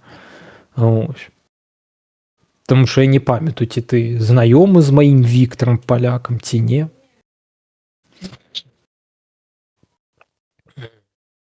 Ось, а так, што бы вам бы яшчэ бы тут распавесці цікавага? На бляха. Калі вы бы напісалі бы нешта, то мог бы распавесці. Дарэчы, магу зрабіць вам невялічкі агляд шавермы, які бренда Рамзес.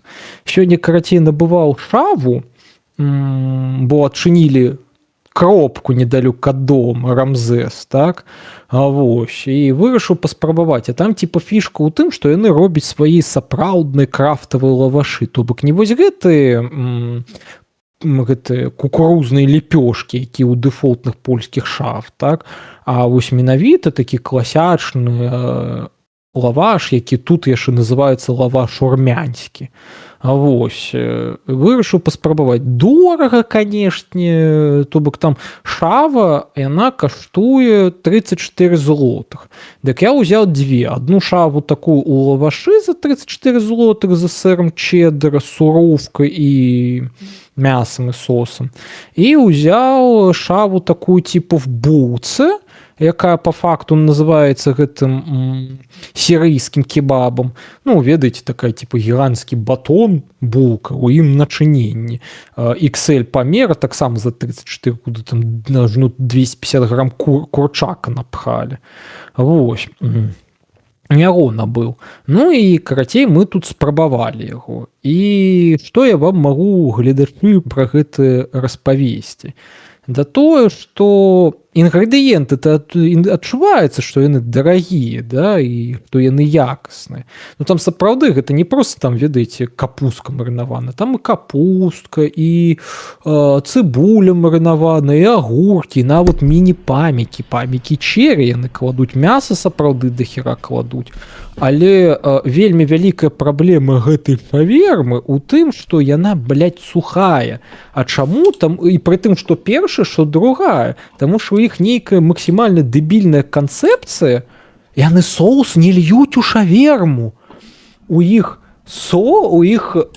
соус падаецца асобнай тарай, вось такой гэтай п'ялкай пластмасавай, да? І ты па задуме гэтых павароў павінен браць шаверму і макаць яе ў гэтую п'ялку. Пиздец. і гэта настолькі просто жудасна, потому что у тебя, ну, паколькі лаваш ён з печкі з тандыра, да, ён усё ж таки трохі таким падгареным вугальком ён аддае.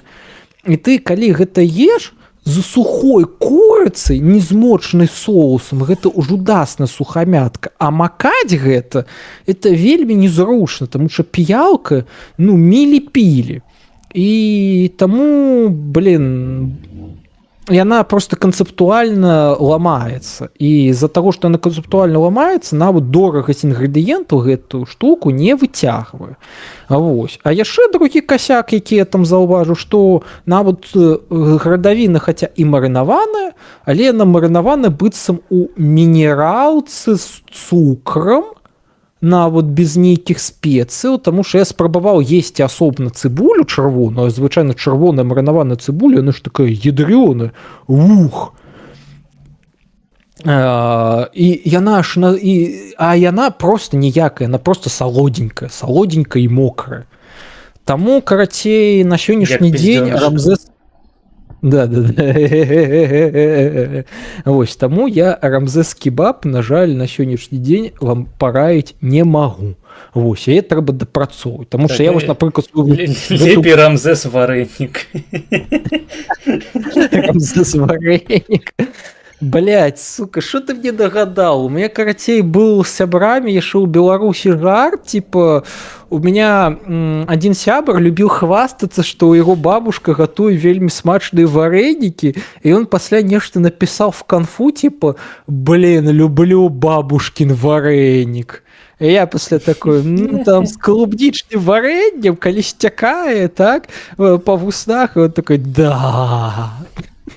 Люблю набить рот вареником бабули. Копачусь яе водар. Так.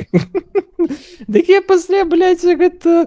У меня, по-моему, да, вот стикерпак заховался с того часу, где-то просто фотка вареника и просто подпись там «Ням». Я ганаруся, что народился у вареніку бабулі. Так. Дарэчы, тут ад гледачоў пытанька наконт відэа пра рэлігію Fallout. Лепей спачатку адкажы, вось, на разбіраць ліць соус і абратна сворачиваць, гэта важней, я лічу. Не, ну по факту я, дарэчы, як сваю вось гэтую булку з мясам ел. Я просто ўзял свой барбекю соус. Я, дарэчы, вельмі раю, хто ў Польшы есть шмат соусаў, але хоча на гэтым эканоміць, замаўляць у аднаго вытворцы літрухі соусаў, там у яго там чувак прадае літр соуса по 12 злотых, там типа сырны, барбекю. Вось, і ты замаўляеш так на Алегро, ну, замаўляеш там на 45 злотых, каб за доставу не платіць, і тебе прывозяць вось гэты 3 баклахі соуса, і іх хапае табе на паўгады, таму што у тебе 3 літра соуса. Так вось, я гэтым соусам барбекю браў, паліваў вось гэтую сваю чаву зверху, ну, і так, типа, нармальна. Вось, але, ну, не ў кожнага дома, вы бачыце, ёсць гэта бутэлька соса, якой ён будзе шаву паліваць, просто каб яна была больш вільготнай. Вось. А ўвогуле наконт разбіраць шаву і ліць соус, вось, Владимир, вось вы знаёмы з творчасцю групы «Казённы унітаз»? На жаль, не. Вельмі шкада. Паслухайце калісьці трэк «Фаршыёб». Я сам вось фаршыёб, я могу паслухаць сябе. Спадзяюся, фаршыёб гэта адсылка на Мэдысона, які трахнуў торт. Толькі гэта песня пра тое, што чалавек трахнуў фарш. Ну, типа такого, менавіта. Пішыце ў чат, у каго было, для каго ж за. Так. А наконт рэлігію Fallout, ну, на самой справе можна было бы калісьці зрабіць відэо з аглядам на рэлігійную сістэму ва ўсіх гэтых папулярных гульнях. У меня нават прэзентацыя была, але з Fallout'ам сэнс у тым, што там усе рэлігійныя традыцыі, якія яны прысутнічаюць, яны не так лорна распісаны, як хацелася бы, і з-за таго, што сам сусвет Fallout'a, ён у шмат чым з'яўляецца такой хутчэй сцёбам, да тому что ну сапраўды Fallout гэта камедыя, да там і рэлігія яна прадстаўлена такім гратэксна-камедыйным сэнсе, як вось гэтыя дрэвапаклоннікі з 3-го Fallout, як царква ну так, але ты хутчэй апісваеш Fallout бесездаўскія. Не, ну бесездаўскі так, адзіна, што там цікавае для апісання, гэта, скажем так, сістэма рэлігійнага культа, вось гэтага майстра з першага Fallout. Так, я вось пра гэта хацеў сказаць. Да, вось яна цікавая, таму што яе там сэнс у чым, што гэта ўсё ж такі такая амаль квазі-хрысціянства, так, то бок з перараджэннем новага чалавецтва і так далей, але яно ведаеш такім з тэхнагнастычным флёрам, Ну так, ну гэта такое цёмнае хрысціянства, таму што там, ну, спойлеры, там, карацей, гэта... Рэлігія стваральніка, за рэлігіяй стваральніка стаіць, ну, уласна кажучы, стваральнік, які па сюжэце камуніст радыкальны, які хацеў усё чалавецтва перарабіць на супермутантаў, каб больш не было войнаў, канфліктаў, усе жылі у міры і спакоі. Так, вось.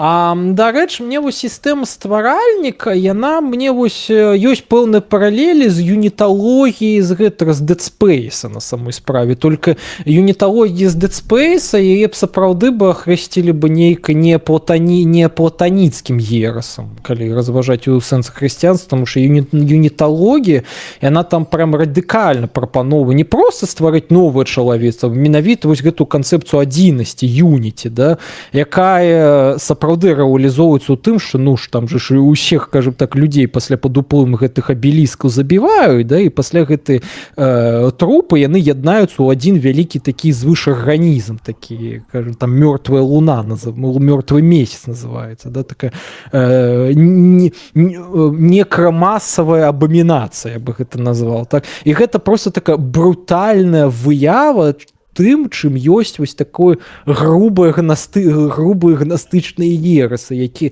адмаўляюць індывідуальнасць на карысці калектыву. І я вось, напрыклад, за гэтага літаральна вось рэлігійныя матывы ў Dead Space люблю больш, чым у іншых такіх гульнях, якія прапаноўваюць типа фантастычны сеттынг. А я ў Dead Space не гуляў асабліва. Калі пра Fallout гаворка, то там яшчэ ў другім Fallout'е можна ўзгадаць гэтае племя Ароя, з якога паходзіць галоўны персанаж. Я, праўда, ну, не гатовы казаць, наколькі там разбудаваная рэлігійная сістэма, але нібыта яна там прысутнічае, там ёсць шаман, там... Яны прысутнічаюць, ну, агулам, типа, у Fallout'е рэлігійнасць літаральна можна падзяліць на два кшталты. Першы кшталт — гэта вось такі родаплемінныя вызнанні, якія там карэлююць з такімі больш класічнымі там анімізмам, там татэмізмам і гэтак далей. Анімезмам, так. А другое, гэта літаральна вось усялякія такія сцёбна-крытычныя інтэрпрэтацыі там хрысціянства і хрысціянскіх такіх сектаў рознага кшталту. Вось. Ну так, у другім Fallout'е зноў ж такі ёсць персанаж у Ньюрына, які спатыкаецца. Такі святар, я, праўда, забыў ягонае імя, і ён проста пастаянна п'яны, і ён выконвае там пару функцый важных, ну, чыста такіх інструментальных, ведаеш, там можна ў яго, па-першае, развесціся. А, дарэчы, так, ёсць царква ў Fallout'е другім, у якім можна ажаніцца, ну, або ўзяць шлюб там, таму што можна не толькі з мужчынай.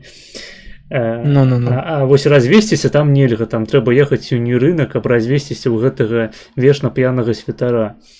А развесціся трэба, таму што там, карацей, сюжэт такі, што калі ты потрапляеш у горад пад назвай Модак, па-мойму, там можна пачаць заляцацца да дзяцей аднаго фермера, ну, такіх дзяцей дарослых, я маю на ўвазе. І або да дзяўчына, або да хлопца. Вось у залежнасці ад таго, да каго ты будзеш заляцацца і з кім цябе застукае іхні бацька, ты будзеш вымушаны ажаніцца на кімсьці з іх у незалежнасці ад таго, якога полу твой персанаж. Вось і ён робіцца аўтаматычна тваім напарнікам, то бок ён уваходзіць у твою банду такую, якая пастаянна з табой ходзіць. Пры гэтым ён не падвышае левелаў, валодае толькі там нейкім ножом ебаным і дохне ад адной тычкі. То бок напарнік абсалютна нікудышны, і ўсе гульцы спрабуюць як мага хутчэй ад яго пазбавіцца. І вось адзін са спосабаў гэта, ну, акрамя таго, што можна проста хуйнуць і пакінуць у пустэльні, можна паехаць вось у Нірына і развесціся. Не, ну вось, дарэчы, такіх прям падрабязнасцяў не ведаю, таму што ўсё ж такі я Fallout 2, на жаль, прям сваімі рукамі не кранаў. Я ўсё ж такі ўсё, што ведаю пра Fallout 2, гэта ўсё ж такі, кажам так, з бочных дадзеных у выглядзе там відэа, там Вікіпедыі і так далей, а так сам, на жаль, не. І у меня просто з ізаметрычнымі Fallout'амі ў свой час быў вельмі кепскі досвед, калі мне было 9 год. Что твой отец сышоў з сям'і да Fallout'а? Сэнс хутчэй у тым, што я просто ў трошку першую згуляў, так? Я просто ў трэці першы згуляў. Пасля мне сябар на дзень народзінаў падагнаў анталогію Fallout'у. Ну, я паставіў себе першы, другі і Tactics.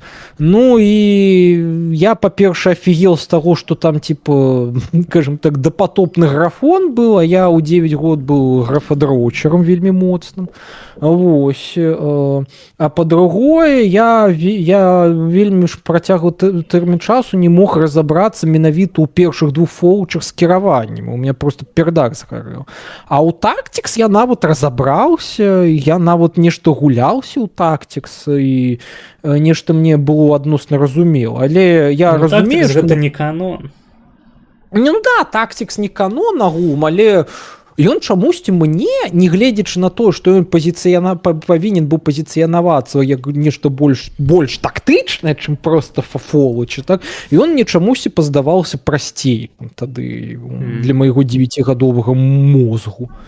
Вось. Ну так, но яно пазней выйшло, таму як бы больш але... так, гулец фрэндлі асяроддзе. Але па ўсім гэтым, напэўна, менавіта за Fallout у меня стало такое трохі крытычнае стаўленне ў гульняў, ведаеш, такіх типа класічных ізаметрычных РПГшак і такіх тактычных пастрылялак ад, ну, таксама з выглядам зверху. Я таму, напрыклад, не вельмі вялікі фанат XCOM-аў і не магу гуляцца ў гульню. Ну, просто мяне не цягне гуляцца ў такі РПГшкі, типа як Divinity Sin 2, чи там Baldur's Gate 3, не ведаю нешта. Ну, Baldur's Gate мне агулам, кажам так, сеттинг D&D класічнага не вельмі заходзіць. Хаця, ну, трэба яго ведаць усё ж такі ў маіх справах навуковых, так, але ён мне нешта не заходзіць. Не ведаю чаго. Але такой факт, што калі выйшаў D&D, я памятаю, ну, твой D&D, Балда 3, я памятаю, глядзеў відосы, нешта я ніколі не падтрымліваў агульную эйфарыю адносна выхада гэтай гульні. Хаця мемы з мядзведзем і, кажам так, коітусам з мядзведзем, гэта было смешна. А я таксама ніколі не гуляў. Я, ў прынцыпе, не вельмі вялікі аматар гульняў пра такую сярэднявечную эстэтыку. Я вось наадварот іх люблю, але я і люблю і сучасныя, кажам так, гульні, фантастыку. Я ўвогуле ў сэнсе сеттынгаў больш прыветлівы, хаця я вось кажу, менавіта сеттынг D&D нешта мне не вельмі. А вось іншыя неяк больш прывабны. Я, шчыра кажучы, увогуле, калі пра гульні, я хутчэй гляджу менавіта на то, што ты там робіш менавіта тэхнічна па механікам, таму што не ведаю, я вось, напрыклад, гонкі не люблю. Ну, не мой жанр ад слова зусім. Я ў дзяцінстве любіў гонкі, таму што ў мяне быў планшет, і там можна было кіраваць вось так, круцячы яго проста ў руках, як стырна. Не, ну у мяне страно было сапраўды. Мне дзед, я памятаю, на дзень народзіну на год 10 падагнаў страно, каб я гуляўся ў гонкі і вучыўся типа кіраваць машынай у гоначках. І тады гэта сапраўды было прикольна, але залік чаго? Просто была нейкая гонка у мяне, дзе яна, ведаеш, що там былі типа яна типа як і гонка і Sims в адным флаконе. Ты типа ствараў там персонажа, набываў хату, набываў там мэблю у гэтай у хату, да, зарабляў грошы за гонкі, ездзіў. І гэта было прикольна, але гэта было менавіта прикольна, таму што там былі хутчэй гэтай Sims механікі, не таму што гэта гонка. Хаця, шчыра кажучы, за страном ездзіць было прикольней, чым на ВСД. Я памятаю, нават на ўражанне ад гэтага папрасіў мне на дзень народзінаў калісьці падарыць такую гоначку, Split Second, здаецца, называлася. Яна тады ж пазіцыянавалася ўвогуле як разрыў шаблону, таму што там была вельмі вялікая гэта руйнаванасць, то бок там выбухалі масты, выбухалі там дамы і гэтак далей. І ты там мог сам падрываць дамы, масты, ну, і такая інтэрактыўная гонка з інтэрактыўнай трасы. Але мне падарылі, у меня гэтая піратка чамусьці не запусцілася просто. Не папартызаніў. Ну да, хаця, хацелася. Ну і пасля гэтага неяк у гонкі не гуляўся, і тады я неяк перасеў больш на онлайн-шутер. На онлайн-шутер, а ў 13-м годзе ўвогуле пачалася мой праклён у выглядзе Докі 2. Блять, я большую частку часу, калі чуў пра Доку 2, думаў, што гэта проста мем нейкі. Ну, пачакай, само слово Дока, што гэта мем, чи так, пра Доту? Я думаў, што Дока гэта нейкая хуйня пра Доту, я думаў, што гэта мем. А гэта, оказывается, нейкая... А, гэта мем? А, окей. Гэта мем, просто у годзе 18-19 да Салав'ёва нейкі прыйшоў, типа, психолог, спецыяліст па відэагульням, і ён пачаў Салав'ёву заціраць, то што ёсць гульня Дока 2, дзе ты можаш расчленяць людзей, удзельнічаць у расчленёнцы, і там ёсць розныя кшталты расчленёнкі. Окей, я абмінуў гэты кавалак вялікай расійскай культуры. Я ведаў, што Дока 2 гэта нешта смешнае, але вось канкрэтна што, неяк я... Там яшчэ гэта спецыяліст, і ён, ведаеш, ён знешне яшчэ падобны быў на Зміцера Лазу, можа, ведаеш, гэтага шансанье расійскага, які сшызел па выніку. Нешта знаёмае, але гэта ўсё нібыта, вось, ведаеш, лор, блядь, у якім могуць разбірацца мае бацькі. Не, ну пра Зміцера Лазу я ўвогуле даведаўся ад свайго, кажам так, сябра, які зараз у Германіі ўвогуле жыве. Типа, ведаеш, мы лазаем з ним у гарах у Дойчланде, і ён мне такі: а ты ведаеш, хто такі Дмітрий Лаза? І пачаў мне лор яго пераказваць. Я такой, бля... Размовы падчас сексу, так. Ну да.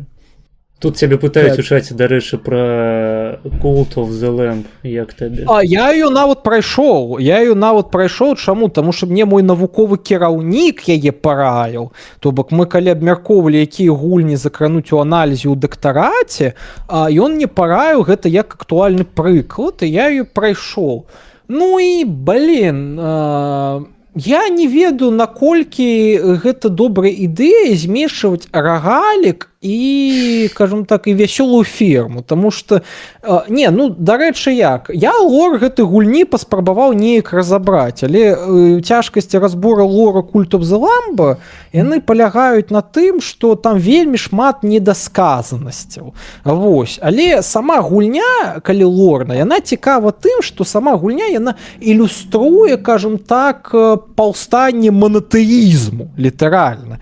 То бок гэта гульня, яна ілюструе то, як, кажам так, сутнасці, якія абагаўляюцца за лік веры іншых людзей, апынаюцца настолькі моцнымі, што яны могуць, кажам так, і з іншымі сутнасцямі, якія знаходзяцца ў такім апафеосе ў залежнасці ад веры, типа пістыс апафеосе, так, могуць змагацца з іншымі сутнасцямі і перамагаючы гэтых сутнасцяў зневяргаць іх у іерархічнай лесвіцы пад сябе і тым самым апынаючыся адзіным галоўным богам. То бок гэта такая цікавая метафора, кажам так, як тэамахія прыходзіць да апафеосу, але тэамахія не нейкіх метафізічных сутнасцяў, а сутнасцяў, сіла якіх залежыць ад веры. То бок у гэтым сэнсе Cult of the Lamp ён цікавы, да?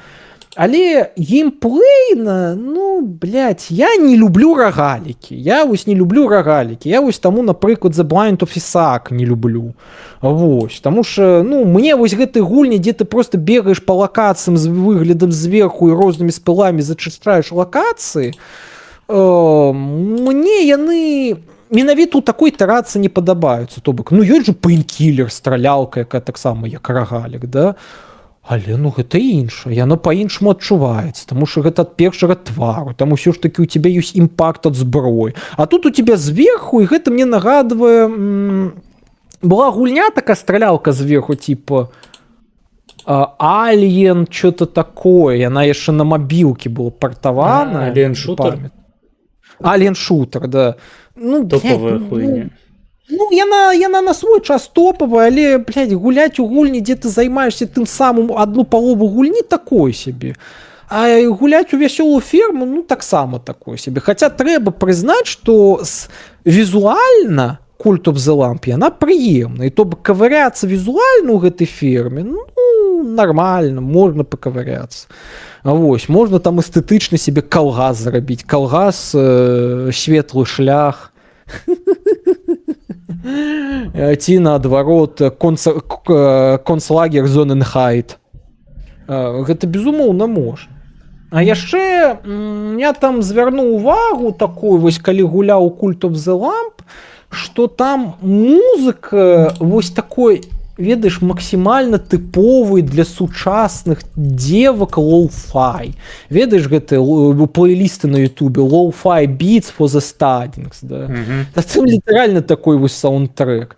І не сказаць, што ён раздражняе, але, ён там выглядае адносна таго, што адбываецца, неяк соева, што ли.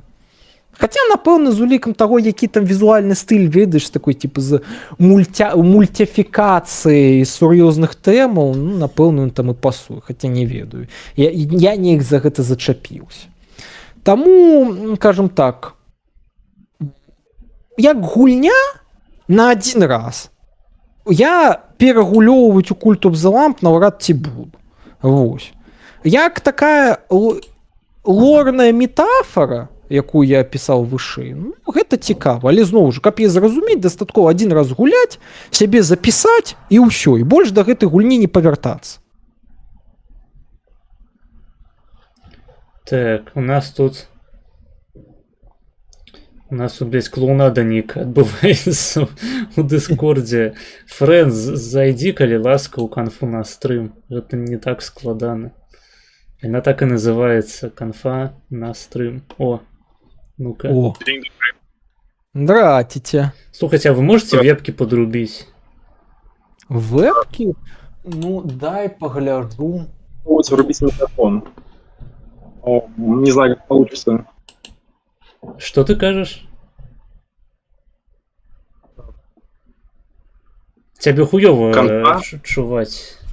Так, я, калі што, падрубіў. Дарэчы, гэта, походу, першы стрым, дзе я нарэшце заюзаю сваю новую камеру.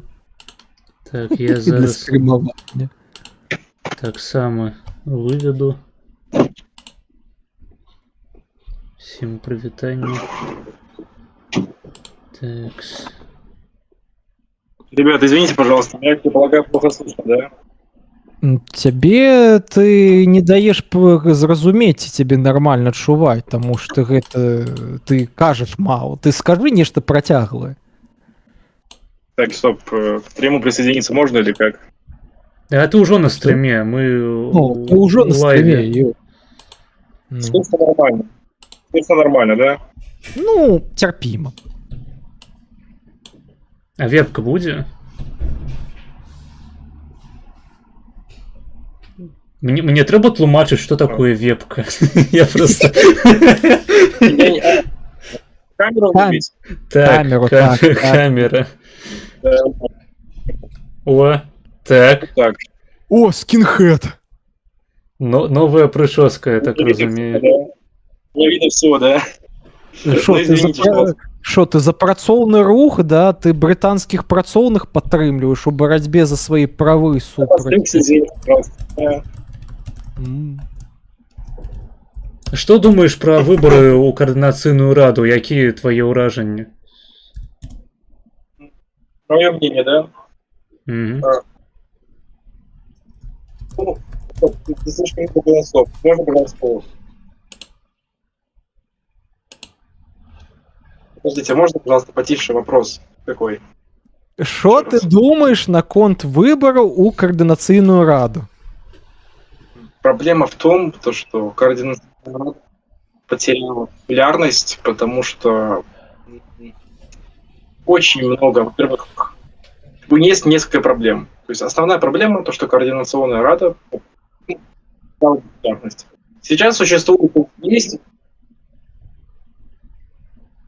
грустно.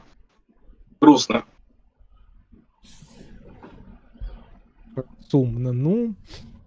Быває. Я, до речі, вам би, спадар, були кандидати. Да, нормально все. Спадар були кандидати. Я би вам би порадив би все ж таки казати ближей до телефона, тому що у мене відчування, що ваш голос трохи з'ядається. Тому що, да, у вас... Хорошо, походу... раз, два, три. Що? Супер. Ну, так лепей, так. У прынцыпе, вось табе трэба задумацца над тым, каб падрасціць сабе пуза. Таму што калі бы тебе было пуза, можна было просто на пуза пакласці тэлефон.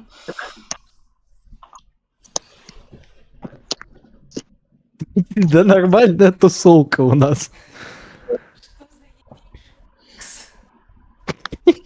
Ну, гэта вышэйшы гуманоідны савет пачынаецца, то бок гэта сапраўдная рада. Вось ты зараз, Олег, ты патрапіў у сапраўдную раду, дзе прымаюцца ўсе сур'ёзныя рашэнні па эміграцыі беларускай. Гэта была штучная рада, там латушка, мы аддалі латушку, усё, каб нам гуляўся са сваімі пакемонамі. А тут прымаюцца сапраўдныя рашэнні, вырашаюцца лёсы краіны. І ты сюды патрапіў. Так. Мне кажуть, латушка, пердушка упаду. Говорят, все затормаживают, не понимают, что происходит. У тебя интернет, походу, лагає, коли ти кажеш, що тормозить, тому що у нас... Стойте, попробуй сейчас. У меня Wi-Fi был. Ну, походу, у тебя интернет лагає, тому ты это... А у тебя комплюхтер есть? Компьютер. Ноутбук есть, iPad есть. Ну, вось лепей бы ты з іх зайшоў, таму што... Раз, два, три. Ну, мы это чуем. До речі, спадар кандидат, у вас же ж ёсць же петлічны мікрафон, здаецца. Можете яго карыстаць перыядычна для таких... Мікрафон. Есть. О, так вось, возьми, так, прычапі яго там да носа сабе, ці куды яшчэ. Давайте попробуем сейчас. Давай.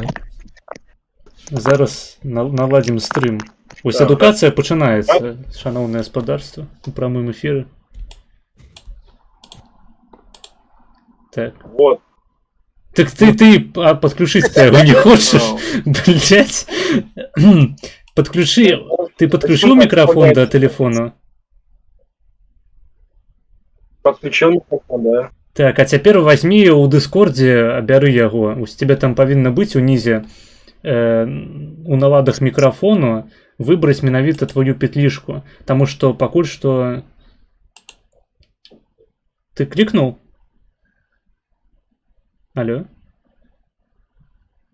Да, вот. Ну нихуя. Мы чуем цябе так, быццам бы ты ўсё яшчэ записываешь просто на мікрафон у тэлефоне. А табе трэба зрабіць, каб мы чулі цябе праз петлішку твою.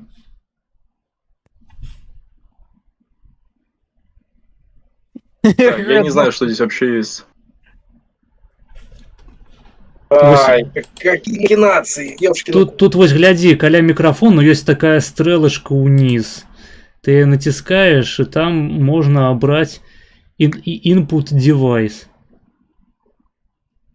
Дарэчы, блядь, а оказывается... Так я же набрал. Слухайте, а вы мяне нормально чуеце зараз? Ну, цябе я нормально чую. Просто у мяне ў наладах таксама стаіць, блядь, Windows Default мікрафон. Вось. Калі я зараз вось так зраблю, будзе лепей. А ты не мог это зрабіць раней, таму што ты ўвесь час разбаўляў з дэфолтнага мікрафона, які быў у тебе заўсёды, а зараз у тебе нейкі ультрачысты мікрафон. Ну так, ну я просто проебаўся, але на стрым-то я выводжуся са свайго мікрафона. Але шчыра кажучы, у тебя з гэтым мікрафонам у тебя по часам словы з'ядаю, то бок з мінулым у тебя словы прыносіць. Блядь! Не, ну я не ведаю, як гэта вырашыць, таму што гэты верталёт прыйшоў на стрым таксама перад дзеўшкай. Вось зараз я тебя ўвогуле не чу, таму што тебе палову фразы з'ел фільтр Дыскорда. Сука, блядь. А нібыта выключаныя ўсе гэтыя. А вось калі так? А вось так нармальна, здаецца. Вось так нармальна мяне чуваць? Так. Бля, походу наадварот у Дыскордзе, калі ты уключаеш фільтрацыю, яна знікае. Походу багі нейкія. Да пиздец. Але вось мы нават і зараз знайшлі, што ў мяне мікрафон быў неправільна ўключаны. Там трэба просто стрэлачку каля мікрафону, input device і инпутаешь свой девайс. Капец, у вас стримы происходит. Welcome to the club. Просто мы говорим, а эхо там на 5 секунд растягивается. Ну, гэта у тебя интернет лагае. Это страх, это просто страх. Опа. Так, хто тут яшчэ долучыўся? Ну-ка. Ведабомж. Ой, блядь. Это кто? Богатый образованный житель России, бомж. Ведабомж. Ведабомж, хто ты? Добрый день, мяне чуваць. Так. Чуваць. Нарэшце, наша жыдоўская рада сабралася без стрыма, каб абмеркаваць здарэнне таго, што адбылося як бы па выбарах. Каб абмеркаваць здарэнне Олега Фрэна з Лізай Пракопчук. Я ўсіх нас віншую з паспяховым выкананнем аперацыі Фрэн і прасоўваннем нашага кандыдата Лізы Пракопчук у шэрагі ворага.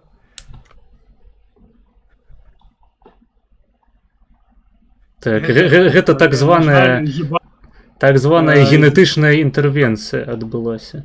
Так. Понимаете, юридически, по-моему, в юридическом плане такой гибридной оккупации не существует, блядь. Есть просто оккупация и интервенция. Тут легче говорить интервенция, чем гибридная оккупация. Ведаешь, Олег, вось ведаешь, что такие оккупант? Оккупант — это той, хто окупае стрым. Так сказать, окупай, педафіляй, цесак ухваляй. Дарэчы, Олег, як ты ставішся да ТСК? Гэта заблакавала. Олег, як ставішся да ТСК? Вось ты калі подключыўся адразу, я подумаў, мабыць, гэта нейкі ягоны дзіцёнак, калі... Я знаю, что ТСК, да.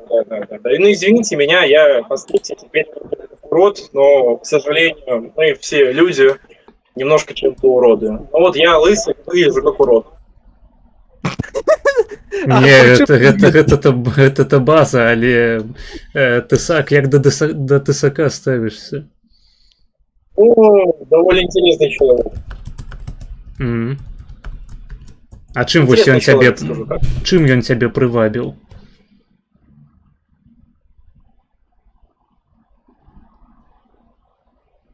Ну, блин, ребят, давайте, пожалуйста, меня не будете, у меня немножко комплексы.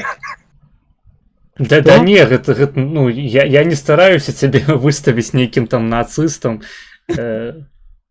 Можаш просто... Я, напрыклад, таксама лічу ТСК цікавым чалавекам. нягледзячы на тое, што там погляды мне яго часткова не падабаюцца. Ну шо вось акупай педафілія, яно табе падабалася? Такие новые термины. Блин, ну, честно, я человек, который интересовался другими вещами. Я знаю, что Тесак интересный человек тем фактом, то, что, ну, находил педофилов и насиловал. Ну, типа там, ну, как Ной, когда евреев вел по пустыне, он говорил, глаз за глаз. Почекай, Олег, Не знаю, Олег, был бы иудеем, вось про... может быть, попал бы в рай. А про гвалт тысаком педофилов это ты... Я не читаю, я не Откуда читаю, ты? что всегда насилуют насильников, но формально, я думаю, то, что если был бы Бог иудеем, который жил бы только по Торе, где говорится глаз за глаз, формально, может быть, он попал бы в рай. По Торе чи по законам Хамурапі? Ось як ти думаєш? Ось... Не суть. Не, да, блядь. Пачакай, вось глядзі, калі браць заканадаўства старазапаветнае, то бок юдэйскую Тору, і браць заканадаўства Хамурапі, якое ты лічыш пасавала бы лепей да Беларусі у сэнсе стасункаў сексуальных, то бок ці павінны мы вось гэтае правіла вока за вока з хамурапаўскага заканадаўчага зборніка выкарыстоўваць у Беларусі ці з юдэйскай Торы, і абгрунтуй чаму. Честно, ребят, я плохо слышу вопросы, потому что пропасть капец. Карацей трэба вось ражкоў не расцікацца дрэвам, блядь, на 4000 знакаў, а каротка, блядь, так, не, як у арміі. Ну окей. Хамурапі, гэта база? Кринж.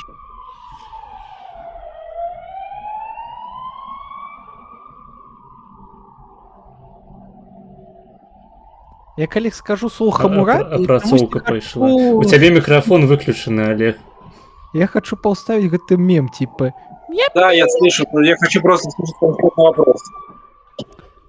Хамурапі, база?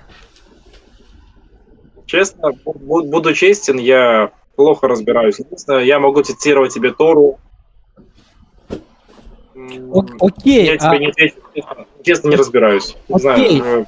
А беларускія законы павінны засноўвацца на Торы ці не?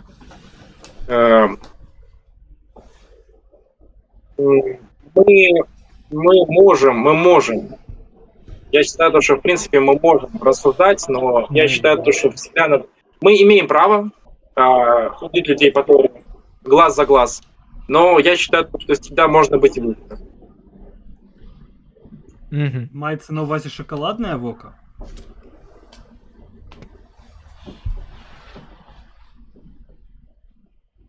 Ну, ладно, шоколадное яйко. Киндер-сюрприз.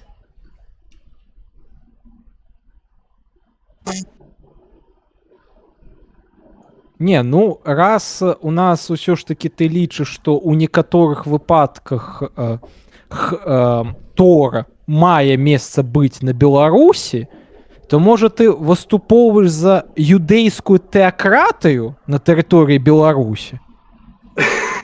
Нет, я не выступаю за иудейскую. Я считаю, что, в принципе, теория типа глаз за глаз, она, в принципе, адекватно звучит, это нормально. Но я считаю, что, например, надо все-таки как-то быть более гуманнее. То есть я считаю, что мы имеем право, но надо быть всегда выше. А ты хотел бы, каб Беларусью кіраваў Папа Рымскі? Только белорус. Я верующий и либертарианец. То есть, как бы я хочу жить в рамках, но я против того, чтобы такие рамки навязывались другим. Потому что мы должны сами к этому приходить. Есть у нас один либертарианец, зараз я его тегну. Глядзі, просто чаму пытаю. Вось ты кажаш, каб не былі знешнія рамкі. А вось калі б у нас был бы свой уласны Папа Минский. Блин, понимаешь, я считаю, что религия и государство должны быть разными вещами, и я, хоть верующий человек, считаю, что должна в первую очередь быть свобода людей, и человек должен сам выбирать свой путь. Третий, так, все правильно. А ось тебе, дарэчы, хуёва чуваць Я знаю одну либертарианку, ее политика заключается в том, чтобы легализовать оргии, и это не программа, я считаю. Гэта ты про Лизу Прокопчук? Я не говорю про кого, я говорю то, что знаю одного такого человека. Магчыма, мы ўсе яе ведаем. Ну, молчи. Ну так, гэты оргии, калі ўсе будуць удзельнічаць, то... Я считаю так, что в будущей Беларуси мы должны стремиться к тому, чтобы люди искали свои белорусские корни, и среди всех будущих мигрантов 90% были белорусы. Чтобы искали свои корни там дедушек, бабушек, вот именно с Беларуси по программам репатриации, да? Чтобы у нас было 15 миллионов. Чтобы сделать Беларусь той страной, чтобы белорусы, ну вообще, если люди хотели сюда попасть, мы должны дать либертарианский пакет. Но когда наши либералы или центристские либералы говорят за какую-то либеральную политику, которая не является либеральной, это смерть. Я считаю, что мы должны легализовать аборт. Я считаю, что можно легализовать эвтаназию. Я считаю, что проституция должна быть легализована. Духовно. Олег, а вы як прадстаўнік тэакратычнага лібертарыянства, можете, калі ласка, сказаць, распавесці нам пра сваё стаўленне да увогуле усяго гэтага праклятага немагчымага тыпу проста з кропкі гледжання вас як веруючага іўдэя працэса, які адбываецца у чаце базар. Занадта доўгае пытанне, усім похуй уже. Ну, извините, тогда уже все. Так, извиняй, иди нахуй, блядь. Контекстное в окно было пераполнено. Формулюй пытанне хутчэй. Вось Рашкоў навучыўся, а ты давай практыкуй яшчэ. Можно, пожалуйста, вопрос задавать уже, я готов отвечать. Конкретно. Да, можно, калі ласка, уже пытанне, а не тырады свои ебаные, блядь, проповеди. Окей, калі новый пост в наступе Френа? Я не знаю, что это за канал, я к нему отношения не имею. Але ён тебе падабаецца?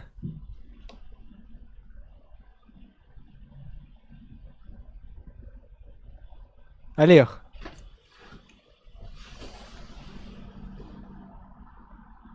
Олег.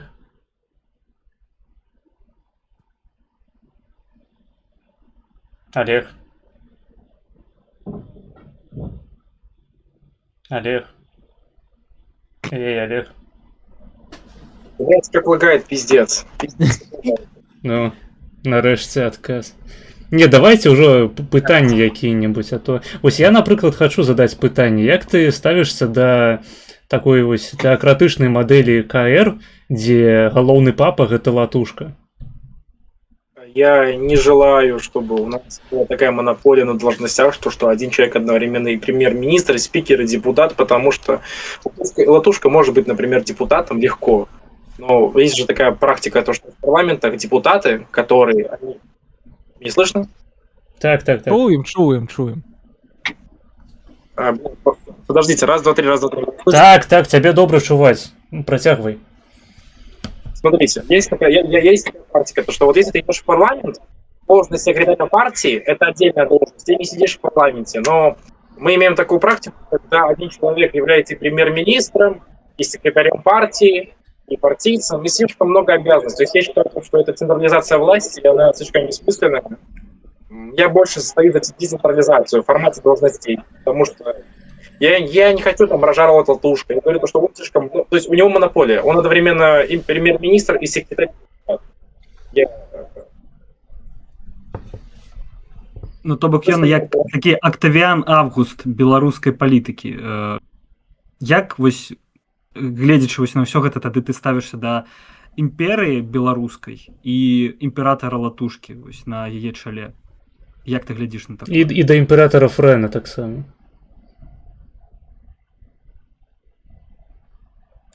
Ну, як намесніка.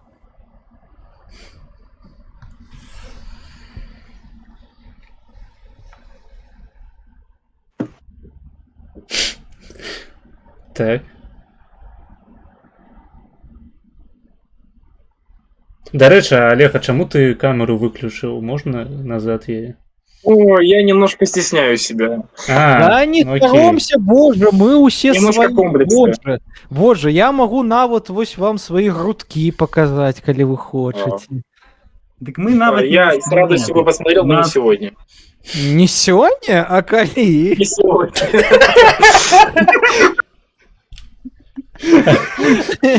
Поза стримом, так, Так, у кулуарах. Кулуары белорусской политики. Надо больше позитива, ребята, больше позитива. Ну так мы позитыўны. Дарэчы, наконт пазітыву. Бодипозитивные. Да, бодипозитыў. Вось ты казаў Лизавете Прокопчык, што пазітыўна будзе адказваць на твои посты база. А чаму гэта пазітыўна? Смотри, я ей высказала то, что как бы, ну, я как-то, знаешь, вроде как, ну, блин, я хотел просто как бы развивать такой мини-диалог, как бы больше позитивный. Но формат такой, типа, то, что, ну, я как бы обосновываю тот факт, что я считаю то, что вот как таковой национальную теорию, то есть русский как национальный этноним появился вот именно как раз в Советском Союзе. Процесс начался в 1917 году, закончился в 1936. Я считаю то, что как бы она даже такой тезис не рассмотрела, не почитала, и как бы для нее, то есть базово, типа, ну, я такое осуждаю. То есть у нее какие-то такие самые минимальные ассоциации, типа, что такое детский сад. Хотя как бы я обосновываю теорию, как бы, мне вот, например, «Свобода Смоленск» есть целый такой даже ролик. Но она даже, ну, типа, я не знаю, ну, типа, она как-то базово считает, что такого быть не может, какая-то хуйня, ну, типа, не знаю. Ну, яна просто не разбіраецца ў тэме. Тут, дарэчы, прасілі удакладніць, да якой канкрэтнай канфесіі ты належыш. У тебя проел микрофон. У мяне? Ага. Стыдно и больно. Блять, выбачаюся. Яшчэ раз паўтару. Просяць вызначыцца Олега з канфесіяй.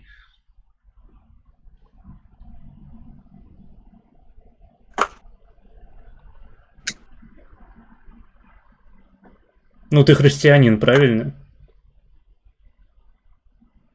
Я униата. Я сейчас очень близко стою. Изначально хотел принять римо-католичество. Вот сейчас, после того, как в Беларуси было принято... Ну, у нас, получается, за год было 6 греко-католических приходов. У нас все их закрыли, и последний приход в Бресте, самый крупный, был закрыт судом по причине того, что якобы греко-католическая церковь угрожает национальной безопасности. Я как бы хотел принять римо-католичество, но я буду принимать греко-католичество, потому что если для них униатская церковь угроза безопасности, тогда я приму эту церковь. То бок, Олег, можна... Это все христианские конфессии, ребята, прошу внимания. Як вайб християнина, ці вайб уніята, так? Не, гэта трэба тлумачыць, што такое вайб. Давайте я донат зачытаю. Донат ад спадара Срэна $1 піша, што ў беларусіяны на уме, то ў Фрэна не суть. Ну, вось ёсць і такое меркаванне. Тебе зноў з'еў мікрафон.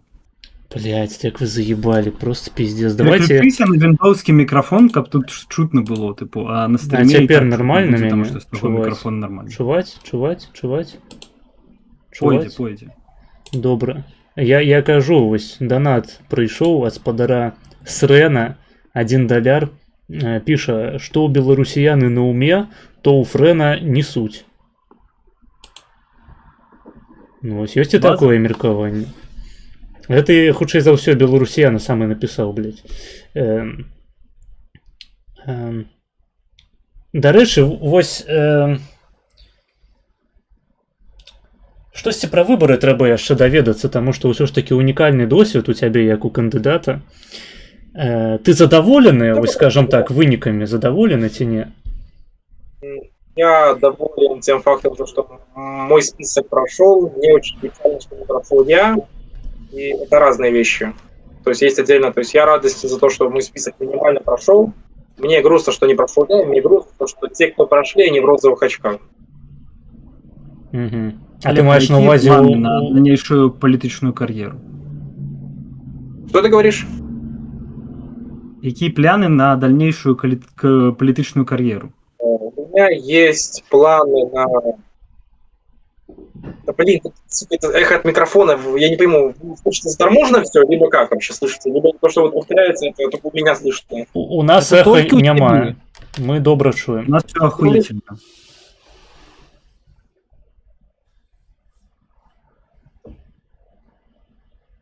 Мы слухаем, Олег. Почекайте. Я первый раз говорю. Вы это слышите, либо вы слышите, когда это через пару секунд? Ну вот зараз. Так. Зараз почули, да? Так. Слухай, а у тебя стрим не открыты вось недзе побач, потому что... У меня есть планы на обучение минимально, у меня есть планы на блогерскую деятельность, у меня есть планы на спортивную деятельность. Я участвую не в одном проекте, и я предполагаю то, что меня еще вспомнят. Если все будет, как я полагаю, меня еще вспомнят. Это первое.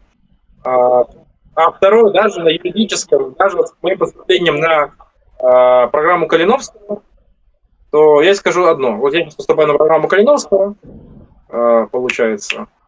Через 2 года, дай бог, мне дадут академический отпуск на годик. Я буду очень счастлив.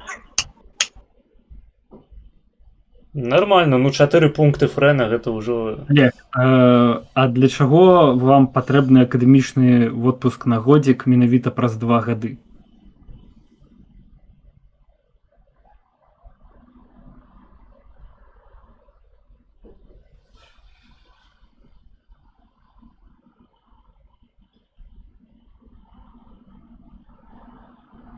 Видите, такі вайб интернета Белпак. 2008 года. Блядь, ну хрен это, блядь, хуйня. Я сейчас злюсь. А что такое? А что такое?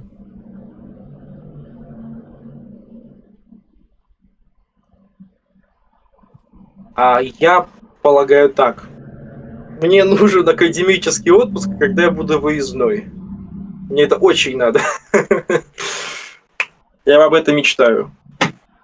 А что, куда ты хочешь поехать? Хочешь поехать в Нямецчину, на горы поглядеть? Я не могу разглашать. В перспективе я даже не смогу сказать. Так, ты упэўнены? А ты упэўнены, что эта информация не валяется ў адчыненых чатах? Солоденькі. Ну, блин. Ты, калі нешта кажаш, аб гэтым не трэба разгалошваць, ты аб гэтым, блядь, не пішы ў публічных чатах. Так, хорошо. Молодец. Ось адукацыя. Постараюсь. Ремнем посраться. Ось тут пишуть у чаце, пытаюць на меркаванне Олега, чаму ягоная фракцыя пацярпела паразу.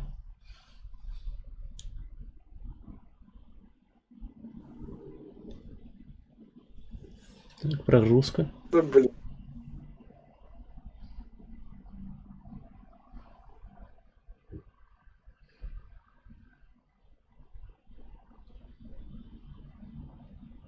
Мой личный косяк. Твой? Ой, а у чым ён праяўляецца?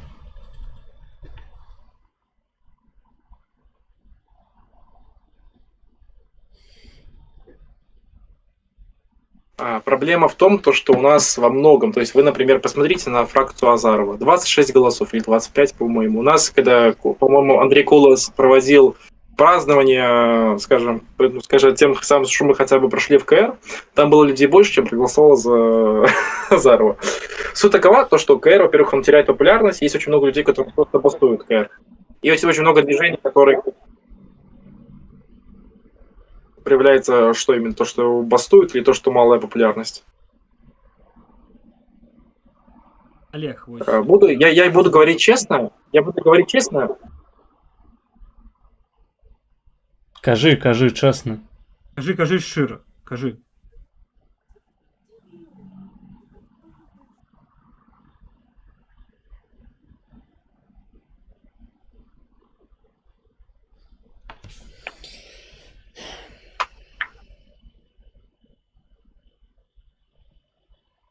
У нас есть политические движения двух типов. Те, которые КР-штаб. Есть у нас два политических движения. Это те, кто за КР и штаб, и те, кто без КР и штаба. И на самом деле вот эти два политических течения, они прям конфронтуют между собой. Это факт.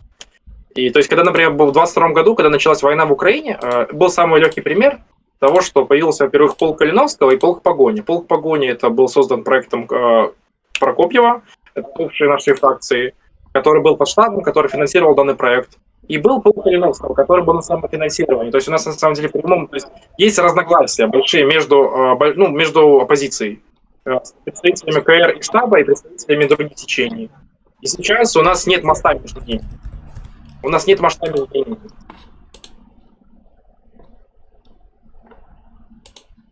Олег, а падкажыце, калі ласка, вось мы бачым, што беларуская палітыка ўсё больш і больш дрейфуе вось гэты бок дэградацыі. Як вы ставіцеся да такога з'яўлення, як ChatGPT, і што ён робіць па вашаму меркаванню з мазгамі людзей? І ці ёсць месца для яго ў палітыкі?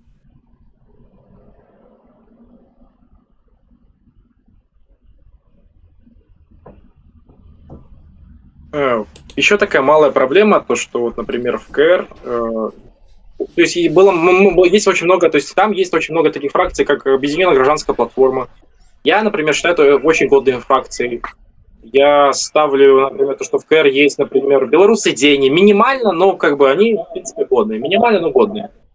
У нас есть много фракций, но на самом деле у нас просто Латушка, я не знаю, у него очень хорошая команда, за счет чего в КР на самом деле очень много голосов получает вот именно он. И очень много есть фракций, которые тоже как бы за него. И независимо какой будет съезд КР, есть коалиция.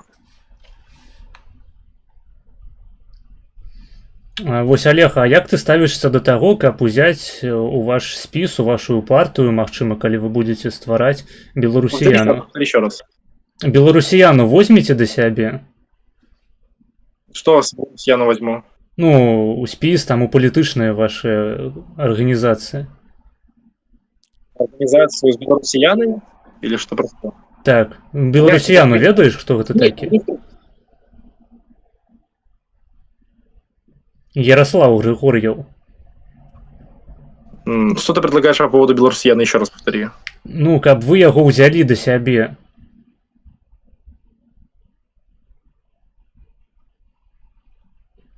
В будущих выборах или в команду, ты имеешь в виду? У команду.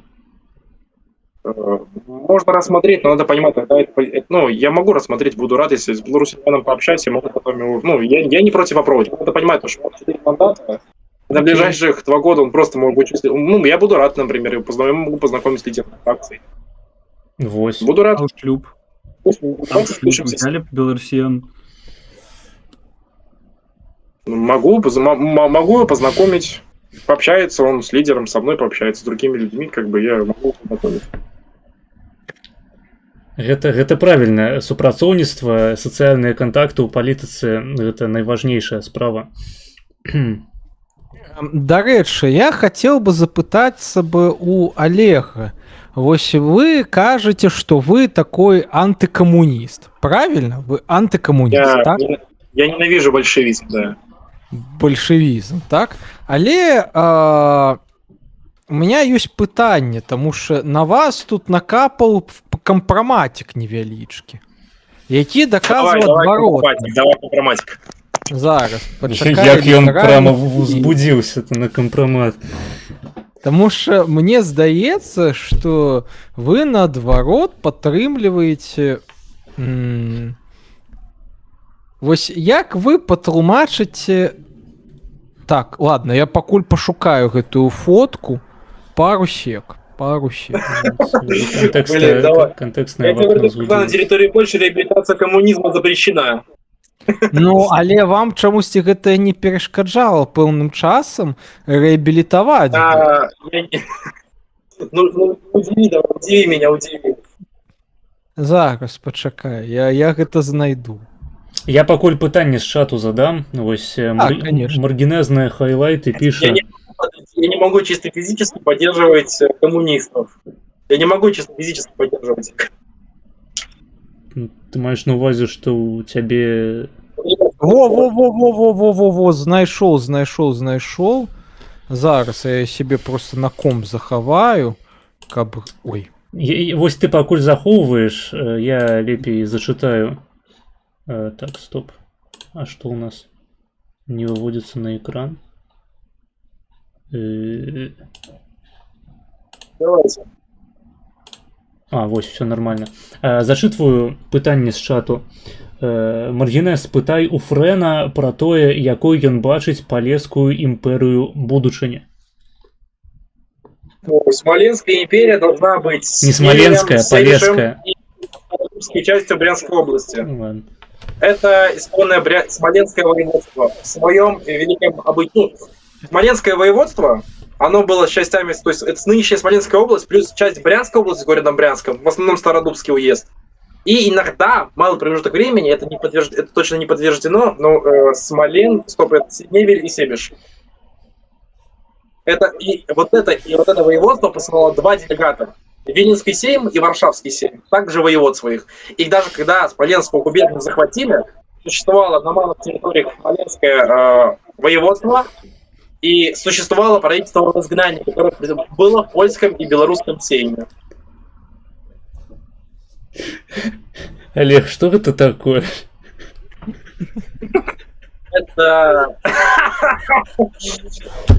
Это мандат. Мандат? Ну, у тебя мандат. Это ты. Я понимаю, у меня есть как бы оригинальная фотография, но я не хочу это показывать, потому что это бред. А может, потому что это оригинал? Пиздец, блядь. Это же не оригинал. Схавайте, это не... я осуждаю, реабилитация, блядь. Это такое чувство, реабилитация коммунизма. Все, это жахливо. Слушай, я бы тебе показал... 6 миллионов поляков у Катыни, блядь, як можно. Ой, так это же не просто большевизм, это большевицкий фембоизм. Это транскоммунизм. Не, дарэчы, фембо вы ведаеце, існаваў такі антыкамуніст Анруа Фембо. Я раю яго пачытаць. Имитация биполярный коммунизм, биполярный транскоммунизм.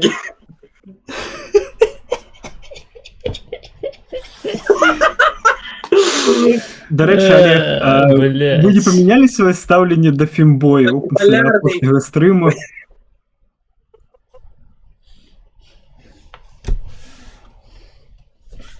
Секунду. Почекаємо, ChatGPT відказує.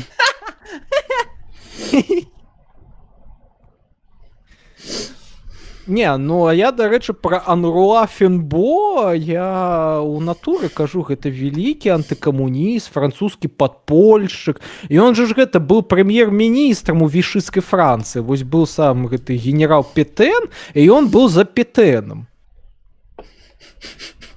Олег Петен, блядь. Какая разница, ребят, блядь, геи, не геи? Да пусть они живут. Что вы так, чё вы как не люди реально? Вот ты живешь в многоквартирном доме, там по-любому в твоем доме, в котором ты живешь, вот по-любому кто-то долбился, будем реалистами. Так. Будем реалистами, у нас тут нават у чаце на 4 чалавекі 100% хтосьці долбился. Вось, дарэчы, так яно гугліцца. Вы можете загугліць, і вам там выйдзе, типа, гэта, скажем так, полюбоўнік маршала Петена.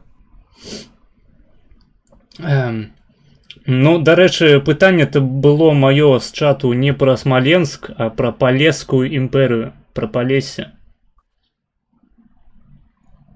Ребят, давайте какие-нибудь годные вопросы, потому что ходить вокруг да около, это же не сильно. Ну так, вот про Полесскую империю уже целые лекции были. Это патлумачано, все было, як казаў Пазняк, усё гэта, так бы мовіць, зафіксавана у інтэрнэце, можете знайсці.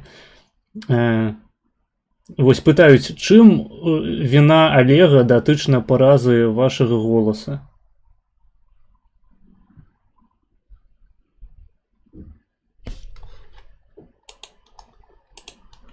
Смотрите, вот Беларусь. Русь делилась на колонию и исконную. Понимаете, вот есть колония, вот греки, которые крестьяне. они вот принесли с собой термины «малое» и «великое». На греческом полуострове Пелопоннесе расселялись первогреческие племена. Нынешние греки делились, типа, вот я из такого племени, я из такого. Там сформировались уже все целые греки. А на территории Сицилии и Крыма, для примера, это считалось Великой Грецией. То есть там уже расселялись уже готовые греки. На территории Руси считается, что по одной из версий, то, что славяне, возможно, славяне делились на Балто-Подполесье. Хотя фактически, вот первые славяне были в районе Бреста и Пинска. И тогда уже на территории всего Полесья, белорусско-украинского, сформировались первые княжества. Туровское, Волынское, Киевское, Черниговское. Вот эти все княжества, они находились на Полесье. То есть их назывались Малой Русью. И фактически эти территории, Великая Русь, остальная вот Россия, вот в России, вот все, что вот не Беларусь и Украина, эти территории отличались, потому что территория России была дикая степь. Даже российские историки делили Русь юго-западную и северо-восточную, понимаешь? Потому что северо-восточных там ничего не было. Это была дикая степь. Понимаешь, дикая степь, там были холодный климат, это другой. И Полесье, которое называлось Русь, а варяги называли ее Дарикия, понимаешь? Дарикия. І ў гэтым вінаваты Олег Фрэн, правильно? Потому что, ну, про гэта было пытанне. У чым заключаецца віна Фрэна ў паразе нашага голасу? Ну, я разумею, што ты вырашыў здалёк пачаць, але я адказу так і не пачуў. Я тут, карыстаючыся магчымасцю, хачу задаць пытанне да Олега. А ці ведае Олег такога знакамітага беларускага гісторыка, як Роман Кунігас? Таму што я вось зараз вывеў яго мапу. У яго, дарэчы, вельмі класны канал ёсць у Тэлеграме. Ён невялікі, але ён туды піша класныя гістарычна-аналітычныя заўвагі. І ён, напрыклад, вось маляваў вось то, як вось пра што ты і казаў, як з Палесся пачыналася каланізацыя на ўсходнія там землі, на тэрыторыю Расію, славянаў. Я вось вывеў гэта на экран. Вось. І ён гэта першы ў сучаснай гістарыяграфіі Беларусі абмаляваў гэта, каб пасля гэта, ну, можна было ў атласы будучай Беларусі рабіць. Гэта вельмі годный контент. Давайте, пожалуйста, когда будем задавать вопросы, мы будем по очереди. Выключим все микрофоны, каждый по очереди включает микрофон и задает вопрос. Потому что сейчас вот это эхо. Я к черту это драл все. Я один кажу. По очереди отрубать микрофон, задавать вопросы и выключать микрофон. Олег, рэха только у вас. Выключайте голосы у голове Фрэна, выключите микрофоны, калі ласка, а то ўжо неяк зусім няёмка. Ну, так ці інакш. Вось ёсць канал Романа Кунігаса, вось мапа. Можаш пракаментаваць вось гэтую мапу, калі ласка?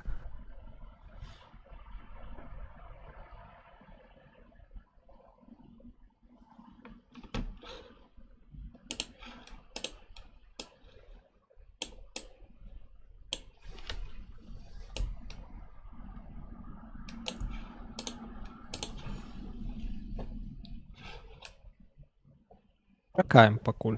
Ну, с этой картой я согласен, но с этой картой я согласен, потому что, смотри, по факту, что на Полесье появились первые славяне. И вот именно там появилась вот эта первая Малая Русь. Вот именно то, с чего все начиналось. И остальная территория называлась Великая Русь, потому что, ну, то есть велика в смысле большая. Нет такого белорусского слова, как на старославянском белорусском языке слово «великое». Есть слово «большой». Великий, большой. Великий, дякуй. Не какой-то там с неба дякую тебе, вот именно большой дякуй, понимаешь? Но нету такого слова «великий» в славянском языке. Вот великий князь Литовский. Я не знаю, вот в белорусском языке есть ли такое слово «великий». Я думаю, что «великий» — это как-то другая интерпретация. Потому что великий князь Тверской, Великоруссия, великий князь Киевский, понимаешь? Ладно, не Киевский, а вот было Великое княжество Тверское, Великое княжество Литовское. Что значит слово «великий»? Это слово, которое интерпретировалось по-разному. А в русском языке слово «великий» обозначает там, вот, ну, вот, то, что мы понимаем. А в белорусском это обозначает слово «большой». Это разные слова. То бок правильно сказать. Тихо, почакай. То бок... Я вось скажу лепей. То бок правильно казаць «большой князь Литовский». И вот есть слово «великий» и «малый» принесли греки. И вот есть такой термин, как Великобритания. Великобритания обозначает, по-моему, большой остров.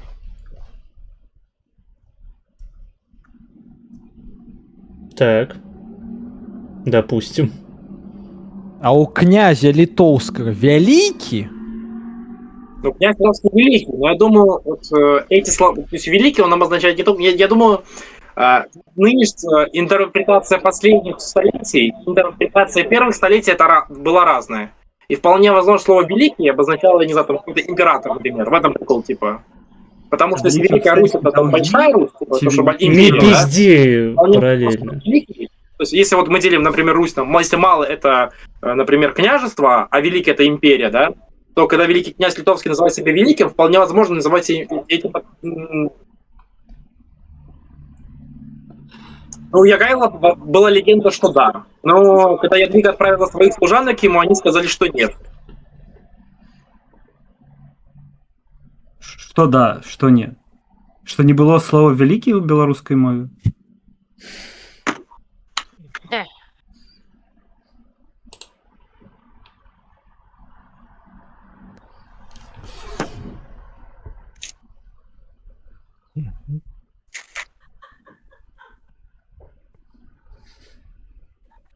Не, ну, мы почакаем. Частью империи, например.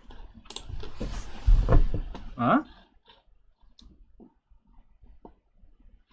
Если вы знаете, конечно, эту легенду про Ягайла и очень большой гак.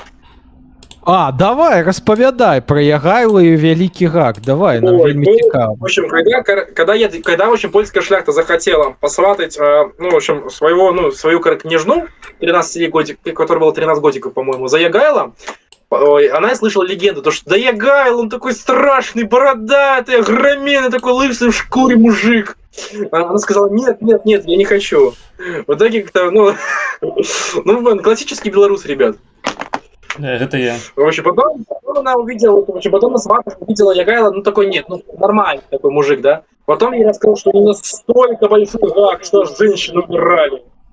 И она в итоге испугалась, снова захотела жениться и отправила своих служанок проверить, действительно ли у нее такой большой гак во время купаний. А служанки, ну пошли и посмотрели, когда он мылся, на самом деле гак даже меньше среднего.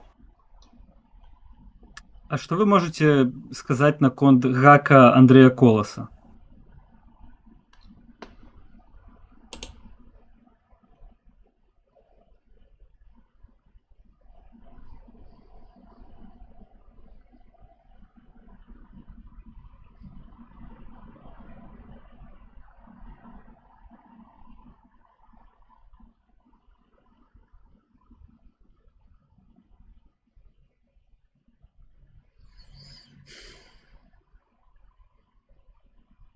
Долго думать приходится, значит, великий, большой, выбачаюсь.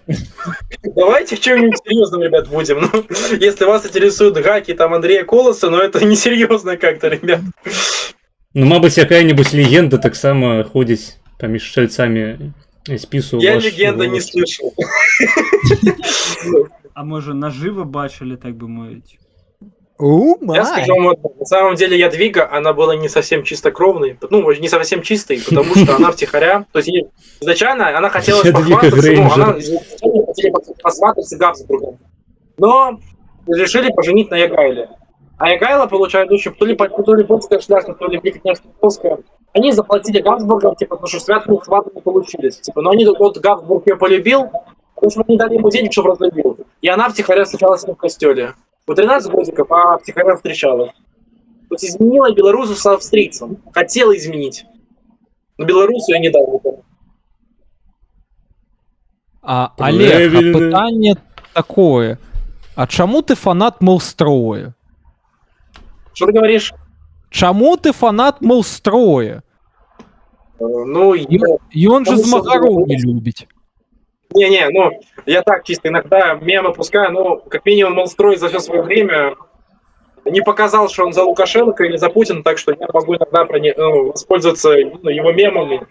Да и тем более, как бы, он белорус сам по себе, из Гомеля, или Жлобина. А калі я тебе скажу, что ён назваў усіх змагароў гэтымі поганымі экстрэмістамі і кепскімі людьми, ты больше не будешь кидать з ним мемы? Я больше не буду делать с ним мемы. Правильно. Таму что ён так казаў, мы гэта лёгка гугліць. Ёшки, все. Ребята, мемы с Малстроем у меня закончились. Ты, блядь, обрубіў палову медыйка ягонага каналу, што ён цяпер будзе пусціць. Олег, вось апавяртаючыся да Ядвігі, якую вы назвалі расава нечыстай. Вось, мы вучымся ў гісторыі. І цяпер, пераносячы вось рэальнасць нашу, ну, гістарычную на КР, у нас таксама ёсць расава нечыстая кандыдат, не будзем называць імён, таксама жанчына. І ці можам мы вось гэты саюз расава нечыстай жанчыны і Андрэя Коласа, як нашага сучаснага Ягайлы, лічыць, ну як бы гэта сказаць, з кропкі гледжання тэалагічнага лібертарыянства дапусцімым. Я делал в телеграм-канале. Ну, это такая оговорка была, типа, она, в смысле, она была нечистая просто, потому что она, получается, мы Габсбургу дали бабла, чтобы он, получается, разлюбил ее, а он тихоря с ней встречался в костеле. А ты мог бы за бабло разлюбить? По чарзе, калі ласка. Ну, блин. Я разумею, шмат пытанняў. Он пообещал, я с ней встречался в костеле, получается, в Варшаве.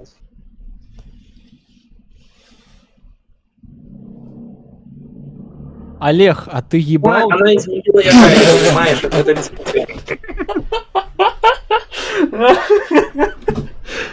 Так, а что наконт расово нечистой Ядвиги? Вы б трахнули расово нечистой Я Ядвигу? просто нечистая, ребята. Я ее осуждаю, потому что она изменила Ягайле с Габсбургом. А мы дали Габсбургу бабла. То ли польская шляхта, то ли литовская. В общем, дали бабла, чтобы он Габсбург от него не трогал. А он тихоря с ней встречался. Это беспредел. Камсморгом. Габсбургом. Это пирожное такое? Есть же пирожное, эклер, типа Камсборг. Блин, это типа из рубрики «Салат Цезарь», «Торт Наполеон». Ну да, только ты ведаешь, як яно ўтвараецца і чаму эклер Камсборг, он такі прадаўгаваты, і там абавязковае вяршковае начыненне. Ты ведаешь? Давайте это серьезно, ребята, блин, я уже сколько раз это говорю. Добра, давайте до серьезных пытанняў. У каго гак больш? У Лизы Прокопчук ці Андрэя Коласа? Давайте не будем говорить о гаках, ребят. Мы культурные, мы интеллигенты. В будущем нам всем воевать, освобождать Минск, ребят. Давайте будем серьезнее. А твой дед воевал?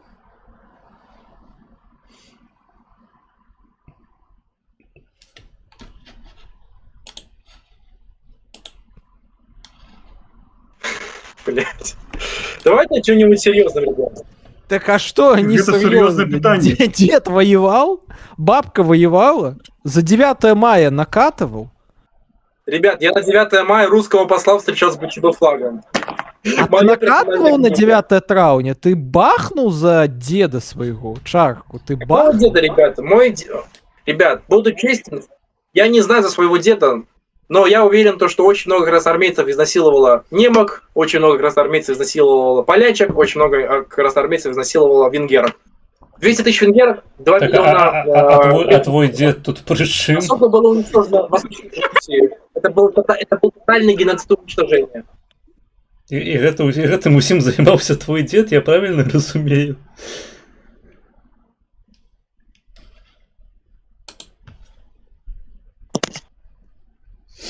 Не, ну мы конечно, я так не лічу, напрыклад, я просто гэта пытанне, я нічога не навязваю. Мой дед, напрыклад, не воевал, потому что ён занадта позна нарадзіўся, ён дзіцёнкам быў, ён там атрымаў толькі нейкія медалі Героя Труда. А твой дед, Френ? Герой Труда, понимаете, я считаю, орден Герой Труда это позорный орден, потому что это орден раба. Так. Это орден раба. Орден Труда это орден раба. И почетный раб, потому что ты работаешь на систему. А як ты лічыш, які орден павінен быць у вольнай Беларусі будучыні? Я считаю, что мы должны отказаться в будущем от слова герой государства. Мы можем сделать медаль за Отечество, орден там за окраинную оборону, Ну, я считаю, что нам нужно отказаться от советской прерогативы герой. Герой. Именно в Советском Союзе была придумана такая вещь, как герой там, Советского Союза. Я считаю, что мы должны отказаться от слова герой нации. Мы должны вводить термины за культуру. Мы должны ввести термин, например, там, за, не знаю, там... А за батьку? Я думаю, можно будет взять... Вопрос за что? Я считаю, что каждый орден должен давать за что-то. Либо Максы, самый высший орден, может быть, за какие-то заслуги. Заслуги перед народом, или за культуру. Но я не считаю, что мы должны отказаться от общего там, ордена, например, там героя, например. А як у светлай Беларусі будучыні павінны выглядаць гэтыя ордены, можа там такія оранжева-чорныя, як это павінна? В форме кветочки такой. Давайте... В форме кулака. Давайте возьмем какой-нибудь орден Князя Харченко и все. Последнего офицера и все. А последний офицер это Иисус, правильно? Я не знаю, будущем Олег, секундочку, Олег, ты глядел фильм «Зеленый слоник»? О! Ой, давайте что-нибудь серьезное еще раз. Какой зеленый слоник? Я этот зеленый слоник видел 2,5 года, ребят. 2,5 года видел этот зеленый слоник, 2,5 вживую. В 2,5? Ты служил в армии? 2,5 года, ребят. Вот я вам таких историй расскажу, что вы просто вот упадете. Так рассказывай, мы тут для этого и собрались, а не мы. Так, мы чекаем истории. Что вы хотите? Хорошо. Вот вы сидите в 4 стенах. Что можно максимально сделать? Вот если вы сидите в 4 стенах, вот что можно сделать, по-вашему? Подрочить. Вот у вас есть кровать, матрас, унитаз, раковина. Матрас можно шпёхать. Что вы максимум можете сделать? Кончить туда и потом спать нормально. Вот. А я умудрялся разжигать Блядь, поджигать матрас. Свой же матрас поджигай. Свой же матрас поджигай, свой матрас. Я поджигал свой матрас.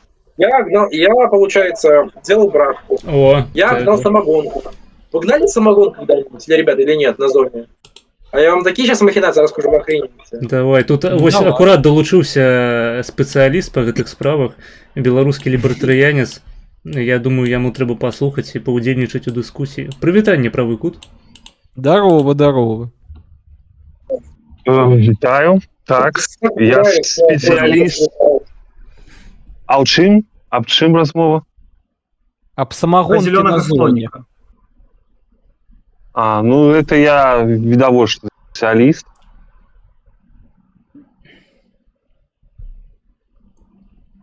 Олег, працягвай, калі ласка.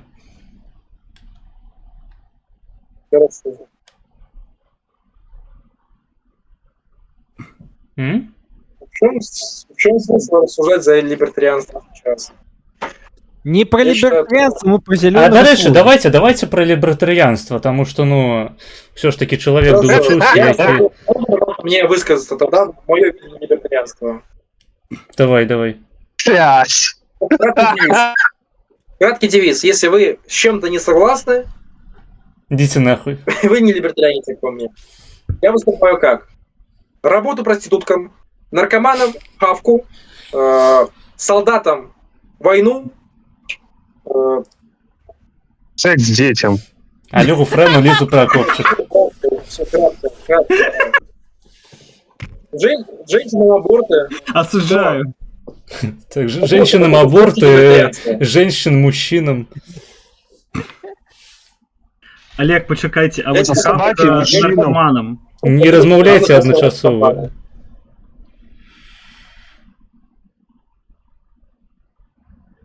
Олег.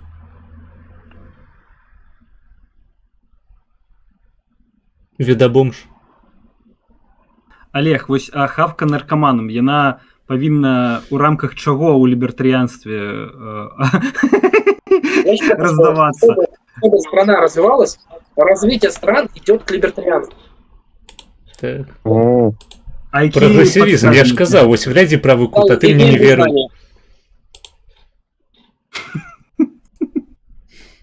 Ну, смотрите, ребят, я считаю так. Во-первых, мы должны зайти дальше. Мы должны стать самой либертарианской страной, где будет свобода слова такое, что нельзя будет посадить человека за, оправдание Холокоста. Потому что, как в Голландии. Вот в Голландии ты можешь говорить все, что угодно. Про Хемеля Пасаева, про Вторую мировую. Это свобода слова. Это база. Я згодны с тобой. Про что, ребят? Я хочу полную свободу слова. Про свободу слова. Свобода слова это важно. Усі Польшчы, напрыклад, Олег, усі Польшчы... Пусть будет из 3, например. Пусть будет полиаморфия легализована. Гэта ладно, блядь. Мы про гэта не шла гаворка.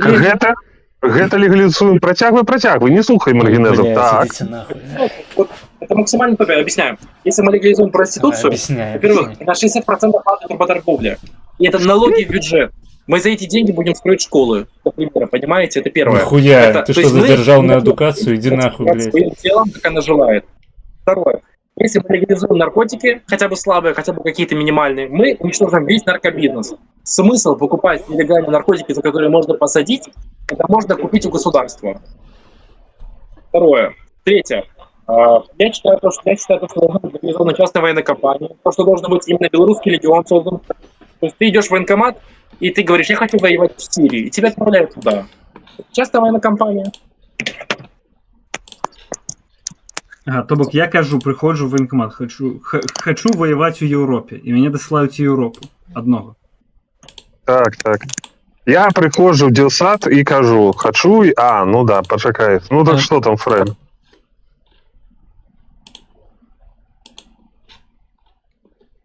Я яшчэ, карыстаючыся магчымасцю, хачу запытацца. Я вось вывеў на экран знакамітага лібертарыянца расійскага, скажем так, паднябёснага. Як ставіцца Олег да дзейнасці паднябёснага? Я считаю так, в первую очередь, он не либертарианец, второе, дайте ему женщину и все. А ты хотел бы с им поделиться? Быть той женщиной. Не, поделить. Я не хочу ни с кем делиться женщиной, и все. Не хочешь? А так ты же... мужчиной. Нет, у меня псевдоним диссидент либо князь. Можете... Олег, вы меня амаль переконали стать либертарианцем. Ребят, у вашем либертарианстве жанчын будут раздавать мужчинам?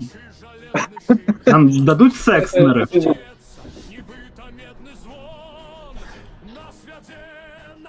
Ну, ось хаўка наркоманам я згодны, цалкам. А мне жанчыну дадуць? Ось я не наркоман. Мне просто мне будет сложно с ним общаться, потому что если я психану и будет плохо.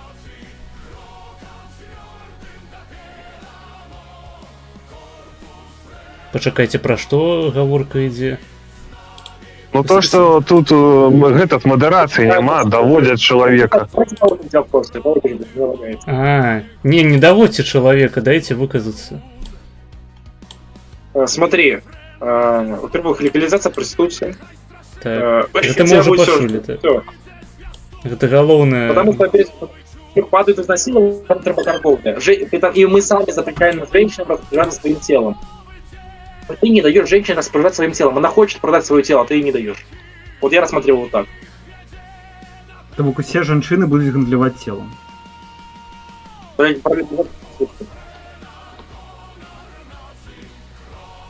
Я тут для новой Беларусі будучыні лібертарыянскай знайшоў праект герба. Олег, як ён тебе?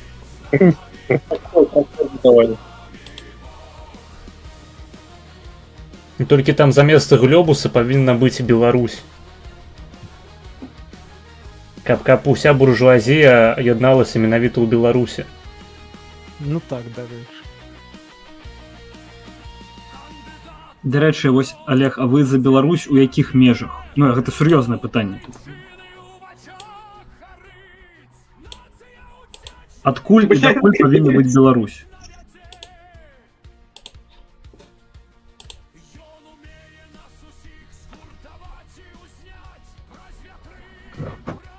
Ну, вось на гэтым глобусе як нам яе намаляваць? Што туды далучыць? Блять, сраку, блять, и на сраке намалявать, блять, вакарил ебаная. Покажите, что у вас там. Да вось я вывеў на экран. Вось герб новой Беларусі лібертарыянска. Ацані яго ад 1 до 10. Кто тут? Ой, не, ребят, это что за это как будто лукашеновская корпорация. А як зрабіць якось... Як было б норм? О, дарэчы, да, у тебя ёсць на тэлефоне малявалка, прыкладанне для малявання? Может, ты там намалюешь новый герб? Зачем? Я готов взять герб, наверное, какого года? И Киев. Я готов взять герб Речи Посполитой, старый наш вариант. О! Это не герб либертарианский, это радикально капиталистический. Я прану капелюш таксама. Давайте, ребят. Я ж просто узнал, что, оказывается, он четверть еврей. Олег, гэта цябе і ратуе, насамрэч. На пагоне мы намалюем яшчэ і змею каля рыцаря. Погоня это база. Змею у штаніны рыцара. Там ён будзе трымаць у адной штаніны меч, а з іншай штаніны у яго будзе змей вывальвацца. Не, ён будзе биць гэтую змею. Давайте серьезные темы. Давайте серьезно. По-моему, либертарианство гэта вельмі сур'ёзна. Сур'ёзная хвароба. Я цалкам згодны. О.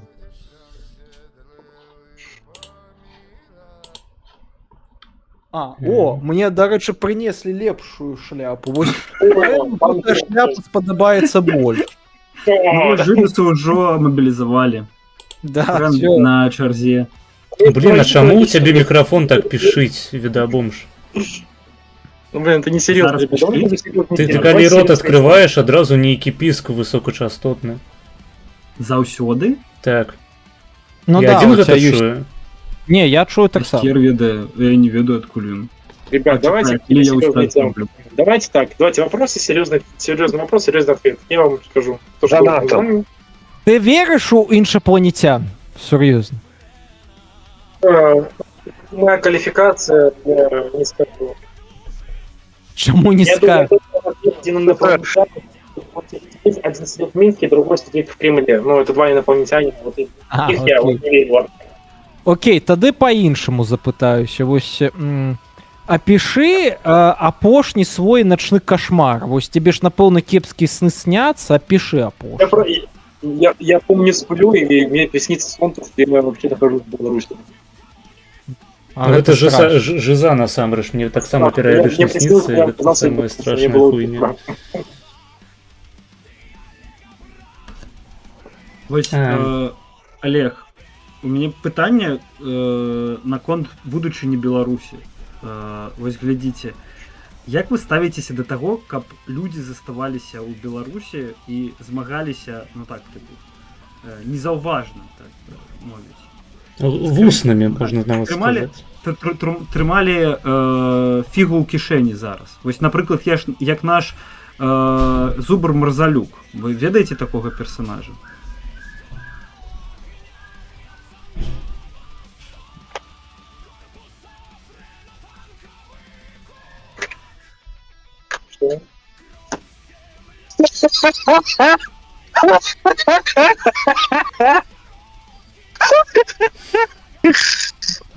Что такое? Я не разумею, я задаю сур'ёзныя пытанні. Я таксама просто, ну, такое адчуванне, быццам бы толькі вось мы с тобой собраліся сур'ёзна поразмаўляць, а іншая нейкую клоуна. Я вам, ребят, отвечу. Давайте так. Конкретный вопрос, конкретный ответ. Я отвечаю так. Дык я задаў канкрэтнае пытанне, як вы ставіцеся да таго, што каб беларусы заставаліся у Беларусі і трымалі вось фігу ў кішэні, чакалі змен і вось пры зменах тыпу даставалі фігу і показывали её. Я не против того, чтобы белорусы оставались в Беларуси. Влияли на внутреннюю политику, но суть такова, что основная часть наших оппозиционных сил составляет диаспора. И Беларусь это власть авторитарная. У нас не составляет любой инакомыслие, любые организации. У нас в Беларуси есть организации, есть процессы, но они очень мало влияния имеют. Я не против того, чтобы белорусы оставались в Беларуси, но я считаю, надо прибегать к той тактике, которую предприняли именно польские диссиденты. всегда была солидарность, когда проводили первые мероприятия. Надо, я бы даже обратился бы, я старался бы стремиться к тому, чтобы белорусы пытались кооперироваться и интегрироваться. Потому что у нас сейчас это реально. Самые основные наши политические силы — это СМИ, которые представляет эмиграция, белорусские добровольческие формирования в Украине. И в нынешний момент я считаю, что у нас очень большая вероятность конфронтации с государством НАТО. И сейчас основная белорусский центр сопротивления — это на самом деле сейчас Европейский Союз, Польша, Украина. Все. Добра, а вось глядзіце, ось у беларусаў заўсёды атрымлівалася добра ваяваць, і добравольчыя добраахвотніцкія гэтыя аб'яднанні, гэта вельмі добра, што яны ўсё яшчэ ёсць і дзейнічаюць. Але ось беларусам... Бліжэй да мікрафону, калі ласка. Беларусам вельмі заўсёды бракавала палітыкаў. І ось як вы ставіцеся да дзейнасці такога палітыка, як Ігор Марзалюк, нацыянальна накіраванага, але хаваючыгася ў Беларусі, ўсё яшчэ там знаходзячыхся, у рядах нашага ворага агульнага?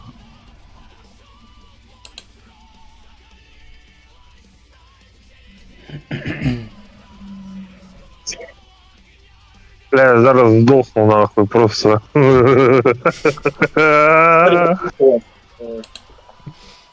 Александрович Марзалюк, вы знакомы с такой постатью? Еще раз, пожалуйста. Ты знакомый с тем, кто такой Игорь Александрович Марзалюк?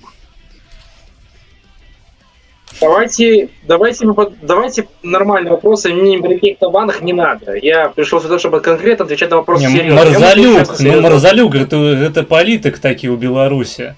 Ведаешь его? Историк. Не знаю такого, не знаю. Я помню, он мне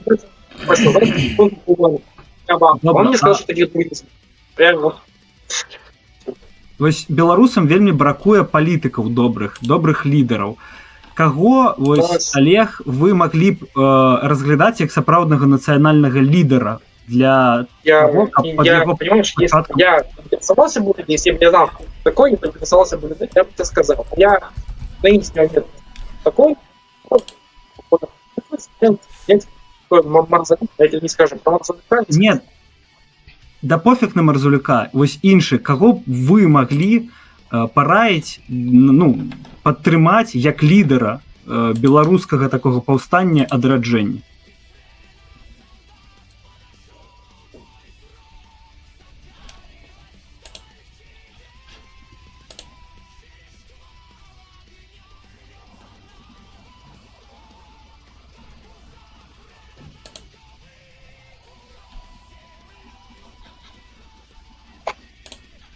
Я тебе скажу так. Я знаю очень много людей, и очень много людей остаются за кулисами.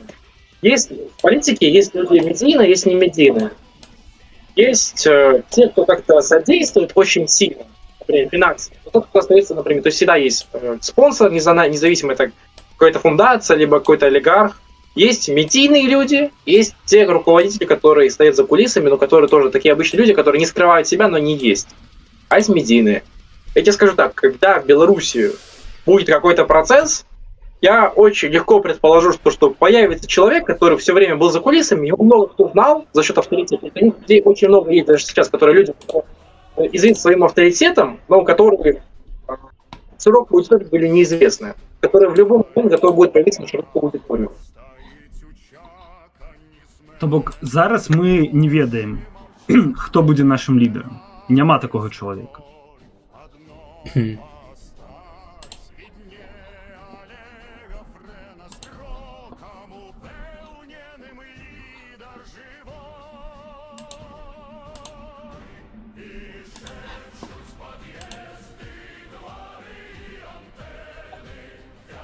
Голова трымаць. Ось френ. Ось хочаш гэта апрануць? Ну ебать. Ну был бы не против. Так... Стоп, что это? Кто это такой дядька? Такса либертарианца не существует. Он не смог предать соратников. Тесак либертарианец. Что за хрень это, ребята, блядь? Ну давайте будем серьезнее. Ну мы ж не дети. Мы ж не дети, как ты сок ловил на нас педофилов, блядь. Вы что, Более ебанутые? серьезные темы. Давайте, блядь, убери эту хрень. Прибирай, это реабилитация, блядь. Либертарианство. Давай, при мне вот так прибирай. Раз. Худенько прибирай. У меня в школе реально... Жиду забанен, все.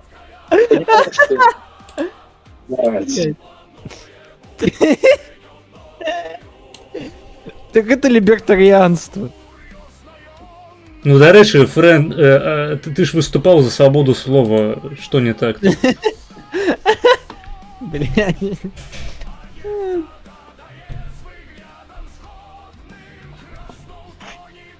Давайте изменим тему. Давайте простите меня за мой мат. Это мой мат. Добре, а пропонуй тему тоді. Про что ты хотел бы поразмаўляць, Олег? Я могу поговорить с вами про КР, я могу поговорить за демократические силы, я могу поговорить за конфронтацию. Я считаю, вполне возможно, может быть мировая война. Я считаю, что даже вообще в Беларуси государство тоталитарное, свободы слова нет. Но я вообще исхожу из того, что есть такое понятие, как оправдание терроризма. Самый легкий пример, чем Басаев. Известен человек, что совершил теракт, и человек совершил очень плохие действия. Но фактически положительные слова про Шамиля Басаева могут иногда квалифицироваться как оправдание терроризма. И фактически, например, это не свобода слова. То есть поговорить на какие темы, какие интересны. Могу про историю, могу про политику, могу что вам интересно? Давайте вопрос, давайте что-то серьезное. Давай об свободе слова у Нидерландах, як ти казав. Самая свободная страна, вообще Европа, это государство, где действует свобода слова. Я считаю, что мы должны понять, как клевета, оскорбления. Мы должны отказаться от политики, получается. Например, в Англии, самый легкий такой пример, ты не можешь на мигранта сказать, что он какой-то такой плохой, потому что это будет типа такая дискриминация. Хотя фактически, как бы, я считаю, что тут ничего такого плохого нет, но я считаю, что надо стремиться к тому, что слово. Понимаешь, то есть мы должны делать так, то есть я как либертарианин считаю так. Ты с того момента, пока тебе это не оказывает дистанцию. То есть я считаю, что к тебе вот лично никто не может там подойти, но тебя может, например, кто угодно оскорбить. Я считаю, что это нормально.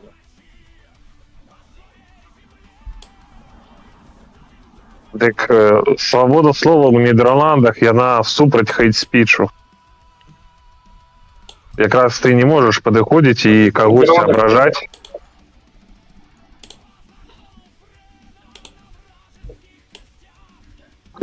Понимаете, в Беларуси вот на самом деле дожили до такого, что у нас, например, нельзя отрицать геноцид белорусского народа.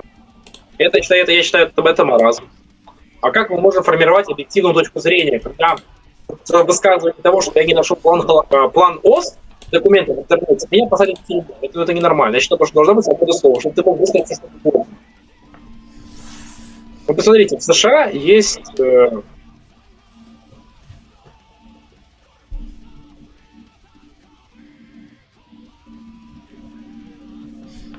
Я считаю, что тебя, например, никто не имеет права трогать. Я считаю, что говорить хотя бы все что угодно можно. Блять, что за хрень? Ты про что? Это не важно.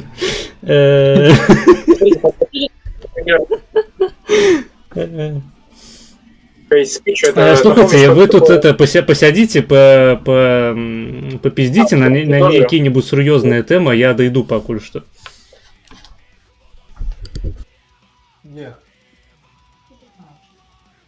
Олег, а вам хотелось бы адмаўляць у існаванні геноциду белорусского народа, так? Я правильно понимаю? Повторите еще раз вопрос. Ну вось вы супраць таго, каб у Беларусі нельга было адмаўляць у існаванні геноцида белорусского народа. То бок, вам хочется... Как можно дать объективную точку зрения про события, которые происходили на территории Беларуси, когда мы не можем высказать обратную точку зрения. Это не объективная точка зрения. И я считаю, что любой белорус, любой может высказать любое мнение. Так а геноцид белорусов он был, чи не было? Я считаю, что это очень спорно. На территории всего Советского Союза в 2 раза больше погибло от голода на территории под контролем советской власти. И депортации Советского Союза. Сталин в конце войны называл число потерь 7 миллионов. А потом повысили до 22 и 26. Большинство погибших, это были от голода. На территории Ленинграда погибло 6 миллионов человек от голода. А знаете почему? Потому что людям хлеб не возили. Был вообще план уничтожить, стереть этот голод с земли вместе с жителями, понимаешь? Люди...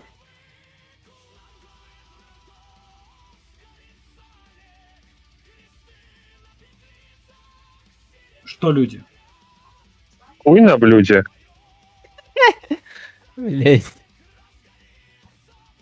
Я только прослухал, да качи это план был.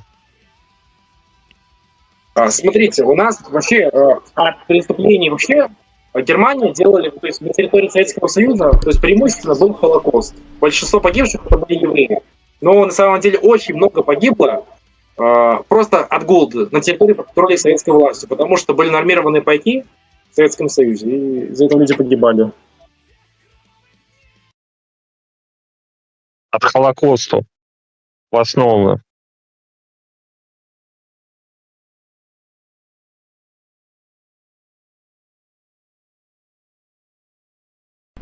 Так, я калі што з вами. Пра што гаворка ідзе? Пра Холокост? Давайте не будем тем, что, да, большасць людей в Советском Союзе от Холокоста загинула. Сумная падзея, не хочется узгадывать.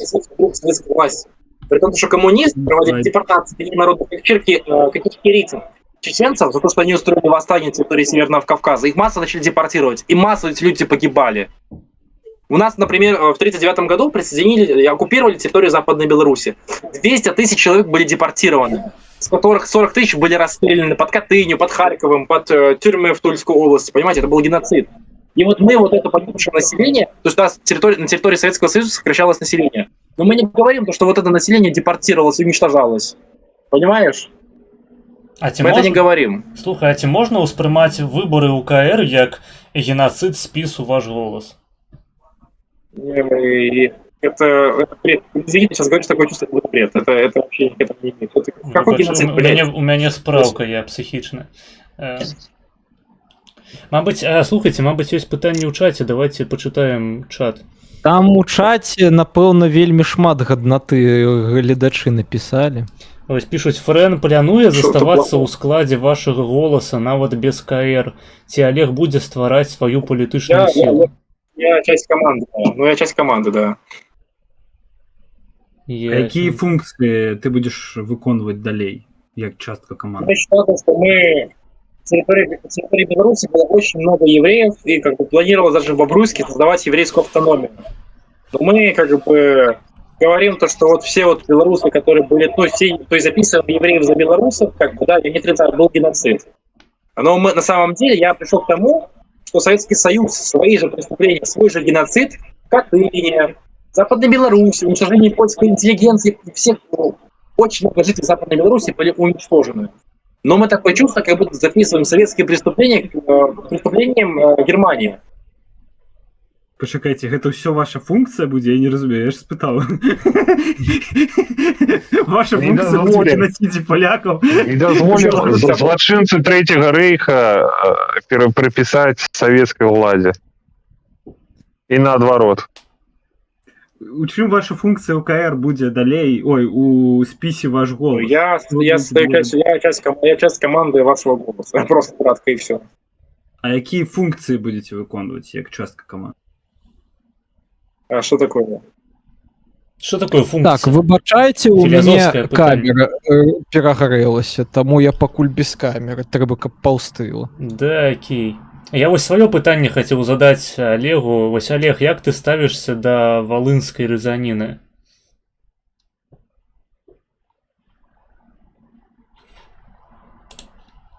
Непасрэдна.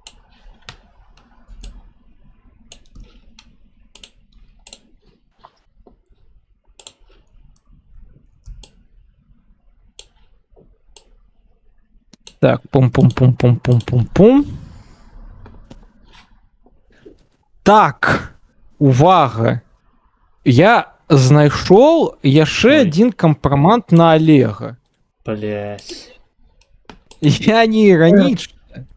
Просмашка Олега некая. Компроматами реально, ну это не смешно, ну это бред какой-то, блин. Не, почакай. Лухта не лухта, а гэта што?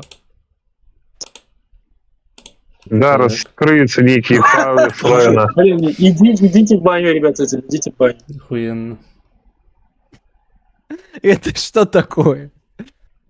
Это бред, это не... Блин, ну реально, ребят, давайте уже серьезнее будем. Ладно, пробачте, я зараз выйду, каб, ну, як бы, несур'ёзнасць панізіць. Бред, я такое осуждаю. Давай. Я адразу все стану сур'ёзнымі. Все, давайте, пакуль. Дякую вялікі, Олег, за ваши все, ну... Давай пиздуй, мы уже заебались слухать твои high-frequency. Давайте. Вось, Олег, я ж задал тебе пытанне, як ты ставишься до волынской резанины? Есть такая в Беларуси площадь, называется Новопольская. Там советские партизаны устроили резню за то, что местное население кормило польских партизан. Советские партизаны сожгли деревню. И у меня не статистика, но я считаю, что это вопрос провокационный.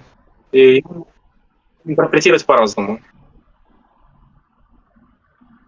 Окей. Я не буду далей пушыць з гэтым пытаннем, таму што ў Польшы за гэта ёсць артыкул, блядь.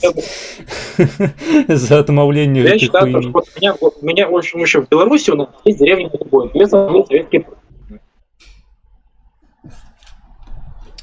Так, блядь, усе вебки повыключали. Вы что, покинули Ну, меня? у меня, я одного? кажу, у меня яна просто стыне, можа праз хвілін 5-10 уключу.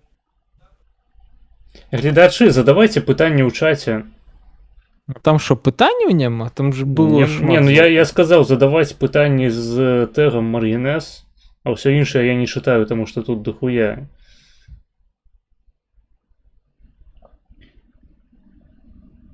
Ну, так тут мотаю чатик зараз. Пытаюсь про программу «Наш голос». Ну, гэта уже не актуальна. Так, уже не наш.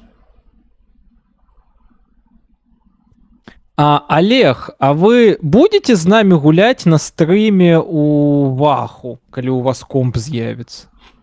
У меня есть во что вы хотите играть? Warhammer Dawn of War першы. Ой, я честно, я в игры особо играю. У меня единственная игра это Хойка. Могу в Майн с вами присоединиться, чисто Максики. Ну так Дов гэта старая гульня, притым стратегія. Калі ты любіш Хойку, тебе і Довчик павінен зайсці. Warhammer. Мой батя, по-моему, не играл, но просто не шарю. Я не шарю в этой игре. Ну, да, можно и у Майнкрафт. Если мы разберемся, могу предложить как? Могу предложить сделать сервер Хойки, выделить там Беларусь, забрать каждому по области и за каждой идеологией пытаться развиваться. Ну я у Хойку не умею гулять там. Это в Майнкрафт идти в Warhammer такое. Это у Симсе. Так Хойка в тренде, ребят. Хойка в тренде. А ты котлишь Бахмут у Хойцы? Помню, играл в Хойку, выделил Украину. В Советском Союзе сделал гражданскую войну, что пришли белогвардейцы, и потом... и развернули войну. Ну, слухай, я лічу, что вельмі шкада сапраўды, что ты не пройшоў УКР. Я думаю, ты там мог бы таксама зладзіць такую маленькую грамадзянскую войну с латушкой. Давайте реально сделаем сервер Хойки, будем рубиться. А что? Давайте реально сервер сделаем Хойку, будем за Беларусь по области заберем, будем воевать между собой. Не, ну Хойку можете как-нибудь поміж собой, я просто не умею Хойку, я не буду. Так, я у Хойки сам. На маленьких картах, там пофигу, разберешься. Маленькая карта. Маленькая карта. Кто нам гражданскую войну устроит? Да? Либо можно пробовать карты типа. Я вот з таких стратэгічных гульняў на доўгія каткі я у цыву толькі магу. І то ў яе цяжкавата, шчыра кажучы. А что так тяжковато? Сделаем просто карту, возьмем. Смотрите, запоминайте, всю Европу заделаем за Европейский Союз. Всю Европу заделаем за Европейский Союз, выделим отдельно Украину и развалим Рашку, и просто можно будет воевать. ЕС будет просто делать ленд-лиз и отправлять свои дивизии, и можно отдельно Беларусь сделать.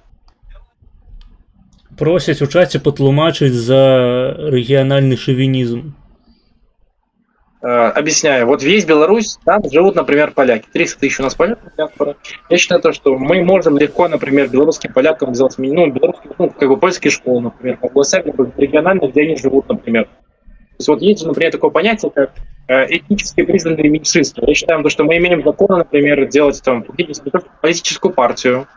Мы можем легко сделать там польскую газету. То есть мы должны содействовать, чтобы вот именно белорусские поляки, которые живут на территории Беларуси, чтобы они могли развиваться, и чтобы могли они жить. Понимаете? Так. В этом идея. А что наконт российцев? Я считаю, то, что как таковое понятие русские появились 100 лет назад, это имперские этнонимы, таковых русских не существует. Это этнонимы, это оккупанты, которые заселились на территории Советского Союза. Пойку. У меня есть пара идей. Типа вот, говорю,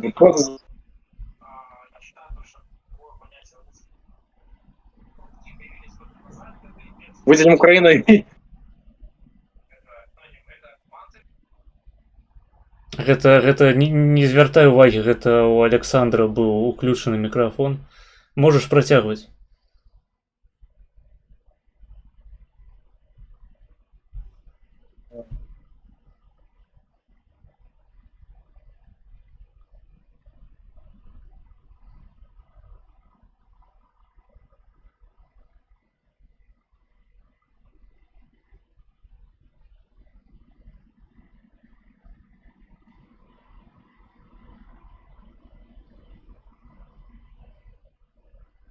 А що цішина надійшла, я не зрозумів. Смотрите, за региональный шовинизм. Региональный шовинизм строится на том, я хотел, чтобы все люди, то есть делать Беларусь, во-первых, либеральным государством, чтобы все люди, которые вот будут составлять, чтобы вот все люди, вот, которые будут в будущем составлять иммиграцию в Беларусь, да, репатрианты, чтобы это были репатрианты, чтобы люди исправили белорусские корни, что где-то кто-то там родился в Беларуси, понимаешь?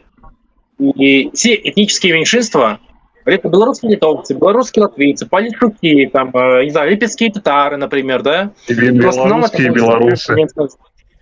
Ну да, и белорусы, да. Ну, только вот эти 4 категории. Полишуки, там, белорусы, не суть. Только вот, чтобы Беларусь стала тем государством, чтобы максимум было в ней получить пожизненное место жительства. Но гражданство это только для репатриантов. Вот если ты докажешь, то что твой дедушка родился в Беларуси. И вот, и чтобы все те, кто вот фактически, неважно, ты там поляк, литовец, но если твой дедушка родился в Беларуси, ты единственный, кто может получить гражданство. И при этом, независимо от того, что ты, например, там этническое меньшинство поляк, например, да, чтобы ты мог реально жить в Беларуси, да, то, что ты вот белорус, то ты кресовик. Вот белорусские поляки — это кресовики, чтобы они могли строить польские, свои кресовицкие школы. Чтобы в каких-то районах они могли, например, в деревнях, например, быть большинством. Например, что у них есть какая-то белорусско-польская деревня, что белорусы где-то там, да, мы построим им школу. Да, это не то, что поляки. Поляки в Польше. Это наши красивики. Нашим российцам что побудуем? Шибеницы.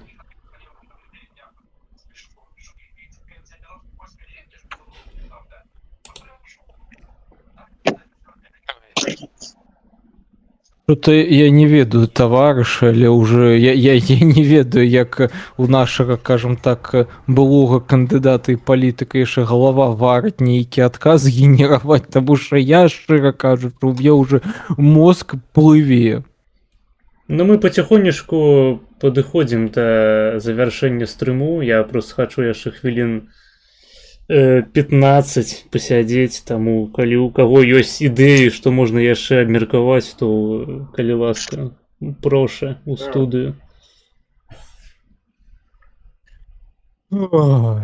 Зараз бы Чаму фрэнд перад тым, як нешта адказваць, ён робіць такую паузу?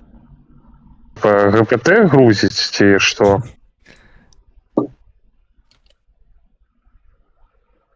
Олег?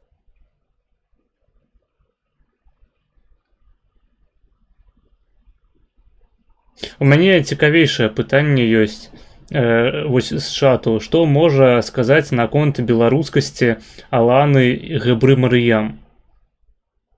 Ты ведаеш, хто гэта, Олег? Я не знаю, кто это такая. Пожалуйста, ставь. Ну, карацей, вось як ты ставішся да беларусаў, якія не з'яўляюцца этнічнымі беларусамі па паходжанні?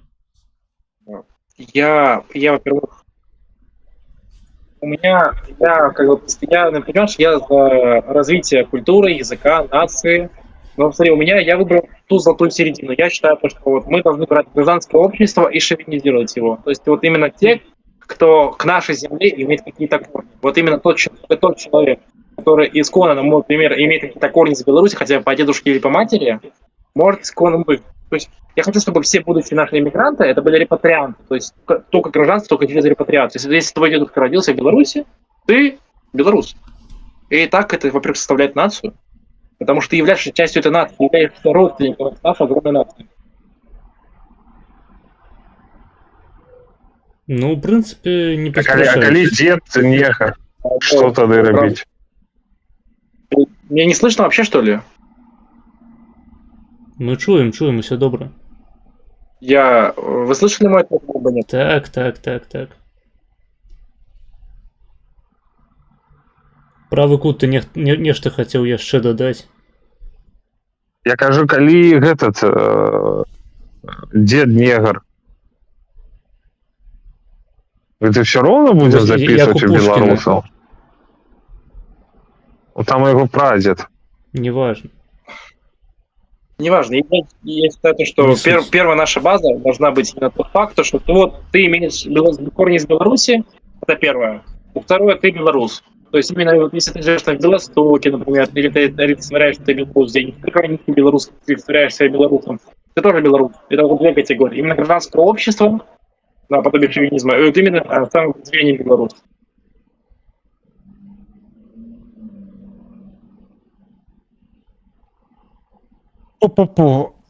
Ой, бля, у меня ад нашага стрыма, і ён быў настолькі энергічны, што ў меня аж дупа спацела.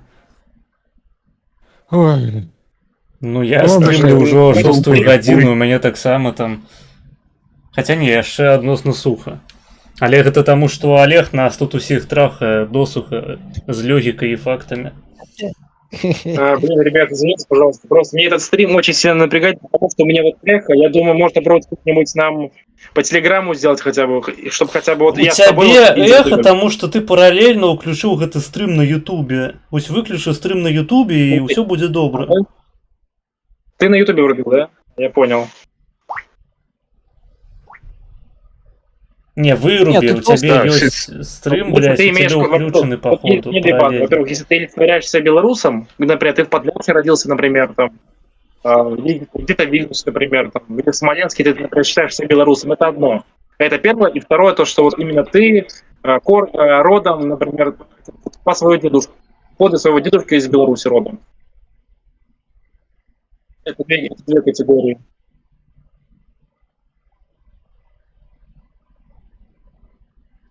То есть я считаю, что вот именно ты должен либо ты должен быть белорусом Подляшья, Вильнюса, Смоленска. Вот что вот я белорус, например, да?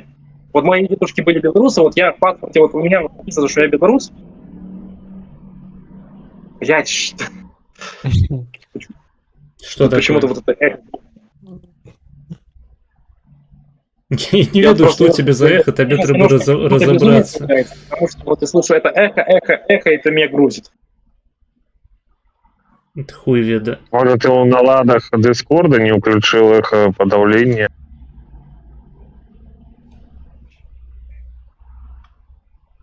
Я лічу, што гэта геноцид Олега Фрэна.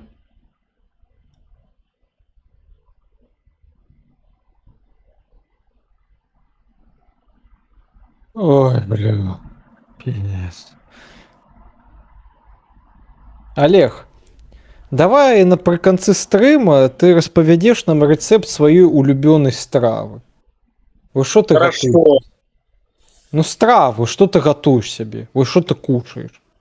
Хорошо, когда закончится стрим и закончится эхо, я с вами поговорю по-нормальному, потому что пока это эхо, оно меня убивает. Я просто теряюсь, типа, с этим эхом и с этим стримом. Я просто страшно, что получится по итогу у нашего Маргинеза из этого.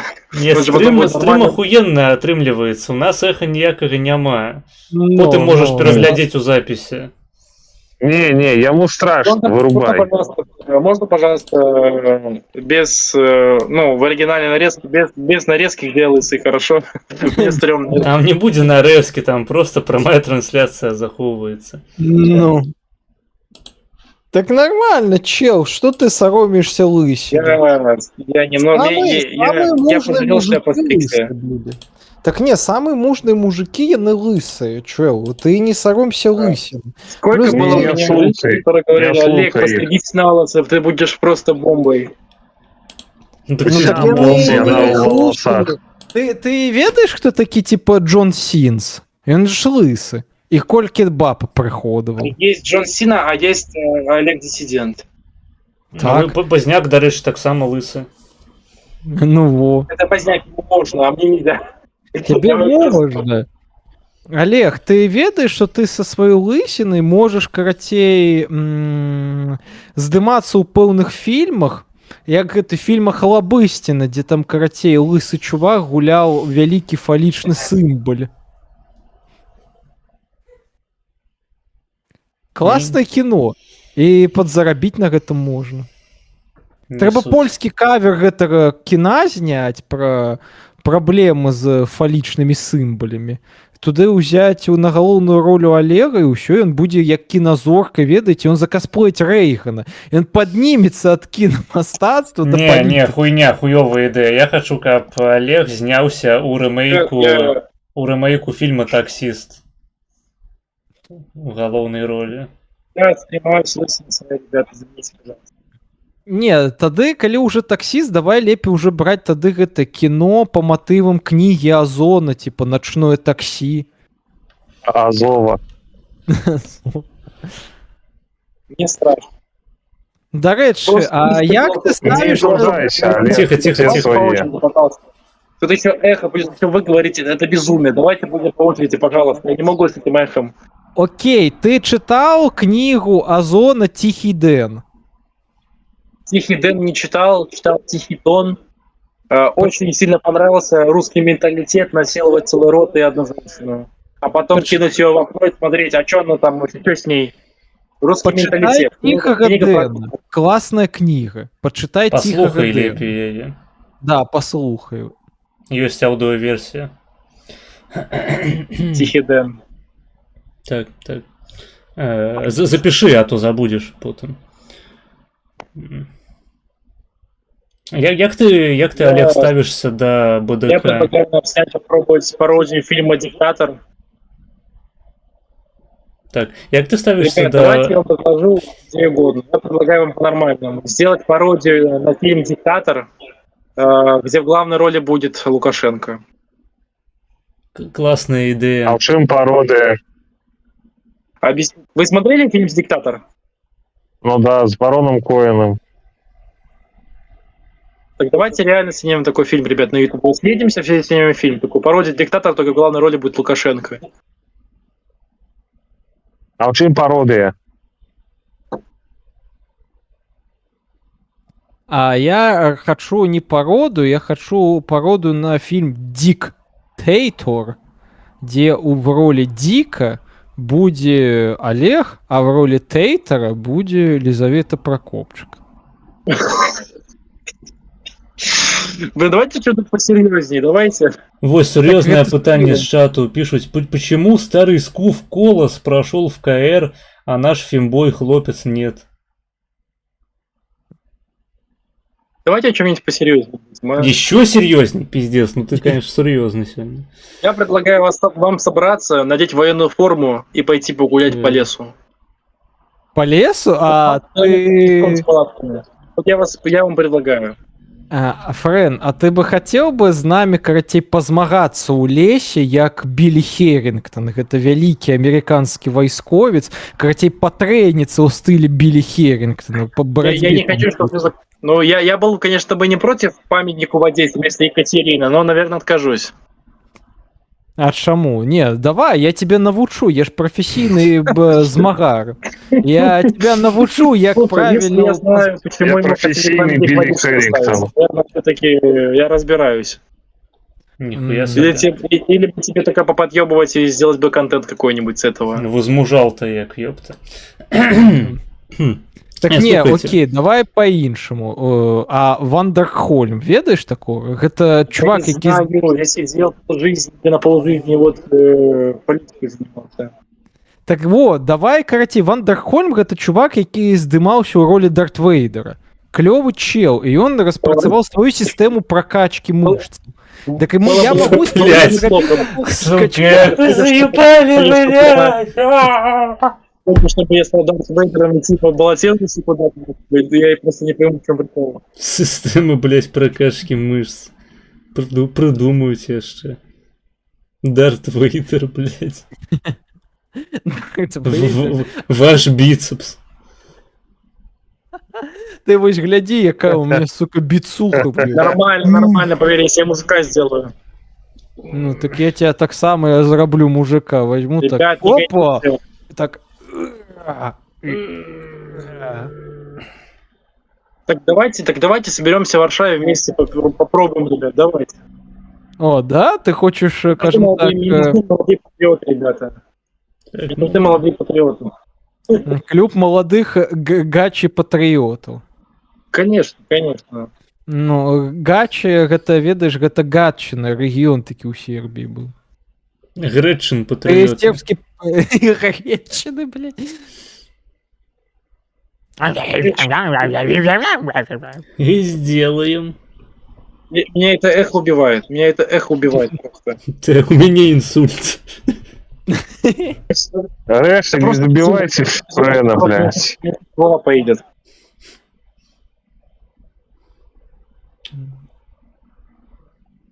Поеденное слово? Ребят, давайте стрим заканчивать и поговорим потом вне стрима, потому что у меня сейчас безумие в голове, это эхо, оно меня убивает. Это эхо, буря, безумие. Я смотрю тебе в глаза. Безумие. Одно и то же действие, которое повторяется многократно. Это безумие и есть. А ты любишь Оксимирона? Его трек про безумие был, так само. Оксимирона слушаю. Я и не сомневался, что... Город под подошвой, город под подошвой, город под подошвой, так, да, город. Ингрия будет свободной. Ингрия? Ингрия будет свободной, ребят. А Беларусь не. Спермия. Слухайте, спермия будет свободной. Блять, я буду выключать стрим, я думаю, все уже стомились.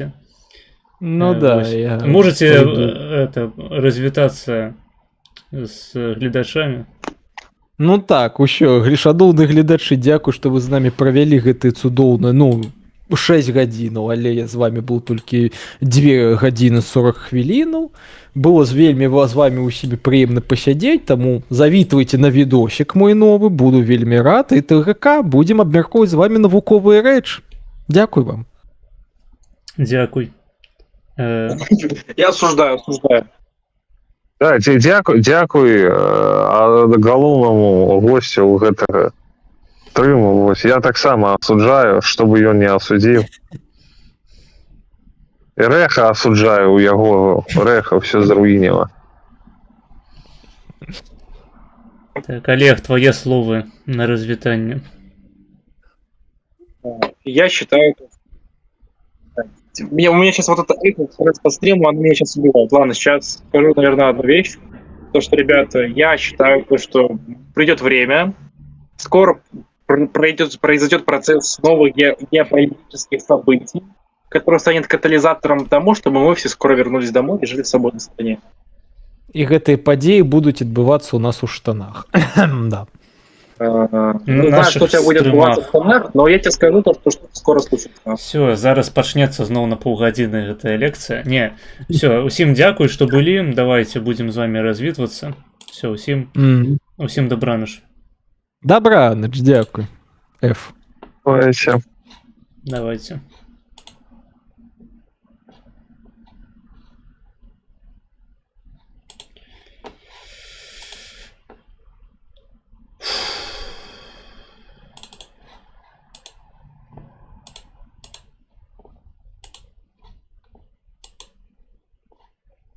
Ну і з вами я таксама развітваюся. Спадзяюся, стрым усім спадабаўся. Дзякую усім, хто сёння данаціў. Дзякую усім, хто пісаў паведамленні ў чат, хто ставіў падабайкі, хто просто нас глядзеў. Не забывайте подписываться на YouTube канал, на Twitch, на Kik, на Telegram, на Patreon. На Patreon існуюць платныя подписки, якія даюць свае бонусы. Асабліва цікавым бонусам з майго пункту гледжання з'яўляецца доступ да чату ў Тэлеграме, лапідарны за $2 ў месяц.